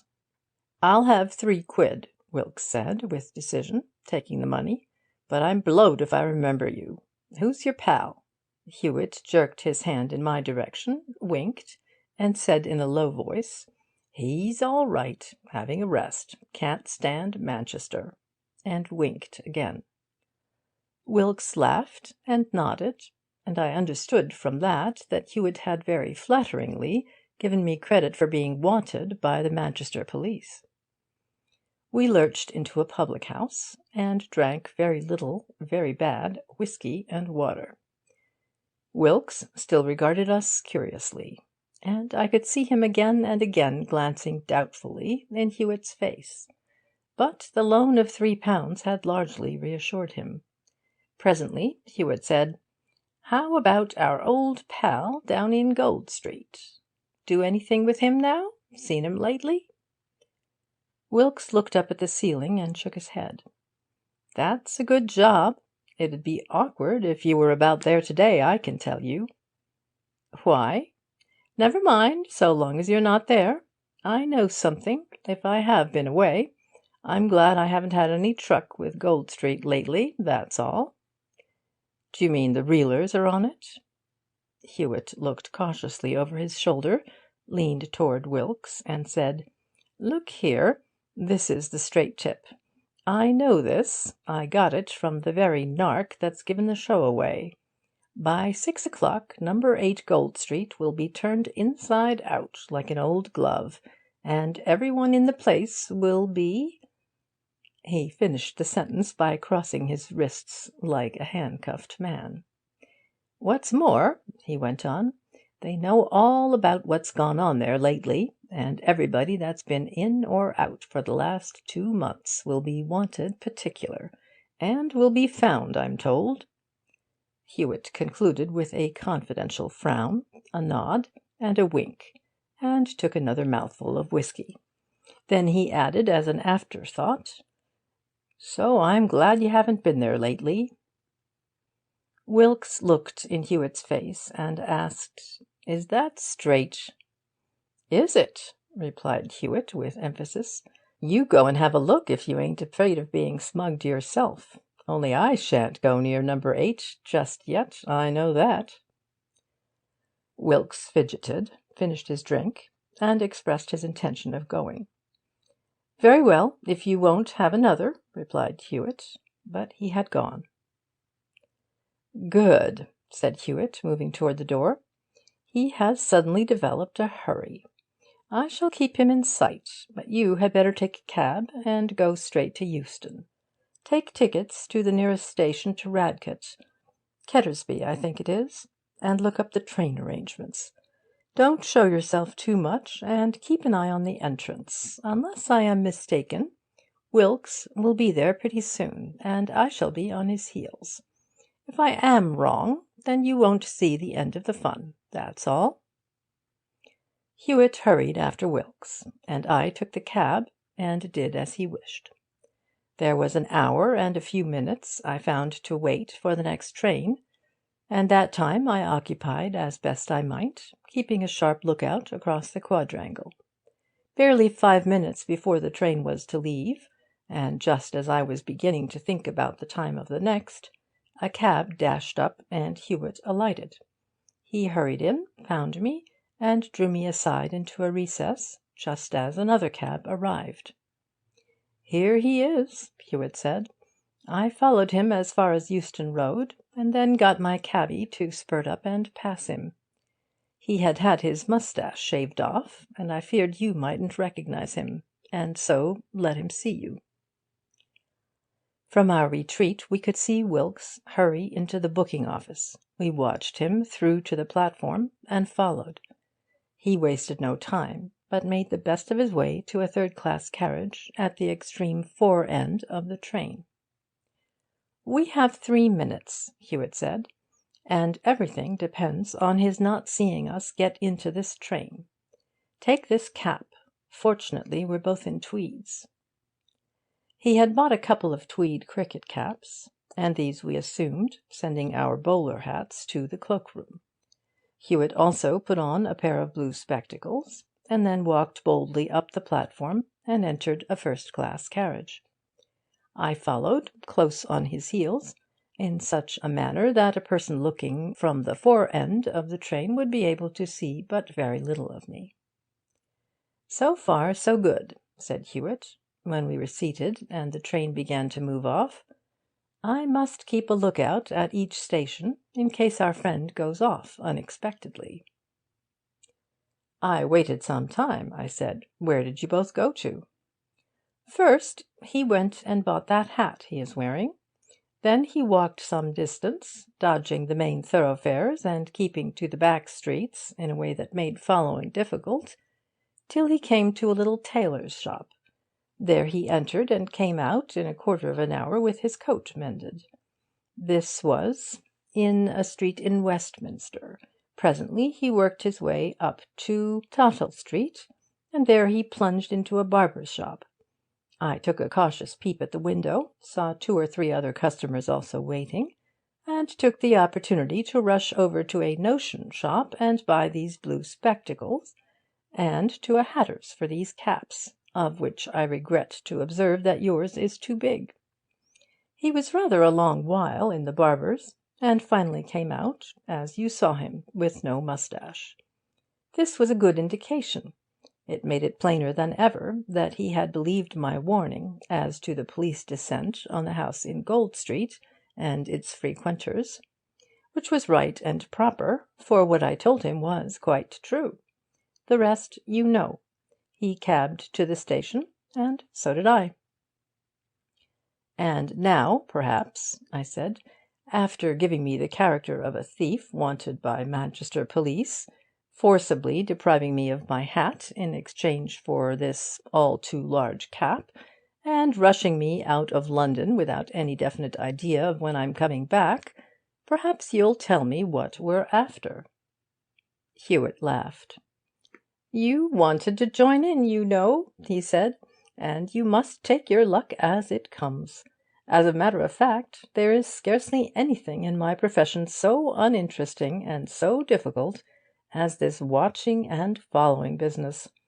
Often it lasts for weeks. When we alight, we shall have to follow Wilkes again under the most difficult possible conditions. In the country, there it is often quite impossible to follow a man unobserved. It is only because it is the only way that I am undertaking it now. As to what we're after, you know that as well as I. The Quinton ruby. Wilkes has hidden it, and without his help it would be impossible to find it. We are following him so that he will find it for us." "He must have hidden it, I suppose, to avoid sharing with Hollums?" "Of course, and availed himself of the fact of Leamy having carried the bag to direct Hollum's suspicion to him. Hollums found out by his repeated searches of Leamy and his lodgings that this was wrong, and this morning evidently tried to persuade the ruby out of Wilkes' possession with a revolver. We saw the upshot of that." Ketterby Station was about 40 miles out. At each intermediate stopping station Hewitt watched earnestly, but Wilkes remained in the train. "What I fear," Hewitt observed, "is that at Ketterby he may take a fly. To stalk a man on foot in the country is difficult enough, but you can't follow one vehicle in another without being spotted. But if he's so smart as I think, he won't do it. A man travelling in a fly is noticed and remembered in these places." He did not take a fly. At Ketterby we saw him jump out quickly and hasten from the station. The train stood for a few minutes, and he was out of the station before we alighted. Through the railings behind the platform we could see him walking briskly away to the right. From the ticket collector we ascertained that Radcott lay in that direction, 3 miles off. To my dying day I shall never forget that 3 miles. They seemed 300. In the still country almost every footfall seemed audible for any distance, and in the long stretches of road one could see half a mile behind or before. Hewitt was cool and patient, but I got into a fever of worry, excitement, want of breath, and backache. At first, for a little, the road zigzagged, and then the chase was comparatively easy. We waited behind one bend till Wilkes had passed the next, and then hurried in his trail, treading in the dustiest parts of the road or on the side grass, when there was any, to deaden the sound of our steps. At the last of these short bends, we looked ahead and saw a long white stretch of road, with the dark form of Wilkes a couple of 100 yards in front. It would never do to let him get to the end of this great stretch before following, as he might turn off at some branch road out of sight and be lost. So we jumped the hedge and scuttled along as we best might on the other side, with backs bent, and our feet often many inches deep in wet clay. We had to make continual stoppages to listen and peep out, and on one occasion, happening incautiously to stand erect, looking after him, I was much startled to see Wilkes with his face toward me, gazing down the road. I ducked like lightning, and fortunately he seemed not to have observed me, but went on as before. He had probably heard some slight noise, but looked straight along the road for its explanation instead of over the hedge. At hilly parts of the road there was extreme difficulty. Indeed, on approaching a rise it was usually necessary to lie down under the hedge till Wilkes had passed the top, since from the higher ground he could have seen us easily. This improved neither my clothes, my comfort, nor my temper. Luckily, we never encountered the difficulty of a long and high wall, but once we were nearly betrayed by a man who shouted to order us off his field. At last we saw, just ahead, the square tower of an old church, set about with thick trees. Opposite this, Wilkes paused, looked irresolutely up and down the road, and then went on. We crossed the road, availed ourselves of the opposite hedge, and followed. The village was to be seen some 300 or 400 yards farther along the road, and toward it Wilkes sauntered slowly. Before he actually reached the houses, he stopped and turned back. "The churchyard!" exclaimed Hewitt under his breath. "Lie close and let him pass." Wilkes reached the churchyard gate, and again looked irresolutely about him. At that moment a party of children, who had been playing among the graves, came chattering and laughing toward and out of the gate, and Wilkes walked hastily away again, this time in the opposite direction. "That's the place, clearly," Hewitt said. "We must slip across quietly, as soon as he's far enough down the road. Now!" We hurried stealthily across, through the gate, and into the churchyard, where Hewitt threw his blue spectacles away. It was now nearly 8 in the evening, and the sun was setting. Once again Wilkes approached the gate, and did not enter, because a labourer passed at the time. Then he came back, and slipped through. The grass about the graves was long, and under the trees it was already twilight. Hewitt and I, 2 or 3 yards apart, to avoid falling over one another in case of sudden movement, watched from behind gravestones. The form of Wilkes stood out large and black against the fading light in the west as he came stealthily approaching through the long grass. A light cart came clattering along the road, and Wilkes dropped at once and crouched on his knees till it had passed. Then, staring warily about him, he made straight for the stone behind which Hewitt waited. I saw Hewitt's dark form swing noiselessly round to the other side of the stone. Wilkes passed on, and dropped on his knee beside a large, weather-worn slab that rested on a brick under-structure a foot or so high. The long grass largely hid the bricks, and among it Wilkes plunged his hand, feeling along the brick surface. Presently he drew out a loose brick, and laid it on the slab. He felt again in the place, and brought forth a small dark object. I saw Hewitt rise erect in the gathering dusk, and with extended arm step noiselessly toward the stooping man. Wilkes made a motion to place the dark object in his pocket, but checked himself, and opened what appeared to be a lid, as though to make sure of the safety of the contents. The last light, straggling under the trees, fell on a brilliantly sparkling object within, and like a flash Hewitt's hand shot over Wilkes's shoulder and snatched the jewel. The man actually screamed, one of those curious sharp little screams that one may hear from a woman very suddenly alarmed. But he sprang at Hewitt like a cat, only to meet a straight drive of the fist that stretched him on his back across the slab. I sprang from behind my stone and helped Hewitt to secure his wrists with a pocket-handkerchief. Then we marched him, struggling and swearing, to the village. When, in the lights of the village, he recognized us, he had a perfect fit of rage. But afterward he calmed down, and admitted that it was a very clean cop.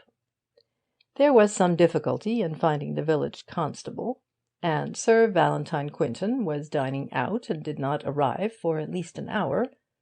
In the interval Wilkes grew communicative. "How much d'you think I'll get?" he asked. "Can't guess," Hewitt replied. "And as we shall probably have to give evidence, you'll be giving yourself away if you talk too much."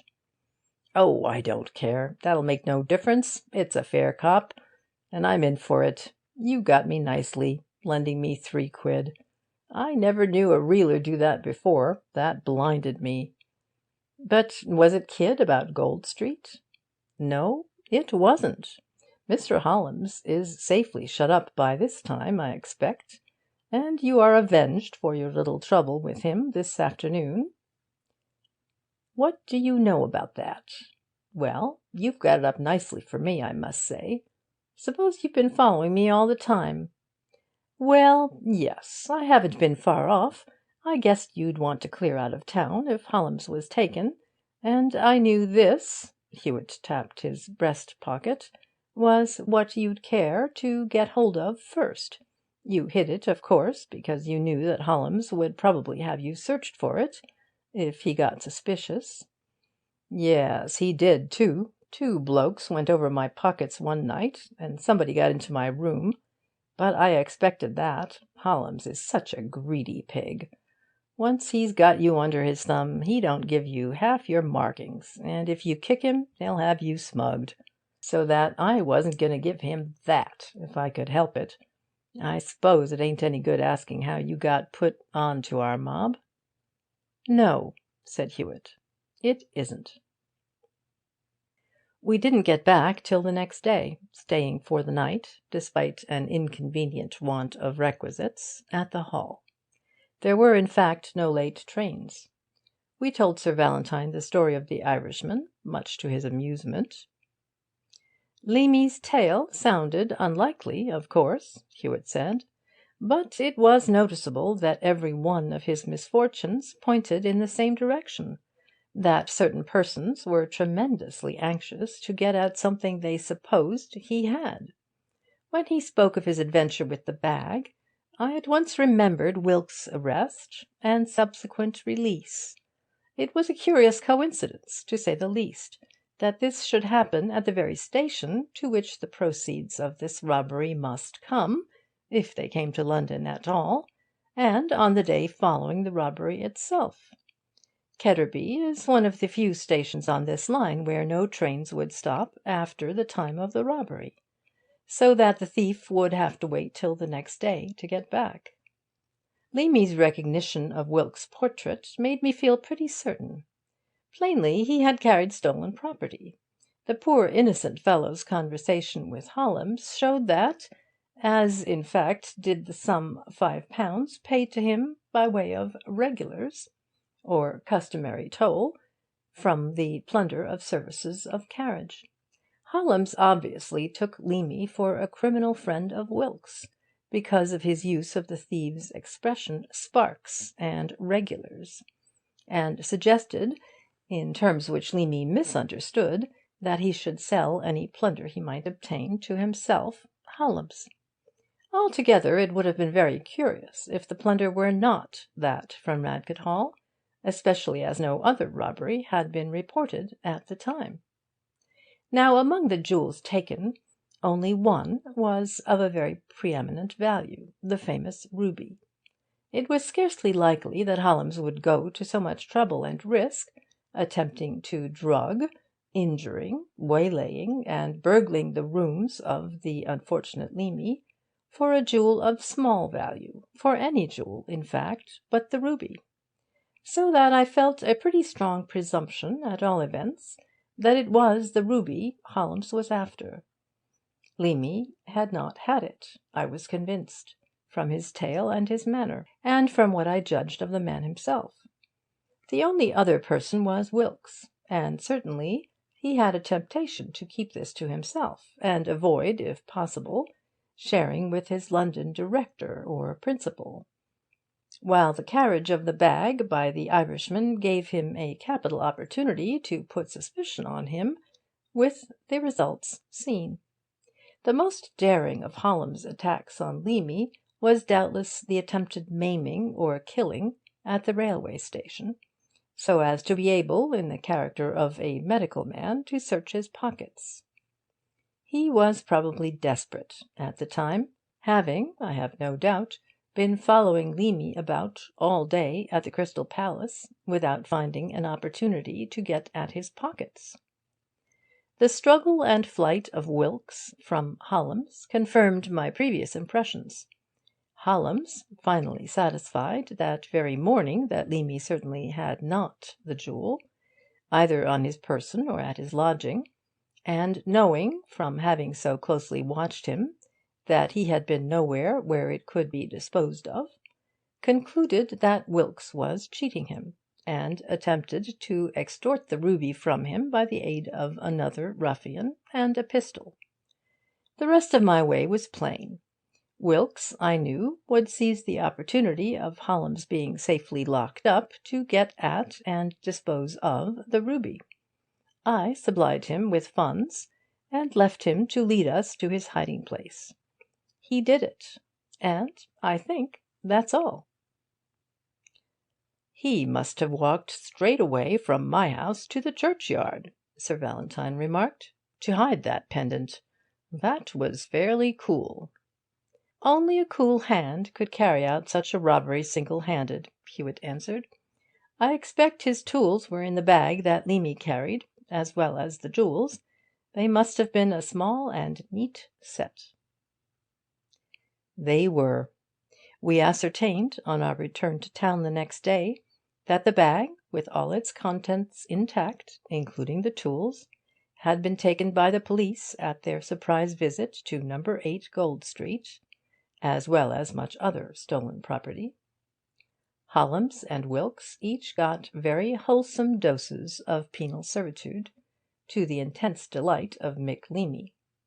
Leamy himself, by the by, is still to be seen, clad in a noble uniform, guarding the door of a well-known London restaurant. He has not had any more £5 notes for carrying bags, but knows London too well now to expect it.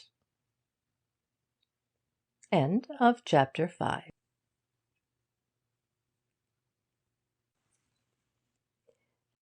Chapter 6. The Stanway Cameo Mystery. It is now a fair number of years back since the loss of the famous Stanway cameo made its sensation, and the only person who had the least interest in keeping the real facts of the case secret has now been dead for some time, leaving neither relatives nor other representatives. Therefore no harm will be done in making the inner history of the case public. On the contrary, it will afford an opportunity of vindicating the professional reputation of Hewitt, who is supposed to have completely failed to make anything of the mystery surrounding the case. At the present time, connoisseurs in ancient objects of art are often heard regretfully to wonder whether the wonderful cameo, so suddenly discovered and so quickly stolen, will ever again be visible to the public eye. Now this question need be asked no longer. The cameo, as may be remembered from the many descriptions published at the time, was said to be absolutely the finest extant. It was a sardonyx of 3 strata, one of those rare sardonyx cameos in which it has been possible for the artist to avail himself of 3 different colours of superimposed stone, the lowest for the ground, and the 2 others for the middle and high relief of the design.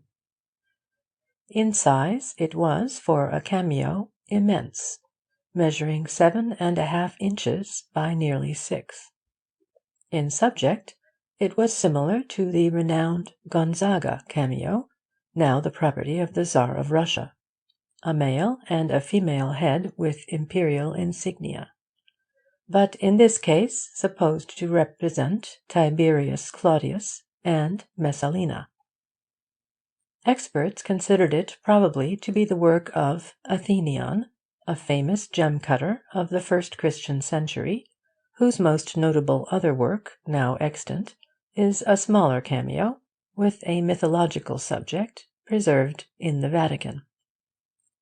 The Stanway cameo had been discovered in an obscure Italian village by one of those travelling agents who scour all Europe for valuable antiquities and objects of art. This man had hurried immediately to London with his prize, and sold it to Mr. Claridge of St. James Street, eminent as a dealer in such objects. Mr. Claridge, recognising the importance and value of the article, lost no opportunity of making its existence known, and very soon the Claudius cameo, as it was at first usually called, was as famous as any in the world. Many experts in ancient art examined it, and several large bids were made for its purchase. In the end it was bought by the Marquis of Stanway for £5,000 for the purpose of presentation to the British Museum.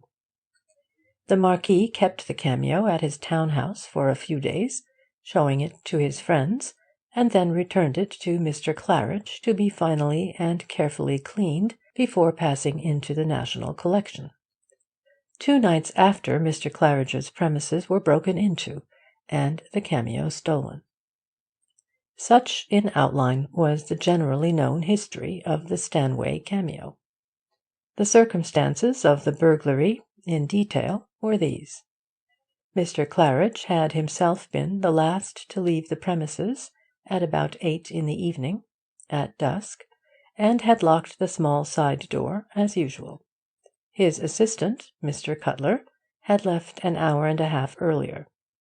When Mr. Claridge left, everything was in order, and the policeman on fixed-point duty just opposite, who bade Mr. Claridge good evening as he left, saw nothing suspicious during the rest of his term of duty, nor did his successors at the point throughout the night. In the morning, however, Mr. Cutler, the assistant, who arrived first, soon after 9 o'clock, at once perceived that something unlooked for had happened. The door, of which he had a key, was still fastened, and had not been touched, but in the room behind the shop Mr. Claridge's private desk had been broken open, and the contents turned out in confusion. The door leading on to the staircase had also been forced. Proceeding up the stairs, Mr. Cutler found another door open, leading from the top landing to a small room. This door had been opened by the simple expedient of unscrewing and taking off the lock, which had been on the inside. In the ceiling of this room was a trap-door, and this was 6 or 8 inches open, the edge resting on the half-wrenched-off bolt, which had been torn away when the trap was levered open from the outside. Plainly, then, this was the path of the thief or thieves. Entrance had been made through the trap-door, 2 more doors had been opened, and then the desk had been ransacked. Mr. Cutler afterward explained that at this time he had no precise idea what had been stolen, and did not know where the cameo had been left on the previous evening. Mr. Claridge had himself undertaken the cleaning, and had been engaged on it, the assistant said, when he left. There was no doubt, however, after Mr. Claridge's arrival at 10 o'clock, the cameo was gone. Mr. Claridge, utterly confounded at his loss, explained incoherently, and with curses on his own carelessness, that he had locked the precious article in his desk, on relinquishing work on it the previous evening, feeling rather tired, and not taking the trouble to carry it as far as the safe in another part of the house. The police were sent for at once, of course, and every investigation made, Mr. Claridge offering a reward of £500 for the recovery of the cameo. The affair was scribbled off at large in the earliest editions of the evening papers, and by noon all the world was aware of the extraordinary theft of the Stanway cameo, and many people were discussing the probabilities of the case, with very indistinct ideas of what a sardonyx cameo precisely was. It was in the afternoon of this day that Lord Stanway called on Martin Hewitt. The Marquis was a tall, upstanding man of spare figure and active habits, well known as a member of learned societies and a great patron of art. He hurried into Hewitt's private room as soon as his name had been announced, and, as soon as Hewitt had given him a chair, plunged into business. "Probably you already guess my business with you, Mr. Hewitt. You have seen the early evening papers? Just so. Then I needn't tell you again what you already know. My cameo is gone, and I badly want it back. Of course the police are hard at work at Claridge's, but I'm not quite satisfied. I have been there myself for 2 or 3 hours, and can't see that they know any more about it than I do myself. Then, of course, the police, naturally and properly enough from their point of view, look first to find the criminal, regarding the recovery of the property almost as a secondary consideration. Now, from my point of view, the chief consideration is the property. Of course, I want the thief caught, if possible, and properly punished. But still more, I want the cameo. Certainly, it is a considerable loss. £5,000. Ah, but don't misunderstand me. It isn't the monetary value of the thing that I regret. As a matter of fact, I am indemnified for that already. Claridge has behaved most honourably, more than honourably. Indeed, the first intimation I had of the loss was a cheque from him for £5,000, with a letter assuring me that the restoration to me of the amount I had paid was the least he could do to repair the result of what he called his unpardonable carelessness. Legally, I'm not sure that I could demand anything of him, unless I could prove very flagrant neglect, indeed, to guard against the theft. "Then I take it, Lord Stanway," Hewitt observed, "that you much prefer the cameo to the money." "Certainly. Else I should never have been willing to pay the money for the cameo. It was an enormous price, perhaps much above the market value, even for such a valuable thing.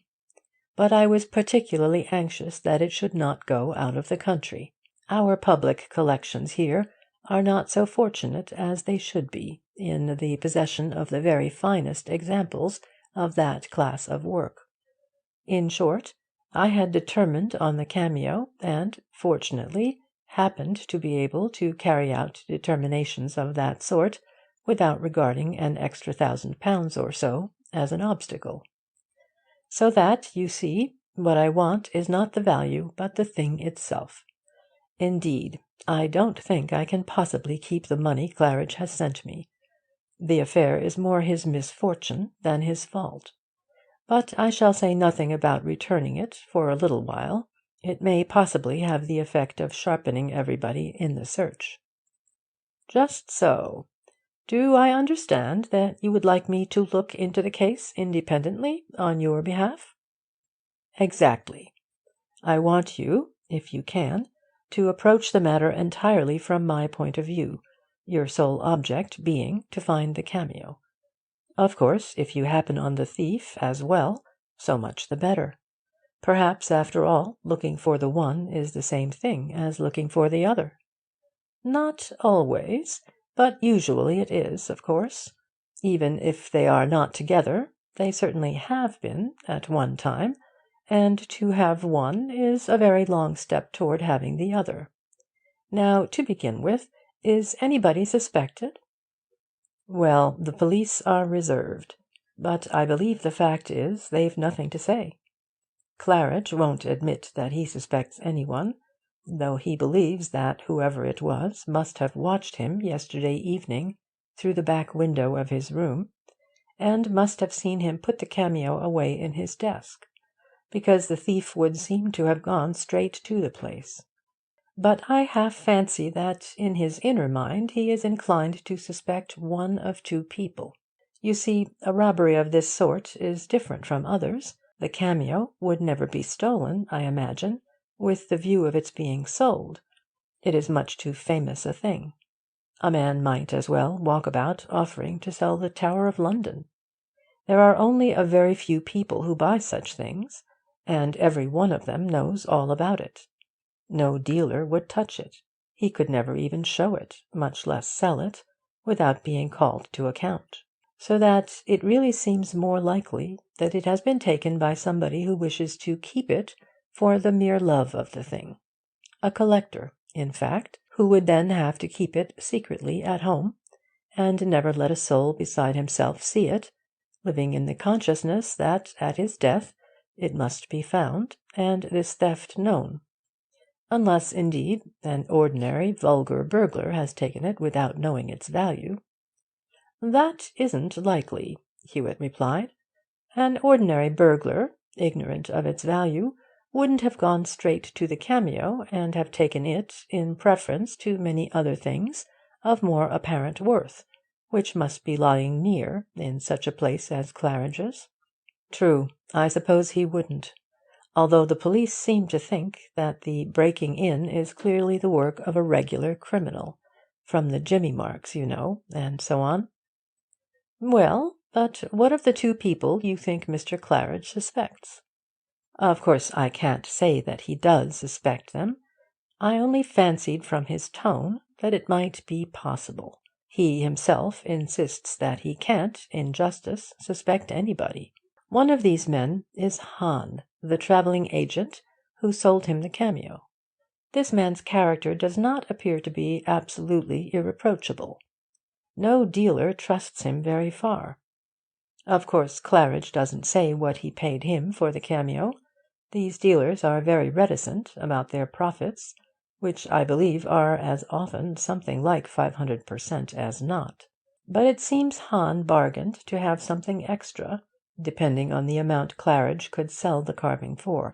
According to the appointment he should have turned up this morning. But he hasn't been seen, and nobody seems to know exactly where he is." "Yes, and the other person?" "Well, I scarcely like mentioning him, because he is certainly a gentleman, and, I believe, in the ordinary way, quite incapable of anything in the least degree dishonourable. Although, of course, they say a collector has no conscience in the matter of his own particular hobby, and certainly Mr. Woollett is as keen a collector as any man alive. He lives in chambers, in the next turning past Claridge's premises, can, in fact, look into Claridge's back windows if he likes. He examined the cameo several times before I bought it, and made several high offers. Appeared, in fact, very anxious indeed to get it. After I had bought it, he made, I understand, some rather strong remarks about people like myself spoiling the market by paying extravagant prices, and altogether cut up crusty, as they say, at losing the specimen." Lord Stanway paused a few seconds, and then went on. "I'm not sure that I ought to mention Mr. Woolett's name for a moment in connection with such a matter. I am personally perfectly certain that he is as incapable of anything like theft as myself. But I am telling you all I know." "Precisely. I can't know too much in a case like this. It can do no harm if I know all about 50 innocent people, and may save me from the risk of knowing nothing about the thief. Now let me see. Mr. Woolett's rooms, you say, are near Mr. Claridge's place of business? Is there any means of communication between the roofs? Yes, I am told that it is perfectly possible to get from one place to the other by walking along the leads. Very good. Then, unless you can think of any other information that might help me, I think, Lord Stanway, I will go at once and look at the place. Do, by all means. I think I'll come back with you. Somehow I don't like to feel idle in the matter, though I suppose I can't do much. As to more information, I don't think there is any. In regard to Mr. Claridge's assistant, now, do you know anything of him? Only that he has always seemed a very civil and decent sort of man. Honest, I should say, or Claridge wouldn't have kept him so many years. There are a good many valuable things about at Claridge's. Besides, the man has keys of the place himself, and even if he were a thief, he wouldn't need to go breaking in through the roof. So that, said Hewitt, we have, directly connected with this cameo, besides yourself, these people: Mr. Claridge, the dealer; Mr. Cutler, the assistant in Mr. Claridge's business; Hahn, who sold the article to Claridge; and Mr. Woollett, who made bids for it. These are all? All that I know of. Other gentlemen made bids, I believe, but I don't know them. Take these people in their order. Mr. Claridge is out of the question, as a dealer with a reputation to keep up would be, even if he hadn't immediately sent you this £5,000, more than the market value, I understand, of the cameo. The assistant is a reputable man, against whom nothing is known, who would never need to break in, and who must understand his business well enough to know that he could never attempt to sell the missing stone without instant detection. Hahn is a man of shady antecedents, probably clever enough to know as well as anybody how to dispose of such plunder, if it be possible to dispose of it at all. Also, Hahn hasn't been to Claridge's to-day, although he had an appointment to take money. Lastly, Mr. Woollett is a gentleman of the most honourable record, but a perfectly rabid collector, who had made every effort to secure the cameo before you bought it, who, moreover, could have seen Mr. Claridge working in his back room, and who has perfectly easy access to Mr. Claridge's roof. If we find it can't be any of these, then we must look where circumstances indicate. There was unwonted excitement at Mr. Claridge's place when Hewitt and his client arrived. It was a dull old building, and in the windows there was never more show than an odd blue china vase or two, or mayhap a few old silver shoe-buckles and a curious small sword. 9 men out of 10 would have passed it without a glance, but the 10th at least would probably know it for a place famous through the world for the number and value of the old and curious objects of art that had passed through it. On this day 2 or 3 loiterers, having heard of the robbery, extracted what gratification they might from staring at nothing between the rails guarding the windows. Within, Mr. Claridge, a brisk, stout, little old man, was talking earnestly to a burly police inspector in uniform, and Mr. Cutler, who had seized the opportunity to attempt amateur detective work on his own account, was grovelling perseveringly about the floor among old porcelain and loose pieces of armour, in the futile hope of finding any clue that the thieves might have considerately dropped. Mr. Claridge came forward eagerly. "The leather case has been found, I am pleased to be able to tell you, Lord Stanway, since you left." "Empty, of course?" "Unfortunately, yes. It had evidently been thrown away by the thief behind a chimney-stack a roof or 2 away, where the police have found it. But it is a clue, of course." "Ah, then this gentleman will give me his opinion of it," Lord Stanway said, turning to Hewitt. This, Mr. Claridge, is Mr. Martin Hewitt, who has been kind enough to come with me here at a moment's notice. With the police on the one hand and Mr. Hewitt on the other, we shall certainly recover the cameo, if it is to be recovered, I think." Mr. Claridge bowed and beamed on Hewitt through his spectacles. "I'm very glad Mr. Hewitt has come," he said. "Indeed, I had already decided to give the police till this time tomorrow, and then, if they had found nothing, to call in Mr. Hewitt myself." Hewitt bowed in his turn, and then asked, "Will you let me see the various breakages? I hope they have not been disturbed?" "Nothing whatever has been disturbed. Do exactly as seems best. I need scarcely say that everything here is perfectly at your disposal. You know all the circumstances, of course?" "In general, yes. I suppose I am right in the belief that you have no resident housekeeper?" "No," Claridge replied, "I haven't. I had one housekeeper, who sometimes pawned my property in the evening, and then another, who used to break my most valuable china, till I could never sleep or take a moment's ease at home, for fear my stock was being ruined here. So I gave up resident housekeepers. I felt some confidence in doing it, because of the policeman who is always on duty opposite." "Can I see the broken desk?" Mr. Claridge led the way into the room behind the shop. The desk was really a sort of work table, with a lifting top and a lock. The top had been forced roughly open by some instrument which had been pushed in below it and used as a lever, so that the catch of the lock was torn away. Hewitt examined the damaged parts and the marks of the lever, and then looked out at the back window. "There are several windows about here," he remarked, "from which it might be possible to see into this room. Do you know any of the people who live behind them?" "2 or 3, I know," Mr. Claridge answered. "But there are 2 windows, the pair almost immediately before us, belonging to a room or office which is to let. Any stranger might get in there and watch." "Do the roofs above any of those windows communicate in any way with yours?" "None of those directly opposite. Those at the left do. You may walk all the way along the leads." "And whose windows are they?"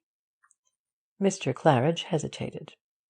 "Well," he said, "they're Mr. Woolett's, an excellent customer of mine, but he's a gentleman, and well, I really think it's absurd to suspect him." "In a case like this," Hewitt answered, "one must disregard nothing but the impossible. Somebody, whether Mr. Woollett himself or another person, could possibly have seen into this room from those windows, and equally possibly could have reached this room from that one. Therefore we must not forget Mr. Woollett. Have any of your neighbours been burgled during the night? I mean that strangers anxious to get at your trapdoor would probably have to begin by getting into some other house close by, so as to reach your roof." "No," Mr. Claridge replied. "There has been nothing of that sort. It was the first thing the police ascertained." Hewitt examined the broken door, and then made his way up the stairs with the others. The unscrewed lock of the door of the top back room required little examination. In the room below the trapdoor was a dusty table on which stood a chair, and at the other side of the table sat Detective Inspector Plummer, whom Hewitt knew very well, and who bade him good day, and then went on with his docket. "This chair and table were found as they are now, I take it?" Hewitt asked. "Yes," said Mr. Claridge.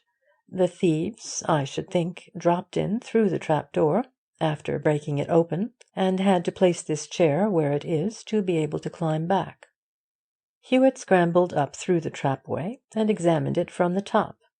The door was hung on long external barn-door hinges, and had been forced open in a similar manner to that practised on the desk.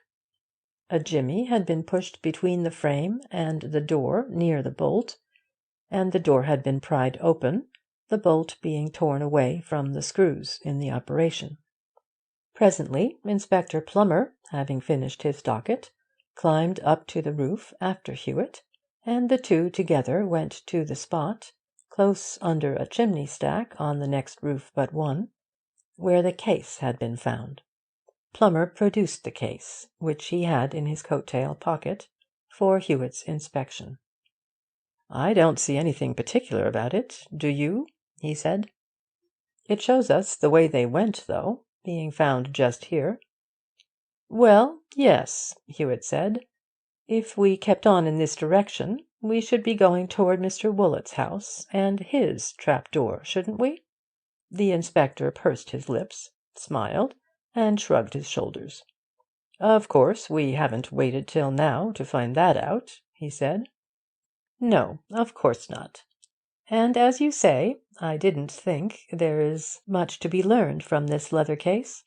It is almost new, and there isn't a mark on it." And Hewitt handed it back to the inspector. "Well," said Plummer, as he returned the case to his pocket, "what's your opinion?" "It's rather an awkward case." "Yes, it is. Between ourselves, I don't mind telling you, I'm having a sharp lookout kept over there." Plummer jerked his head in the direction of Mr. Woolett's chambers. "Because the robbery's an unusual one. There's only two possible motives: the sale of the cameo or the keeping of it. The sale's out of the question, as you know. The thing's only saleable to those who would collar the thief at once, and who wouldn't have the thing in their places now for anything. So that it must be taken to keep, and that's a thing nobody but the maddest of collectors would do. Just such persons as—" and the inspector nodded again toward Mr. Woolett's quarters. "Take that with the other circumstances," he added, "and I think you'll agree it's worth while looking a little farther that way.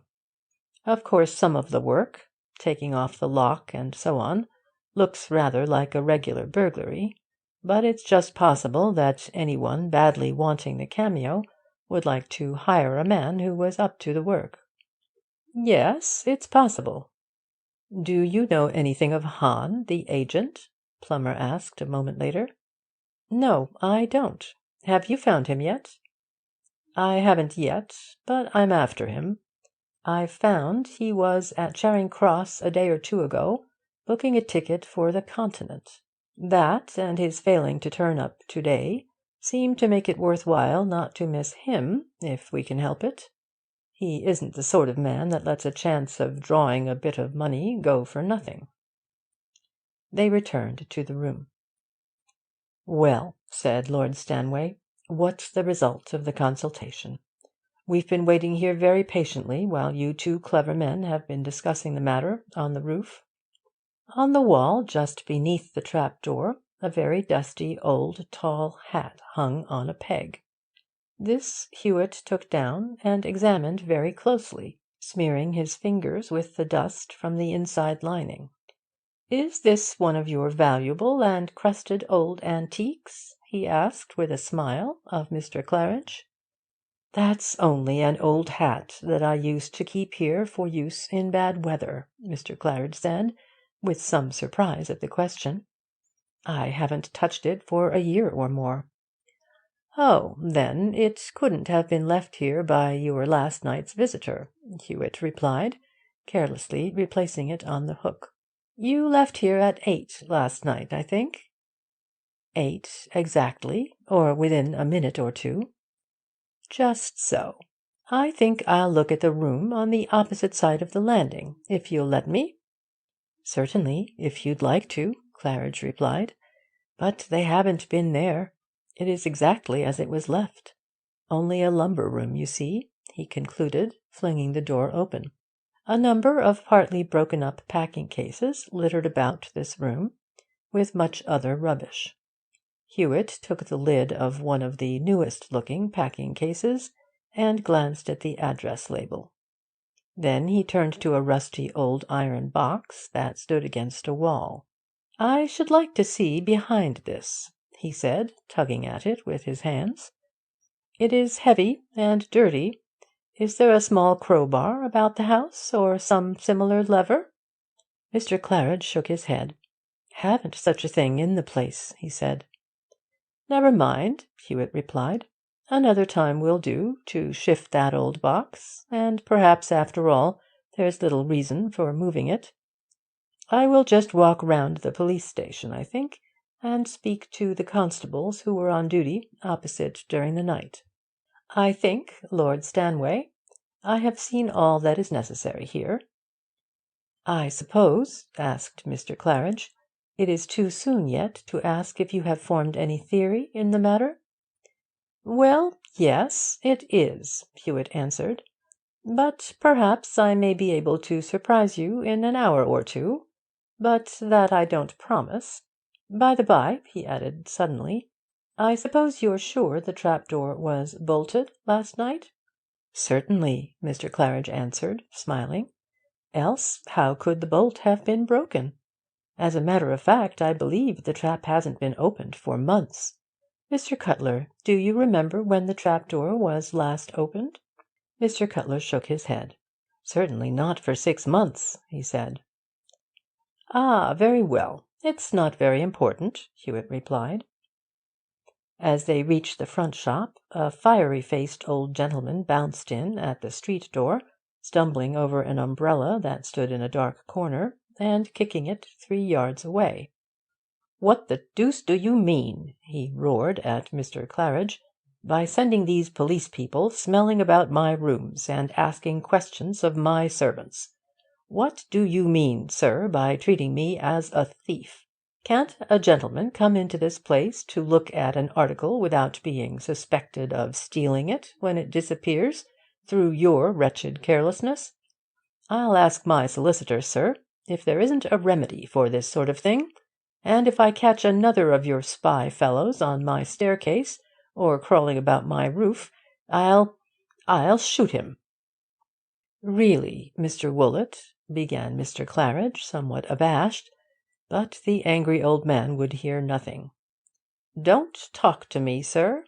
You shall talk to my solicitor. And am I to understand, my lord," turning to Lord Stanway, "that these things are being done with your approval?" "Whatever is being done," Lord Stanway answered, "is being done by the police on their own responsibility, and entirely without prompting. I believe, by Mr. Claridge, certainly without a suggestion of any sort from myself. I think that the personal opinion of Mr. Claridge, certainly my own, is that anything like a suspicion of your position in this wretched matter is ridiculous. And if you will only consider the matter calmly—" "Consider it calmly! Imagine yourself considering such a thing calmly, Lord Stanway. I won't consider it calmly. I won't have it. And if I find another man on my roof, I'll pitch him off." And Mr. Woollett bounced into the street again. "Mr. Woollett is annoyed," Hewitt observed with a smile. "I'm afraid Plummer has a clumsy assistant somewhere." Mr. Claridge said nothing, but looked rather glum, for Mr. Woollett was a most excellent customer. Lord Stanway and Hewitt walked slowly down the street, Hewitt staring at the pavement in profound thought. Once or twice Lord Stanway glanced at his face, but refrained from disturbing him.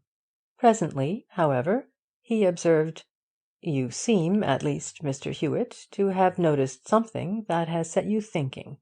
Does it look like a clue?"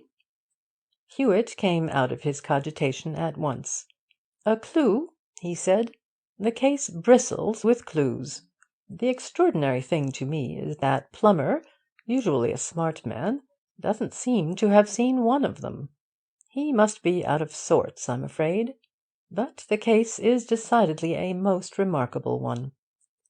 "Remarkable in what particular way?" "In regard to motive. Now it would seem, as Plummer was saying to me just now on the roof, that there were only two possible motives for such a robbery. Either the man who took all this trouble and risk to break into Claridge's place must have desired to sell the cameo at a good price, or he must have desired to keep it for himself being a lover of such things. But neither of these has been the actual motive.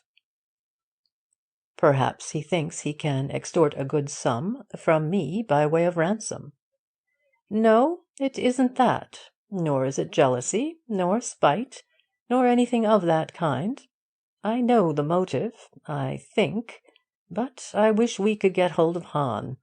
I will shut myself up alone and turn it over in my mind for half an hour presently. Meanwhile, what I want to know is, apart from all your professional subtleties, which I confess I can't understand, can you get back the cameo?" "That," said Hewitt, stopping at the corner of the street, "I am rather afraid I cannot, nor anybody else. But I am pretty sure I know the thief." "Then surely that will lead you to the cameo?" "It may, of course. But then it is just possible that by this evening you may not want to have it back, after all." Lord Stanway stared in amazement. "Not want to have it back!" he exclaimed. "Why, of course I shall want to have it back. I don't understand you in the least. You talk in conundrums. Who is the thief you speak of?" "I think, Lord Stanway," Hewitt said, "that perhaps I had better not say until I have quite finished my inquiries, in case of mistakes. The case is quite an extraordinary one, and of quite a different character from what one would at first naturally imagine, and I must be very careful to guard against the possibility of error. I have very little fear of a mistake, however, and I hope I may wait on you in a few hours at Piccadilly with news. I have only to see the policemen." "Certainly, come whenever you please. But why see the policemen? They have already most positively stated that they saw nothing whatever suspicious in the house or near it." "I shall not ask them anything at all about the house," Hewitt responded. "I shall just have a little chat with them about the weather." And with a smiling bow he turned away, while Lord Stanway stood and gazed after him with an expression that implied a suspicion that his special detective was making a fool of him. In rather more than an hour Hewitt was back in Mr. Claridge's shop. "Mr. Claridge," he said, "I think I must ask you one or two questions in private. May I see you in your own room?" They went there at once, and Hewitt, pulling a chair before the window, sat down with his back to the light. The dealer shut the door and sat opposite him, with the light full in his face. "Mr. Claridge," Hewitt proceeded slowly, "when did you first find that Lord Stanway's cameo was a forgery?" Claridge literally bounced in his chair. His face paled, but he managed to stammer sharply, "What d'you mean, forgery? Do you mean to say I sell forgeries? Forgery? It wasn't a forgery." "Then," continued Hewitt, in the same deliberate tone, watching the other's face the while, "if it wasn't a forgery, why did you destroy it and burst your trap-door and desk to imitate a burglary?" The sweat stood thick on the dealer's face, and he gasped. But he struggled hard to keep his faculties together, and ejaculated hoarsely, "Destroy it? What? I didn't destroy it." "Threw it into the river, then? Don't prevaricate about details." "No, no, it's a lie. Who says that? Go away, you're insulting me," Claridge almost screamed. "Come, come, Mr. Claridge," Hewitt said, more placably, for he had gained his point. "Don't distress yourself, and don't attempt to deceive me. You can't, I assure you. I know everything you did before you left here last night. Everything." Claridge's face worked painfully. Once or twice he appeared to be on the point of returning an indignant reply, but hesitated, and finally broke down altogether.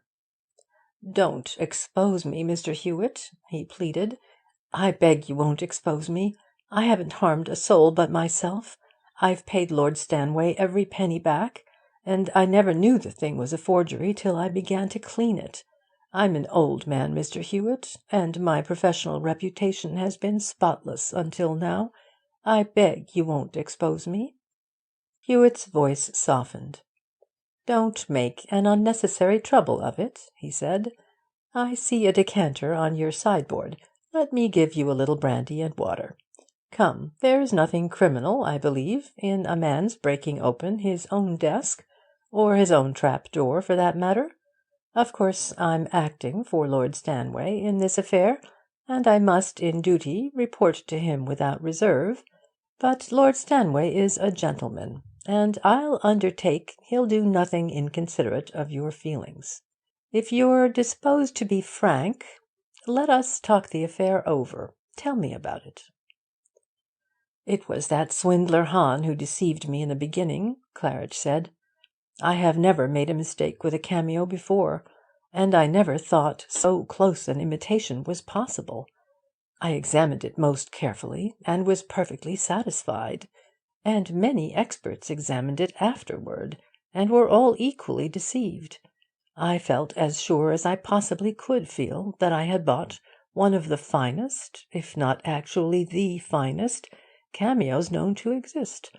It was not until after it had come back from Lord Stanway's, and I was cleaning it the evening before last, that, in course of my work, it became apparent that the thing was nothing but a consummately clever forgery. It was made of 3 layers of moulded glass, nothing more nor less. But the glass was treated in a way I had never known before, and the surface had been cunningly worked on it till it defied any ordinary examination. Some of the glass imitation cameos made in the latter part of the last century, I may tell you, are regarded as marvellous pieces of work, and indeed command very fair prices. But this was something quite beyond any of those. I was amazed and horrified. I put the thing away and went home. All that night I lay awake in a state of distraction, quite unable to decide what to do. To let the cameo go out of my possession was impossible. Sooner or later the forgery would be discovered, and my reputation, the highest in these matters in this country, I may safely claim, and the growth of nearly 50 years of honest application and good judgment, this reputation would be gone for ever. But without considering this, there was the fact that I had taken £5,000 of Lord Stanway's money for a mere piece of glass, and that money I must, in mere common honesty, as well as for my own sake, return. But how? The name of the Stanway cameo had become a household word, and to confess that the whole thing was a sham would ruin my reputation and destroy all confidence, past, present, and future, in me and in my transactions. Either way spelled ruin. Even if I confided in Lord Stanway privately, returned his money, and destroyed the cameo, what then? The sudden disappearance of an article so famous would excite remark at once. It had been presented to the British Museum, and if it never appeared in that collection, and no news were to be got of it, people would guess at the truth at once. To make it known that I myself had been deceived would have availed nothing. It is my business not to be deceived, and to have it known that my most expensive specimens might be forgeries would equally mean ruin, whether I sold them cunningly as a rogue or ignorantly as a fool.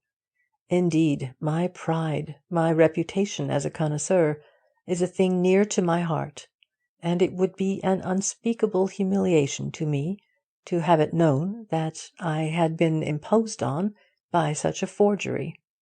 What could I do? Every expedient seemed useless but one, the one I adopted. It was not straightforward, I admit. But oh, Mr. Hewitt, consider the temptation, and remember that it couldn't do a soul harm. No matter who might be suspected, I knew there could not possibly be evidence to make them suffer. All the next day, yesterday, I was anxiously worrying out the thing in my mind, and carefully devising the trick, I'm afraid you'll call it, that you, by some extraordinary means, have seen through. It seemed the only thing. What else was there? More I needn't tell you. You know it. I have only now to beg that you will use your best influence with Lord Stanway to save me from public derision and exposure. I will do anything, pay anything but exposure, at my age and with my position. "Well, you see," Hewitt replied thoughtfully, "I've no doubt Lord Stanway will show you every consideration, and certainly I will do what I can to save you in the circumstances, though you must remember that you have done some harm. You have caused suspicions to rest on at least one honest man. But as to reputation, I've a professional reputation of my own. If I help to conceal your professional failure, I shall appear to have failed in my part of the business." "But the cases are different, Mr. Hewitt. Consider, you are not expected, it would be impossible, to succeed invariably, and there are only 2 or 3 who know you have looked into the case. Then your other conspicuous successes— Well, well, we shall see. One thing I don't know, though, whether you climbed out of a window to break open the trap-door, or whether you got up through the trap-door itself and pulled the bolt with a string through the jamb, so as to bolt it after you." "There was no available window. I used the string, as you say. My poor little cunning must seem very transparent to you, I fear.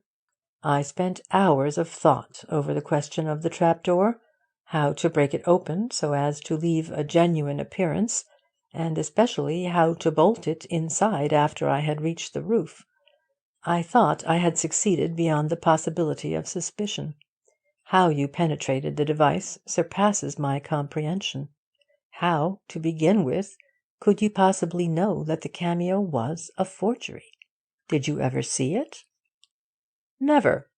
And if I had seen it, I fear I should never have been able to express an opinion on it. I'm not a connoisseur. As a matter of fact, I didn't know that the thing was a forgery in the first place. What I knew in the first place was that it was you who had broken into the house. It was from that I arrived at the conclusion, after a certain amount of thought, that the cameo must have been forged. Gain was out of the question. You, beyond all men, could never sell the Stanway cameo again, and besides, you had paid back Lord Stanway's money. I knew enough of your reputation to know that you would never incur the scandal of a great theft at your place for the sake of getting the cameo for yourself, when you might have kept it in the beginning with no trouble and mystery. Consequently, I had to look for another motive, and at first another motive seemed an impossibility. Why should you wish to take all this trouble to lose £5,000? You had nothing to gain. Perhaps you had something to save, your professional reputation, for instance. Looking at it so, it was plain that you were suppressing the cameo, burking it. Since, once taken, as you had taken it, it could never come to light again. That suggested the solution of the mystery at once.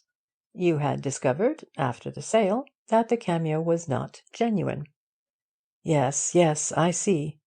But you say you began with the knowledge that I broke into the place myself. How did you know that? I cannot imagine a trace— "My dear sir, you left traces everywhere.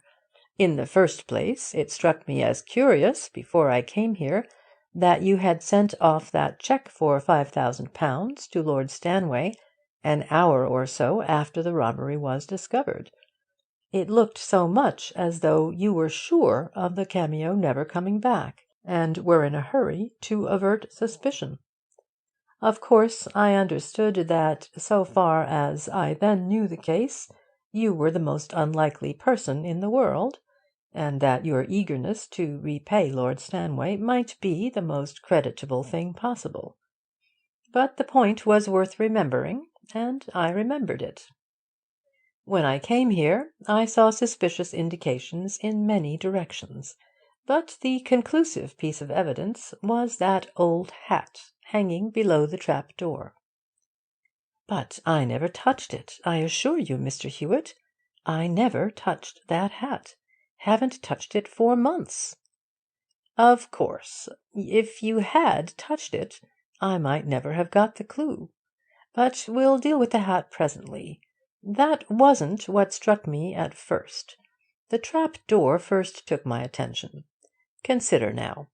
Here was a trap-door, most insecurely hung on external hinges. The burglar had a screwdriver, for he took off the door-lock below with it. Why, then, didn't he take this trap off by the hinges, instead of making a noise and taking longer time and trouble to burst the bolt from its fastenings? And why, if he were a stranger, was he able to plant his jimmy from the outside just exactly opposite the interior bolt? There was only one mark on the frame, and that precisely in the proper place. After that I saw the leather case. It had not been thrown away, or some corner would have shown signs of the fall. It had been put down carefully where it was found. These things, however, were of small importance compared with the hat. The hat, as you know, was exceedingly thick with dust, the accumulation of months.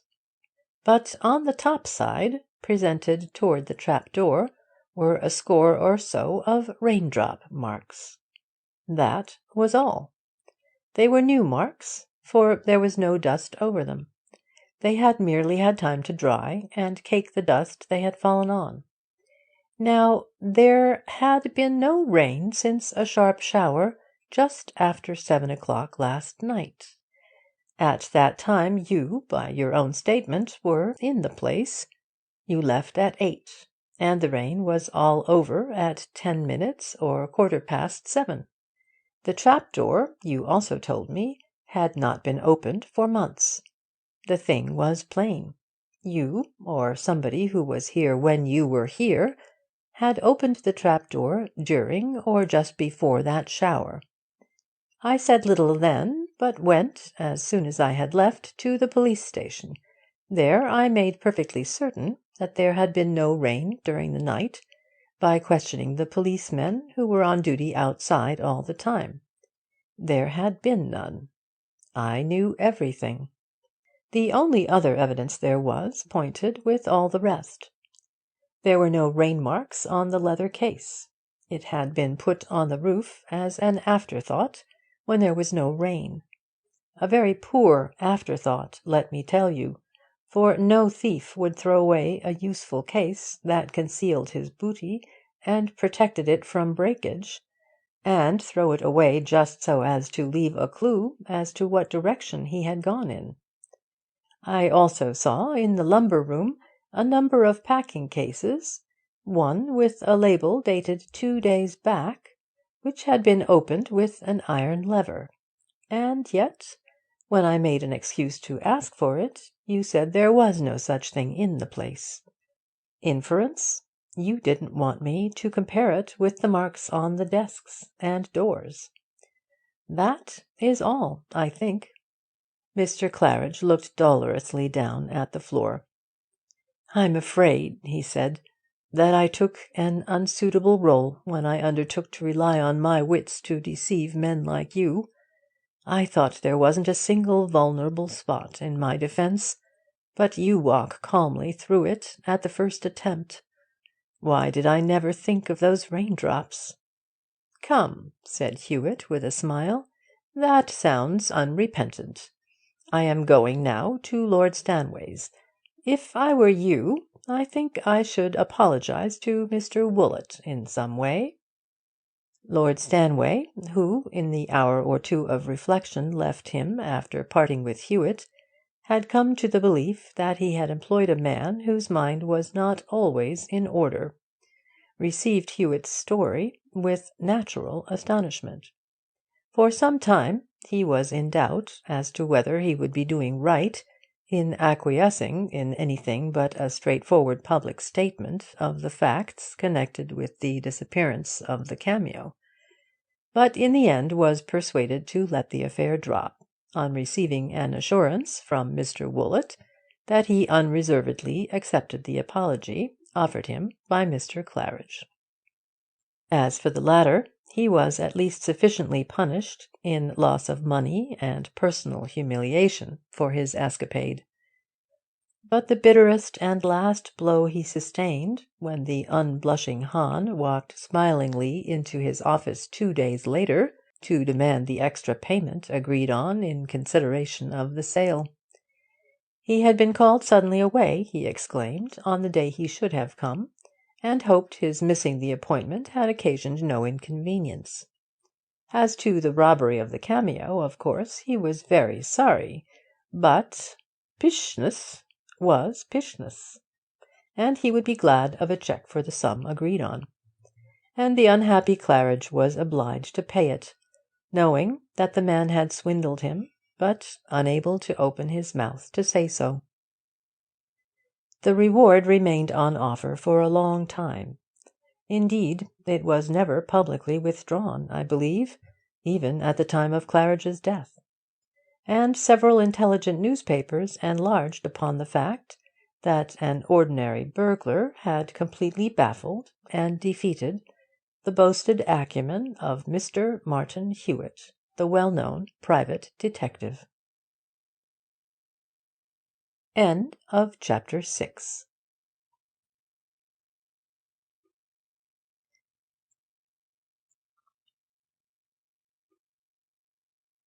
Chapter 7. The Affair of the Tortoise. Very often Hewitt was tempted, by the fascination of some particularly odd case, to neglect his other affairs, to follow up a matter that, from a business point of view, was of little or no value to him. As a rule, he had a sufficient regard for his own interests to restrict such temptations, but in one curious case, at least, I believe he allowed it largely to influence him. It was certainly an extremely odd case, one of those affairs that, coming to light at intervals, but more often remaining unheard of by the general public, convince one that, after all, there is very little extravagance about Mr. R.L. Stevenson's bizarre imaginings of doings in London in his New Arabian Nights. There is nothing in this world that is at all possible, I have often heard Martin Hewitt say, that has not happened or is not happening in London. Certainly, he had opportunities of knowing. The case I have referred to occurred some time before my own acquaintance with him began, in 1878, in fact. He had called one Monday morning at an office in regard to something connected with one of those uninteresting, though often difficult, cases which formed, perhaps, the bulk of his practice, when he was informed of a most mysterious murder that had taken place in another part of the same building on the previous Saturday afternoon. Owing to the circumstances of the case, only the vaguest account had appeared in the morning papers, and even this, as it chanced, Hewitt had not read. The building was one of a new row in a partly rebuilt street near the National Gallery. The whole row had been built by a speculator for the purpose of letting out in flats, suites of chambers, and in one or two cases, on the ground floors, offices. The rooms had let very well, and to desirable tenants as a rule. The least satisfactory tenant, the proprietor reluctantly admitted, was a Mr. Rameau, a negro gentleman, single, who had 3 rooms on the top floor but one of the particular building that Hewitt was visiting. His rent was paid regularly, but his behaviour had produced complaints from other tenants. He got uproariously drunk, and screamed and howled in unknown tongues. He fell asleep on the staircase, and ladies were afraid to pass. He bawled rough chaff down the stairs and along the corridors at butcher boys and messengers, and played on errand boys brutal practical jokes that ended in police court summonses. He once had a way of sliding down the balusters, shouting "Ho, ho, ho, yah!" as he went. But as he was a big heavy man, and the balusters had been built for different treatment, he had very soon and very firmly been requested to stop it. He had plenty of money, and spent it freely, but it was generally felt that there was too much of the light-hearted savage about him to fit him to live among quiet people. How much longer the landlord would have stood this sort of thing, Hewitt's informant said, was a matter of conjecture, for on the Saturday afternoon in question the tenancy had come to a startling full stop. Rameau had been murdered in his room, and the body had, in the most unaccountable fashion, been secretly removed from the premises. The strongest possible suspicion pointed to a man who had been employed in shovelling and carrying coals, cleaning windows and chopping wood for several of the buildings, and who had left that very Saturday. The crime had, in fact, been committed with this man's chopper, and the man himself had been heard, again and again, to threaten Rameau, who, in his brutal fashion, had made a butt of him. This man was a Frenchman, Victor Goujon by name, who had lost his employment as a watchmaker by reason of an injury to his right hand which destroyed its steadiness, and so he had fallen upon evil days and odd jobs. He was a little man of no great strength, but extraordinarily excitable, and the coarse gibes and horseplay of the big negro drove him almost to madness. Rameau would often, after some more than ordinarily outrageous attack, contemptuously fling Goujon a shilling, which the little Frenchman, although wanting a shilling badly enough, would hurl back in his face, almost weeping with impotent rage. "Pig! Canaille!" he would scream. "Dirty pig of Africa! Take your shilling to where you have stole it! Voleur! Pig!" There was a tortoise living in the basement, of which Goujon had made rather a pet, and the negro would sometimes use this animal as a missile, flinging it at the little Frenchman's head. On one such occasion the tortoise struck the wall so forcibly as to break its shell, and then Goujon seized a shovel and rushed at his tormentor with such blind fury that the latter made a bolt of it. These were but a few of the passages between Rameau and the fuel porter, but they illustrate the state of feeling between them. Goujon, after correspondence with a relative in France who offered him work, gave notice to leave, which expired on the day of the crime. At about 3 that afternoon a housemaid, proceeding toward Rameau's rooms, met Goujon as he was going away. Goujon bade her good-bye, and, pointing in the direction of Rameau's rooms, said exultantly, "There shall be no more of the black pig for me. With him I have done for. Zut! I mock me of him. He will never tracasse me no more." And he went away. The girl went to the outer door of Rameau's rooms, knocked, and got no reply. Concluding that the tenant was out, she was about to use her keys when she found that the door was unlocked. She passed through the lobby and into the sitting-room, and there fell in a dead faint at the sight that met her eyes. Rameau lay with his back across the sofa, and his head drooping within an inch of the ground. On the head was a fearful gash, and below it was a pool of blood. The girl must have lain unconscious for about 10 minutes. When she came to her senses, she dragged herself, terrified, from the room, and up to the housekeeper's apartments, where, being an excitable and nervous creature, she only screamed "Murder!" and apparently fell in a fit of hysterics that lasted 3/4 of an hour. When at last she came to herself, she told her story, and, the hall porter having been summoned, Rameau's rooms were again approached. The blood still lay on the floor, and the chopper, with which the crime had evidently been committed, rested against the fender. But the body had vanished. A search was at once made, but no trace of it could be seen anywhere. It seemed impossible that it could have been carried out of the building, for the hall porter must at once have noticed anybody leaving with so bulky a burden. Still, in the building it was not to be found. When Hewitt was informed of these things on Monday, the police were, of course, still in possession of Rameau's rooms. Inspector Nettings, Hewitt was told, was in charge of the case, and as the inspector was an acquaintance of his, and was then in the room upstairs, Hewitt went up to see him.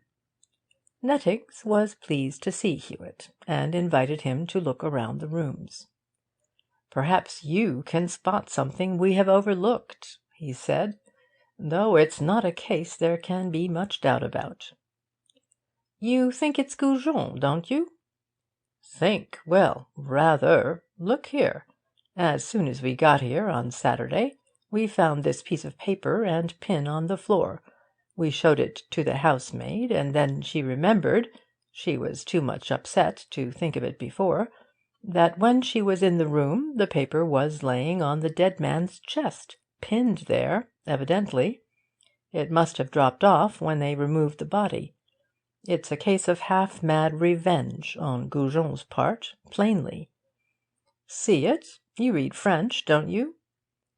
The paper was a plain, large half-sheet of notepaper, on which a sentence in French was scrawled in red ink in a large, clumsy hand, thus: "Puni par un vengeur de la tortue." "Puni par un vengeur de la tortue," Hewitt repeated musingly. "Punished by an avenger of the tortoise. That seems odd."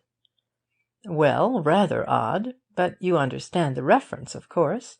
Have they told you about Rameau's treatment of Goujon's pet tortoise?" "I think it was mentioned among his other pranks. But this is an extreme revenge for a thing of that sort, and a queer way of announcing it."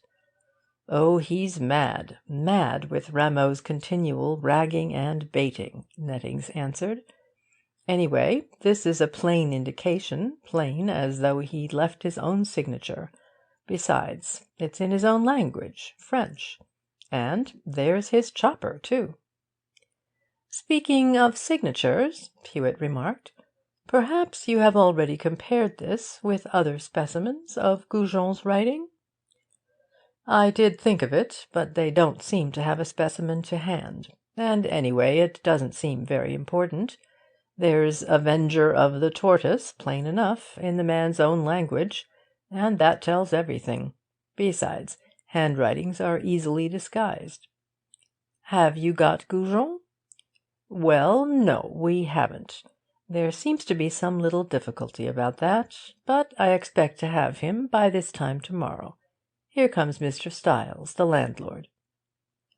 Mr. Styles was a thin, querulous, and withered-looking little man, who twitched his eyebrows as he spoke, and spoke in short, jerky phrases. "No news, eh, Inspector, eh? Found out nothing else, eh? Terrible thing for my property, terrible. Who's your friend?" Nettings introduced Hewitt. "Shocking thing this, eh, Mr. Hewitt? Terrible. Comes of having anything to do with these bloodthirsty foreigners, eh? New buildings and all, character ruined. No one comes to live here now, eh? Tenants, noisy niggers, murdered by my own servants. Terrible. You formed any opinion, eh?" "I dare say I might, if I went into the case." "Yes, yes, same opinion as inspectors, eh? I mean an opinion of your own." The old man scrutinized Hewitt's face sharply. "If you'd like me to look into the matter," Hewitt began. "Eh? Oh, look into it? Well, I can't commission you, you know. Matter for the police. Mischief's done. Police doing very well, I think. Must be Goujon. But look about the place, certainly, if you like. If you see anything likely to serve my interests, tell me, and perhaps I'll employ you. Eh? Good afternoon." The landlord vanished, and the inspector laughed. "Likes to see what he's buying, does Mr. Styles," he said. Hewitt's first impulse was to walk out of the place at once, but his interest in the case had been roused, and he determined, at any rate, to examine the rooms, and this he did very minutely. By the side of the lobby was a bathroom, and in this was fitted a tip-up wash-basin, which Hewitt inspected with particular attention. Then he called the housekeeper, and made inquiries about Rameau's clothes and linen. The housekeeper could give no idea of how many overcoats or how much linen he had had. He had all a negro's love of display, and was continually buying new clothes, which, indeed, were lying, hanging, littering, and choking up the bedroom in all directions. The housekeeper, however, on Hewitt's inquiring after such a garment in particular, did remember one heavy black ulster, which Rameau had very rarely worn, only in the coldest weather. After the body was discovered, Hewitt asked the housekeeper, was any stranger observed about the place, whether carrying anything or not? "No, sir," the housekeeper replied. "There's been particular inquiries about that. Of course, after we knew what was wrong, and the body was gone, nobody was seen, or he'd have been stopped. But the hall porter says he's certain no stranger came or went for half an hour or more before that, the time about when the housemaid saw the body and fainted." At this moment a clerk from the landlord's office arrived, and handed Nettings a paper. "Here you are," said Nettings to Hewitt. "They've found a specimen of Goujon's handwriting at last, if you'd like to see it. I don't want it. I'm not a graphologist, and the case is clear enough for me, anyway." Hewitt took the paper. "This," he said, "is a different sort of handwriting from that on the paper. The red ink note about the avenger of the tortoise is in a crude, large, clumsy, untaught style of writing. This is small, neat, and well formed, except that is a trifle shaky, probably because of the hand injury." "That's nothing," contended Nettings. "Handwriting clues are worse than useless, as a rule. It's so easy to disguise and imitate writing, and besides, if Goujon is such a good penman as you seem to say, why, he could all the easier alter his style. Say now, yourself, can any fiddling question of handwriting get over this thing about avenging the tortoise? Practically a written confession, to say nothing of the chopper, and what he said to the housemaid as he left." "Well," said Hewitt, "perhaps not, but we'll see. Meantime," turning to the landlord's clerk, "possibly you will be good enough to tell me one or two things. First, what was Goujon's character?" "Excellent, as far as we knew. We never had a complaint about him, except for little matters of carelessness, leaving coal scuttles on the stairs for people to fall over, losing shovels, and so on. He was certainly a bit careless, but, as far as we could see, quite a decent little fellow. One would never have thought him capable of committing murder for the sake of a tortoise, though he was rather fond of the animal." "The tortoise is dead now, I understand?" "Yes." "Have you a lift in this building?" "Only for coals and heavy parcels. Goujon used to work it, sometimes going up and down in it himself with coals and so on. It goes into the basement." "And are the coals kept under this building?" "No. The store for the whole row is under the next two houses. The basements communicate. Do you know Rameau's other name? César Rameau, he signed in our agreement. Did he ever mention his relations? No, that is to say, he did say something one day when he was very drunk, but of course it was all rot. Someone told him not to make such a row. He was such a beastly tenant. And he said he was the best man in the place, and his brother was Prime Minister, and all sorts of things. Mere drunken rant. I never heard of his saying anything sensible about relations. We know nothing of his connections. He came here on a banker's reference. Thanks. I think that's all I want to ask.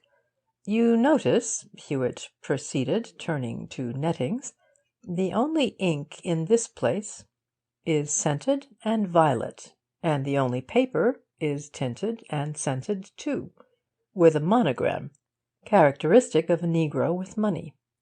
The paper that was pinned on Rameau's breast is in red ink on common and rather grubby paper. Therefore it was written somewhere else and brought here. Inference, premeditation. Yes, yes.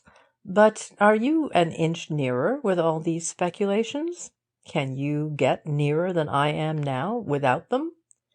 Well, perhaps not, Hewitt replied. I don't profess at this moment to know the criminal. You do. I'll concede you that point for the present. But you don't offer an opinion as to who removed Rameau's body, which I think I know. Who was it, then? Come, try and guess that yourself. It wasn't Goujon. I don't mind letting you know that. But it was a person quite within your knowledge of the case. You've mentioned the person's name more than once. Nettings stared blankly. I don't understand you in the least, he said. But of course you mean that this mysterious person you speak of as having moved the body committed the murder? No, I don't. Nobody could have been more innocent of that. Well, Nettings concluded with resignation, I'm afraid one of us is rather thick-headed. What will you do? Interview the person who took away the body, Hewitt replied, with a smile. But, man alive, why? Why bother about the person if it isn't the criminal? Never mind, never mind. Probably the person will be a most valuable witness. Do you mean you think this person, whoever it is, saw the crime? I think it very probable indeed. Well, I won't ask you any more. I shall get hold of Goujon. That's simple and direct enough for me. I prefer to deal with the heart of the case, the murder itself, when there's such clear evidence as I have. I shall look a little into that too, perhaps, Hewitt said, and if you like, I'll tell you the first thing I shall do. What's that? I shall have a good look at a map of the West Indies, and I advise you to do the same. Good morning. Nettings stared down the corridor after Hewitt, and continued staring for nearly 2 minutes after he had disappeared. Then he said to the clerk, who had remained, What was he talking about? Don't know, replied the clerk. Couldn't make head nor tail of it. I don't believe there is a head to it, declared Nettings, nor a tail either. He's kidding us. Nettings was better than his word, for within 2 hours of his conversation with Hewitt, Goujon was captured and safe in a cab bound for Bow Street. He had been stopped at Newhaven in the morning on his way to Dieppe, and was brought back to London. But now Nettings met a check. Late that afternoon he called on Hewitt to explain matters. "We've got Goujon," he said gloomily, "but there's a difficulty. He's got 2 friends who can swear an alibi. Rameau was seen alive at 1:30 on Saturday, and the girl found him dead about 3. Now Goujon's 2 friends, it seems, were with him from 1 o'clock till 4 in the afternoon, with the exception of 5 minutes when the girl saw him, and then he left them to take a key or something to the housekeeper before finally leaving. They were waiting on the landing below when Goujon spoke to the housemaid, heard him speaking, and had seen him go all the way up to the housekeeper's room and back, as they looked up the wide well of the staircase. They are men employed near the place, and seem to have good characters. But perhaps we shall find something unfavourable about them. They were drinking with Goujon, it seems, by way of seeing him off. "Well," Hewitt said, "I scarcely think you need trouble to damage these men's characters. They are probably telling the truth. Come now, be plain. You've come here to get a hint as to whether my theory of the case helps you, haven't you?" "Well, if you can give me a friendly hint, although, of course, I may be right after all. Still, I wish you'd explain a bit as to what you meant by looking at a map and all that mystery. Nice thing for me to be taking a lesson in my own business after all these years. But perhaps I deserve it."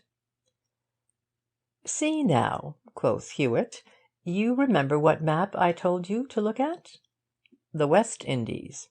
"Right. Well, here you are." Hewitt reached an atlas from his bookshelf. "The biggest island of the lot on this map, barring Cuba, is Haiti. You know as well as I do that the western part of that island is peopled by the Black Republic of Haiti, and that the country is in a degenerate state of almost unexampled savagery, with a ridiculous show of civilization. There are revolutions all the time. The South American republics are peaceful and prosperous compared to Haiti. The state of the country is simply awful.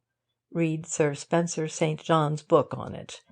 President after president of the vilest sort forces his way to power and commits the most horrible and bloodthirsty excesses, murdering his opponents by the hundred and seizing their property for himself and his satellites, who are usually as bad, if not worse, than the president himself. Whole families, men, women, and children, are murdered at the instance of these ruffians, and, as a consequence, the most deadly feuds spring up, and the presidents and their followers are always themselves in danger of reprisals from others. Perhaps the very worst of these presidents in recent times has been the notorious Domingue, who was overthrown by an insurrection, as they all are sooner or later, and compelled to fly the country. Domingue and his nephews, one of whom was chief minister, while in power, committed the cruellest bloodshed, and many members of the opposite party sought refuge in a small island lying just to the north of Haiti, but were sought out there and almost exterminated. Now I will show you that island on the map. What is its name? Tortuga. It is. Tortuga, however, is only the old Spanish name. The Haytians speak French, Creole French. Here is a French atlas. Now see the name of that island. La Tortue. La Tortue it is, the tortoise. Tortuga means the same thing in Spanish, but that island is always spoken of in Haiti as La Tortue. Now do you see the drift of that paper pinned to Rameau's breast? Punished by an avenger of, or from, the tortoise, or La Tortue, clear enough it would seem that the dead man had something to do with the massacre there, and somebody from the island is avenging it. The thing's most extraordinary. And now listen. The name of Domingue's nephew, who was chief minister, was Septimus Rameau. And this was Cesar Rameau, his brother, probably. I see. Well, this is a case. I think the relationship probable. Now you understand why I was inclined to doubt that Goujon was the man you wanted. Of course, of course. And now I suppose I must try to get a nigger, the chap who wrote that paper. I wish he hadn't been such an ignorant nigger. If he'd only have put the capitals to the words La Tortue, I might have thought a little more about them, instead of taking it for granted that they meant that wretched tortoise in the basement of the house. Well, I've made a fool of a start, but I'll be after that nigger now." "And I, as I said before," said Hewitt, "shall be after the person that carried off Rameau's body. I have had something else to do this afternoon, or I should have begun already." "You said that you thought he saw the crime. How did you judge that?" Hewitt smiled. "I think I'll keep that little secret to myself for the present," he said. "You shall know soon." "Very well," Nettings replied with resignation. "I suppose I mustn't grumble if you don't tell me everything. I feel too great a fool altogether over this case to see any farther than you show me." And Inspector Nettings left on his search, while Martin Hewitt, as soon as he was alone, laughed joyously and slapped his thigh. There was a cab rank and shelter at the end of the street where Mr. Stiles's building stood, and early that evening a man approached it and hailed the cabman and the waterman. Anyone would have known the newcomer at once for a cabman taking a holiday. The brim of the hat, the bird's-eye neckerchief, the immense coat-buttons, and, more than all, the rolling walk and the wrinkled trousers marked him out distinctly. "What cheer?" he exclaimed affably, with the self-possessed nod only possible to cabbies and busmen. "I'm looking for a bilker. I'm told one of the blokes off this rank carried him last Saturday, and I want to know where he went. I ain't had a chance of getting his address yet. Took a cab just as it got dark, I'm told. Tallish chap, muffled up a lot, in a long black overcoat. Any of you seen him?" The cabbies looked at one another and shook their heads. It chanced that none of them had been on that particular rank at that time. But the waterman said, "'Old on. I bet he's the bloke what old Bill Stammers took. Yorkey was fussed on the rank, but the bloke wouldn't 'ave a hansom. Wanted a four-wheeler, so old Bill took him. Biggish chap, in a long black coat, collar up and muffled thick. Soft wide-awake 'at, pulled over his eyes, and he was in a hurry, too. Jumped in sharp as a weasel." "Didn't see his face, did ye?" "Nope, not an inch of it. Too much muffled. Couldn't tell if he'd 'ad a face." "Was his arm in a sling?" "Ay, it looked so. 'Ad it stuffed through the breast of his coat, like as though there might be a sling inside." "That's him. Any of ye tell me where I might run across old Bill Stammers?" "He'll tell me where my precious bilker went to." As to this there was plenty of information, and in 5 minutes Martin Hewitt, who had become an unoccupied cabman for the occasion, was on his way to find old Bill Stammers. That respectable old man gave him full particulars as to the place in the East End where he had driven his muffled fare on Saturday, and Hewitt then began an 18 or 20 hours' search beyond Whitechapel. At about 3 on Tuesday afternoon, as Nettings was in the act of leaving Bow Street Police Station, Hewitt drove up in a four-wheeler. Some prisoner appeared to be crouching low in the vehicle, but, leaving him to take care of himself, Hewitt hurried into the station and shook Nettings by the hand. "Well," he said, "have you got the murderer of Rameau yet?" "No," Nettings growled, "unless Goujon's under remand still, and after all I've been thinking that he may know something." "Pooh, nonsense," Hewitt answered. "You'd better let him go. Now I have got somebody." Hewitt laughed and slapped the inspector's shoulder. "I've got the man who carried Rameau's body away." "The deuce you have! Where? Bring him in. We must have him." "All right, don't be in a hurry. He won't bolt." And Hewitt stepped out to the cab and produced his prisoner, who, pulling his hat farther over his eyes, hurried furtively into the station. One hand was stowed in the breast of his long coat, and below the wide brim of his hat a small piece of white bandage could be seen, and as he lifted his face it was seen to be that of a negro. "Inspector Nettings," Hewitt said ceremoniously, "allow me to introduce Mr. César Rameau." Nettings gasped. "What?" he at length ejaculated. "What? You're Rameau?" The negro looked round nervously, and shrank farther from the door.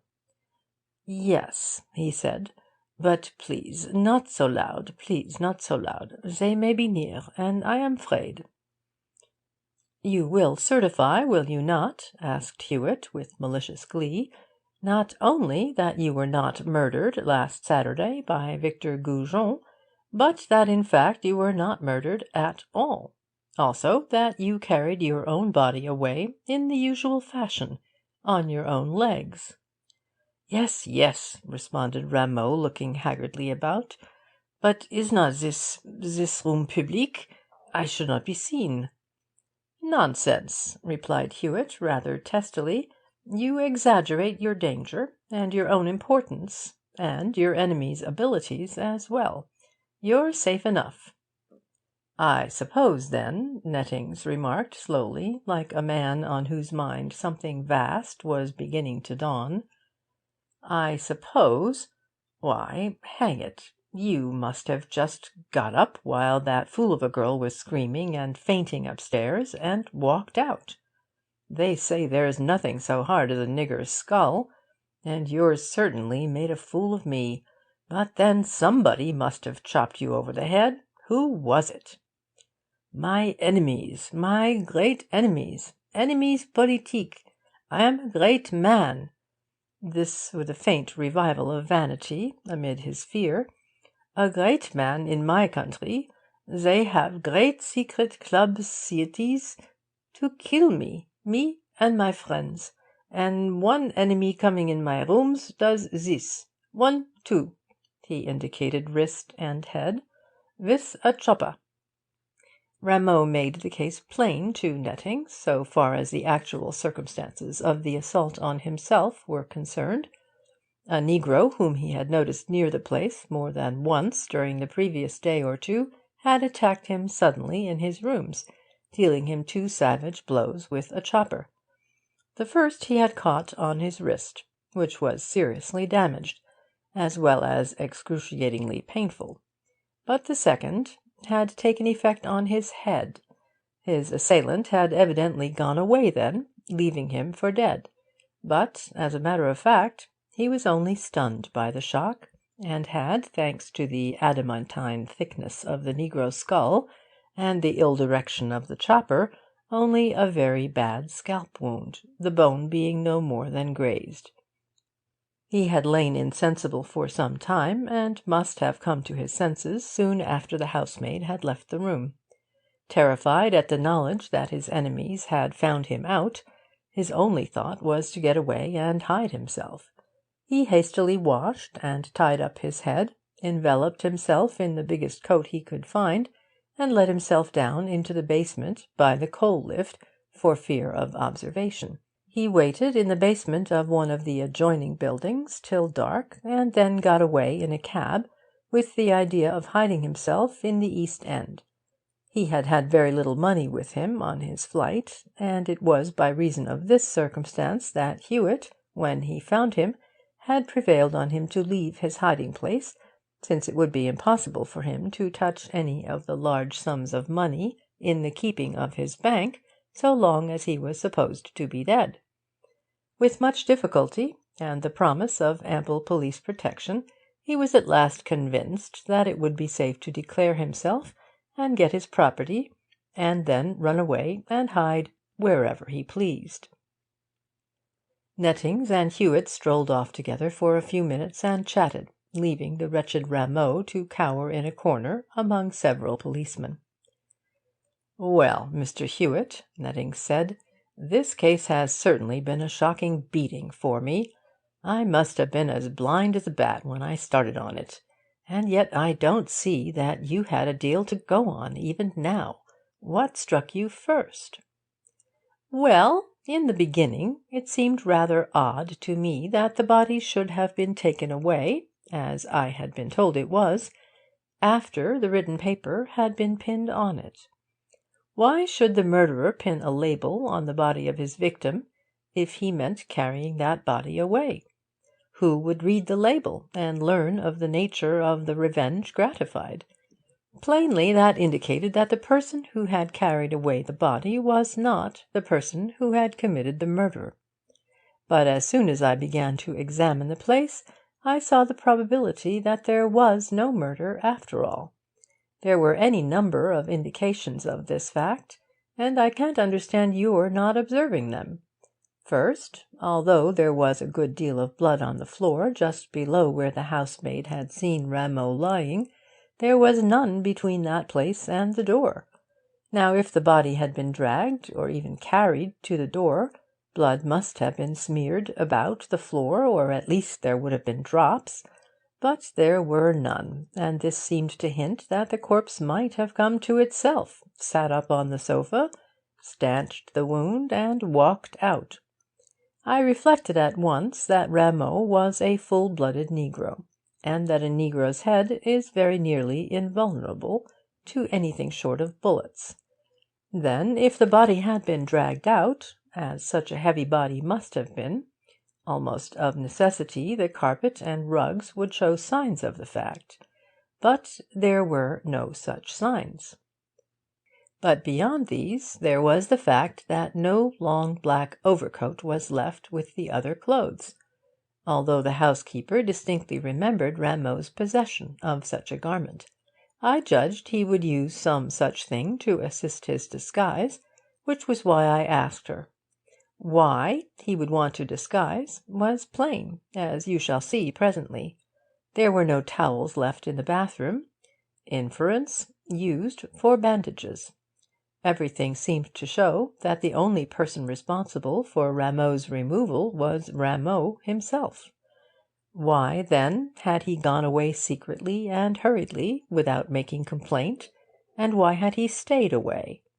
What reason would he have for doing this, if it had been Goujon that had attacked him? None. Goujon was going to France. Clearly, Rameau was afraid of another attack from some implacable enemy whom he was anxious to avoid, one against whom he feared legal complaint or defence would be useless. This brought me at once to the paper found on the floor.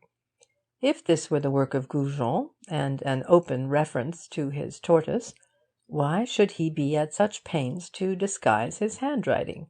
He would have been already pointing himself out by the mere mention of the tortoise. And if he could not avoid a shake in his natural small handwriting, how could he have avoided it in a large, clumsy, slowly drawn, assumed hand? No, the paper was not Goujon's. "As to the writing on the paper," Nettings interposed, "I've told you how I made that mistake. I took the readiest explanation of the words, since they seemed so pat, and I wouldn't let anything else outweigh that. As to the other things, the evidences of Rameau's having gone off by himself, well, I don't usually miss such obvious things, but I never thought of the possibility of the victim going away on the quiet and not coming back, as though he'd done something wrong. Comes of starting with a set of fixed notions." "Well," answered Hewitt, "I fancy you must have been rather out of form, as they say. Everybody has his stupid days, and you can't keep up to concert pitch for ever. To return to the case, the evidence of the chopper was very untrustworthy, especially when I heard of Goujon's careless habits, losing shovels and leaving coal scuttles on stairs. Nothing more likely than for the chopper to be left lying about, and a criminal who had calculated his chances would know the advantage to himself of using a weapon that belonged to the place, and leaving it behind to divert suspicion. It is quite possible, by the way, that the man who attacked Rameau got away down the coal lift, and out by an adjoining basement, just as Rameau himself did. This, however, is mere conjecture. The would-be murderer had plainly prepared for the crime, witness the previous preparation of the paper declaring his revenge, an indication of his pride at having run his enemy to earth at such a distant place as this, although I expect he was only in England by chance, for Haytians are not a persistently energetic race. In regard to the use of small instead of capital letters in the words La Tortue on the paper, I observed in the beginning that the first letter of the whole sentence, the P in Punie, was a small one. Clearly the writer was an illiterate man, and it was at once plain that he may have made the same mistake with ensuing words. On the whole, it was plain that everybody had begun with a too ready disposition to assume that Goujon was guilty. Everybody insisted, too, that the body had been carried away, which was true, of course, although not in the sense intended. So I didn't trouble to contradict, or to say more than that I guessed who had carried the body off. And, to tell you the truth, I was a little piqued at Mr. Styles' manner, and indisposed, interested in the case as I was, to give away my theories too freely. The rest of the job was not very difficult. I found out the cabman who had taken Rameau away. You can always get readier help from cabbies if you go as one of themselves, especially if you are after a bilker, and from him got a sufficiently near East End education to find Rameau after inquiries. I ventured, by the way, on a rather long shot. I described my man to the cabman as having an injured arm or wrist, and it turned out a correct guess. You see, a man making an attack with a chopper is pretty certain to make more than a single blow, and as there appeared to have been only a single wound on the head, it seemed probable that another had fallen somewhere else, almost certainly on the arm, as it would be raised to defend the head.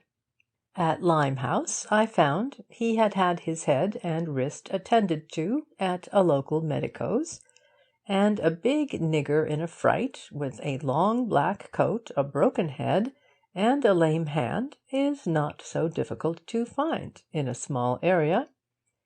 How I persuaded him up here, you know already. I think I frightened him a little, too, by explaining how easily I had tracked him, and giving him a hint that others might do the same. He is in a great funk. He seems to have quite lost faith in England as a safe asylum. The police failed to catch Rameau's assailant, chiefly because Rameau could not be got to give a proper description of him, nor to do anything except get out of the country in a hurry. In truth, he was glad to be quit of the matter with nothing worse than his broken head. Little Goujon made a wild storm about his arrest, and before he did go to France managed to extract £20 from Rameau by way of compensation, in spite of the absence of any strictly legal claim against his old tormentor. So that, on the whole, Goujon was about the only person who derived any particular profit from the tortoise mystery. End of chapter 7. End of Martin Hewitt, Investigator, by Arthur Morrison. Recording by Kirsten Wever.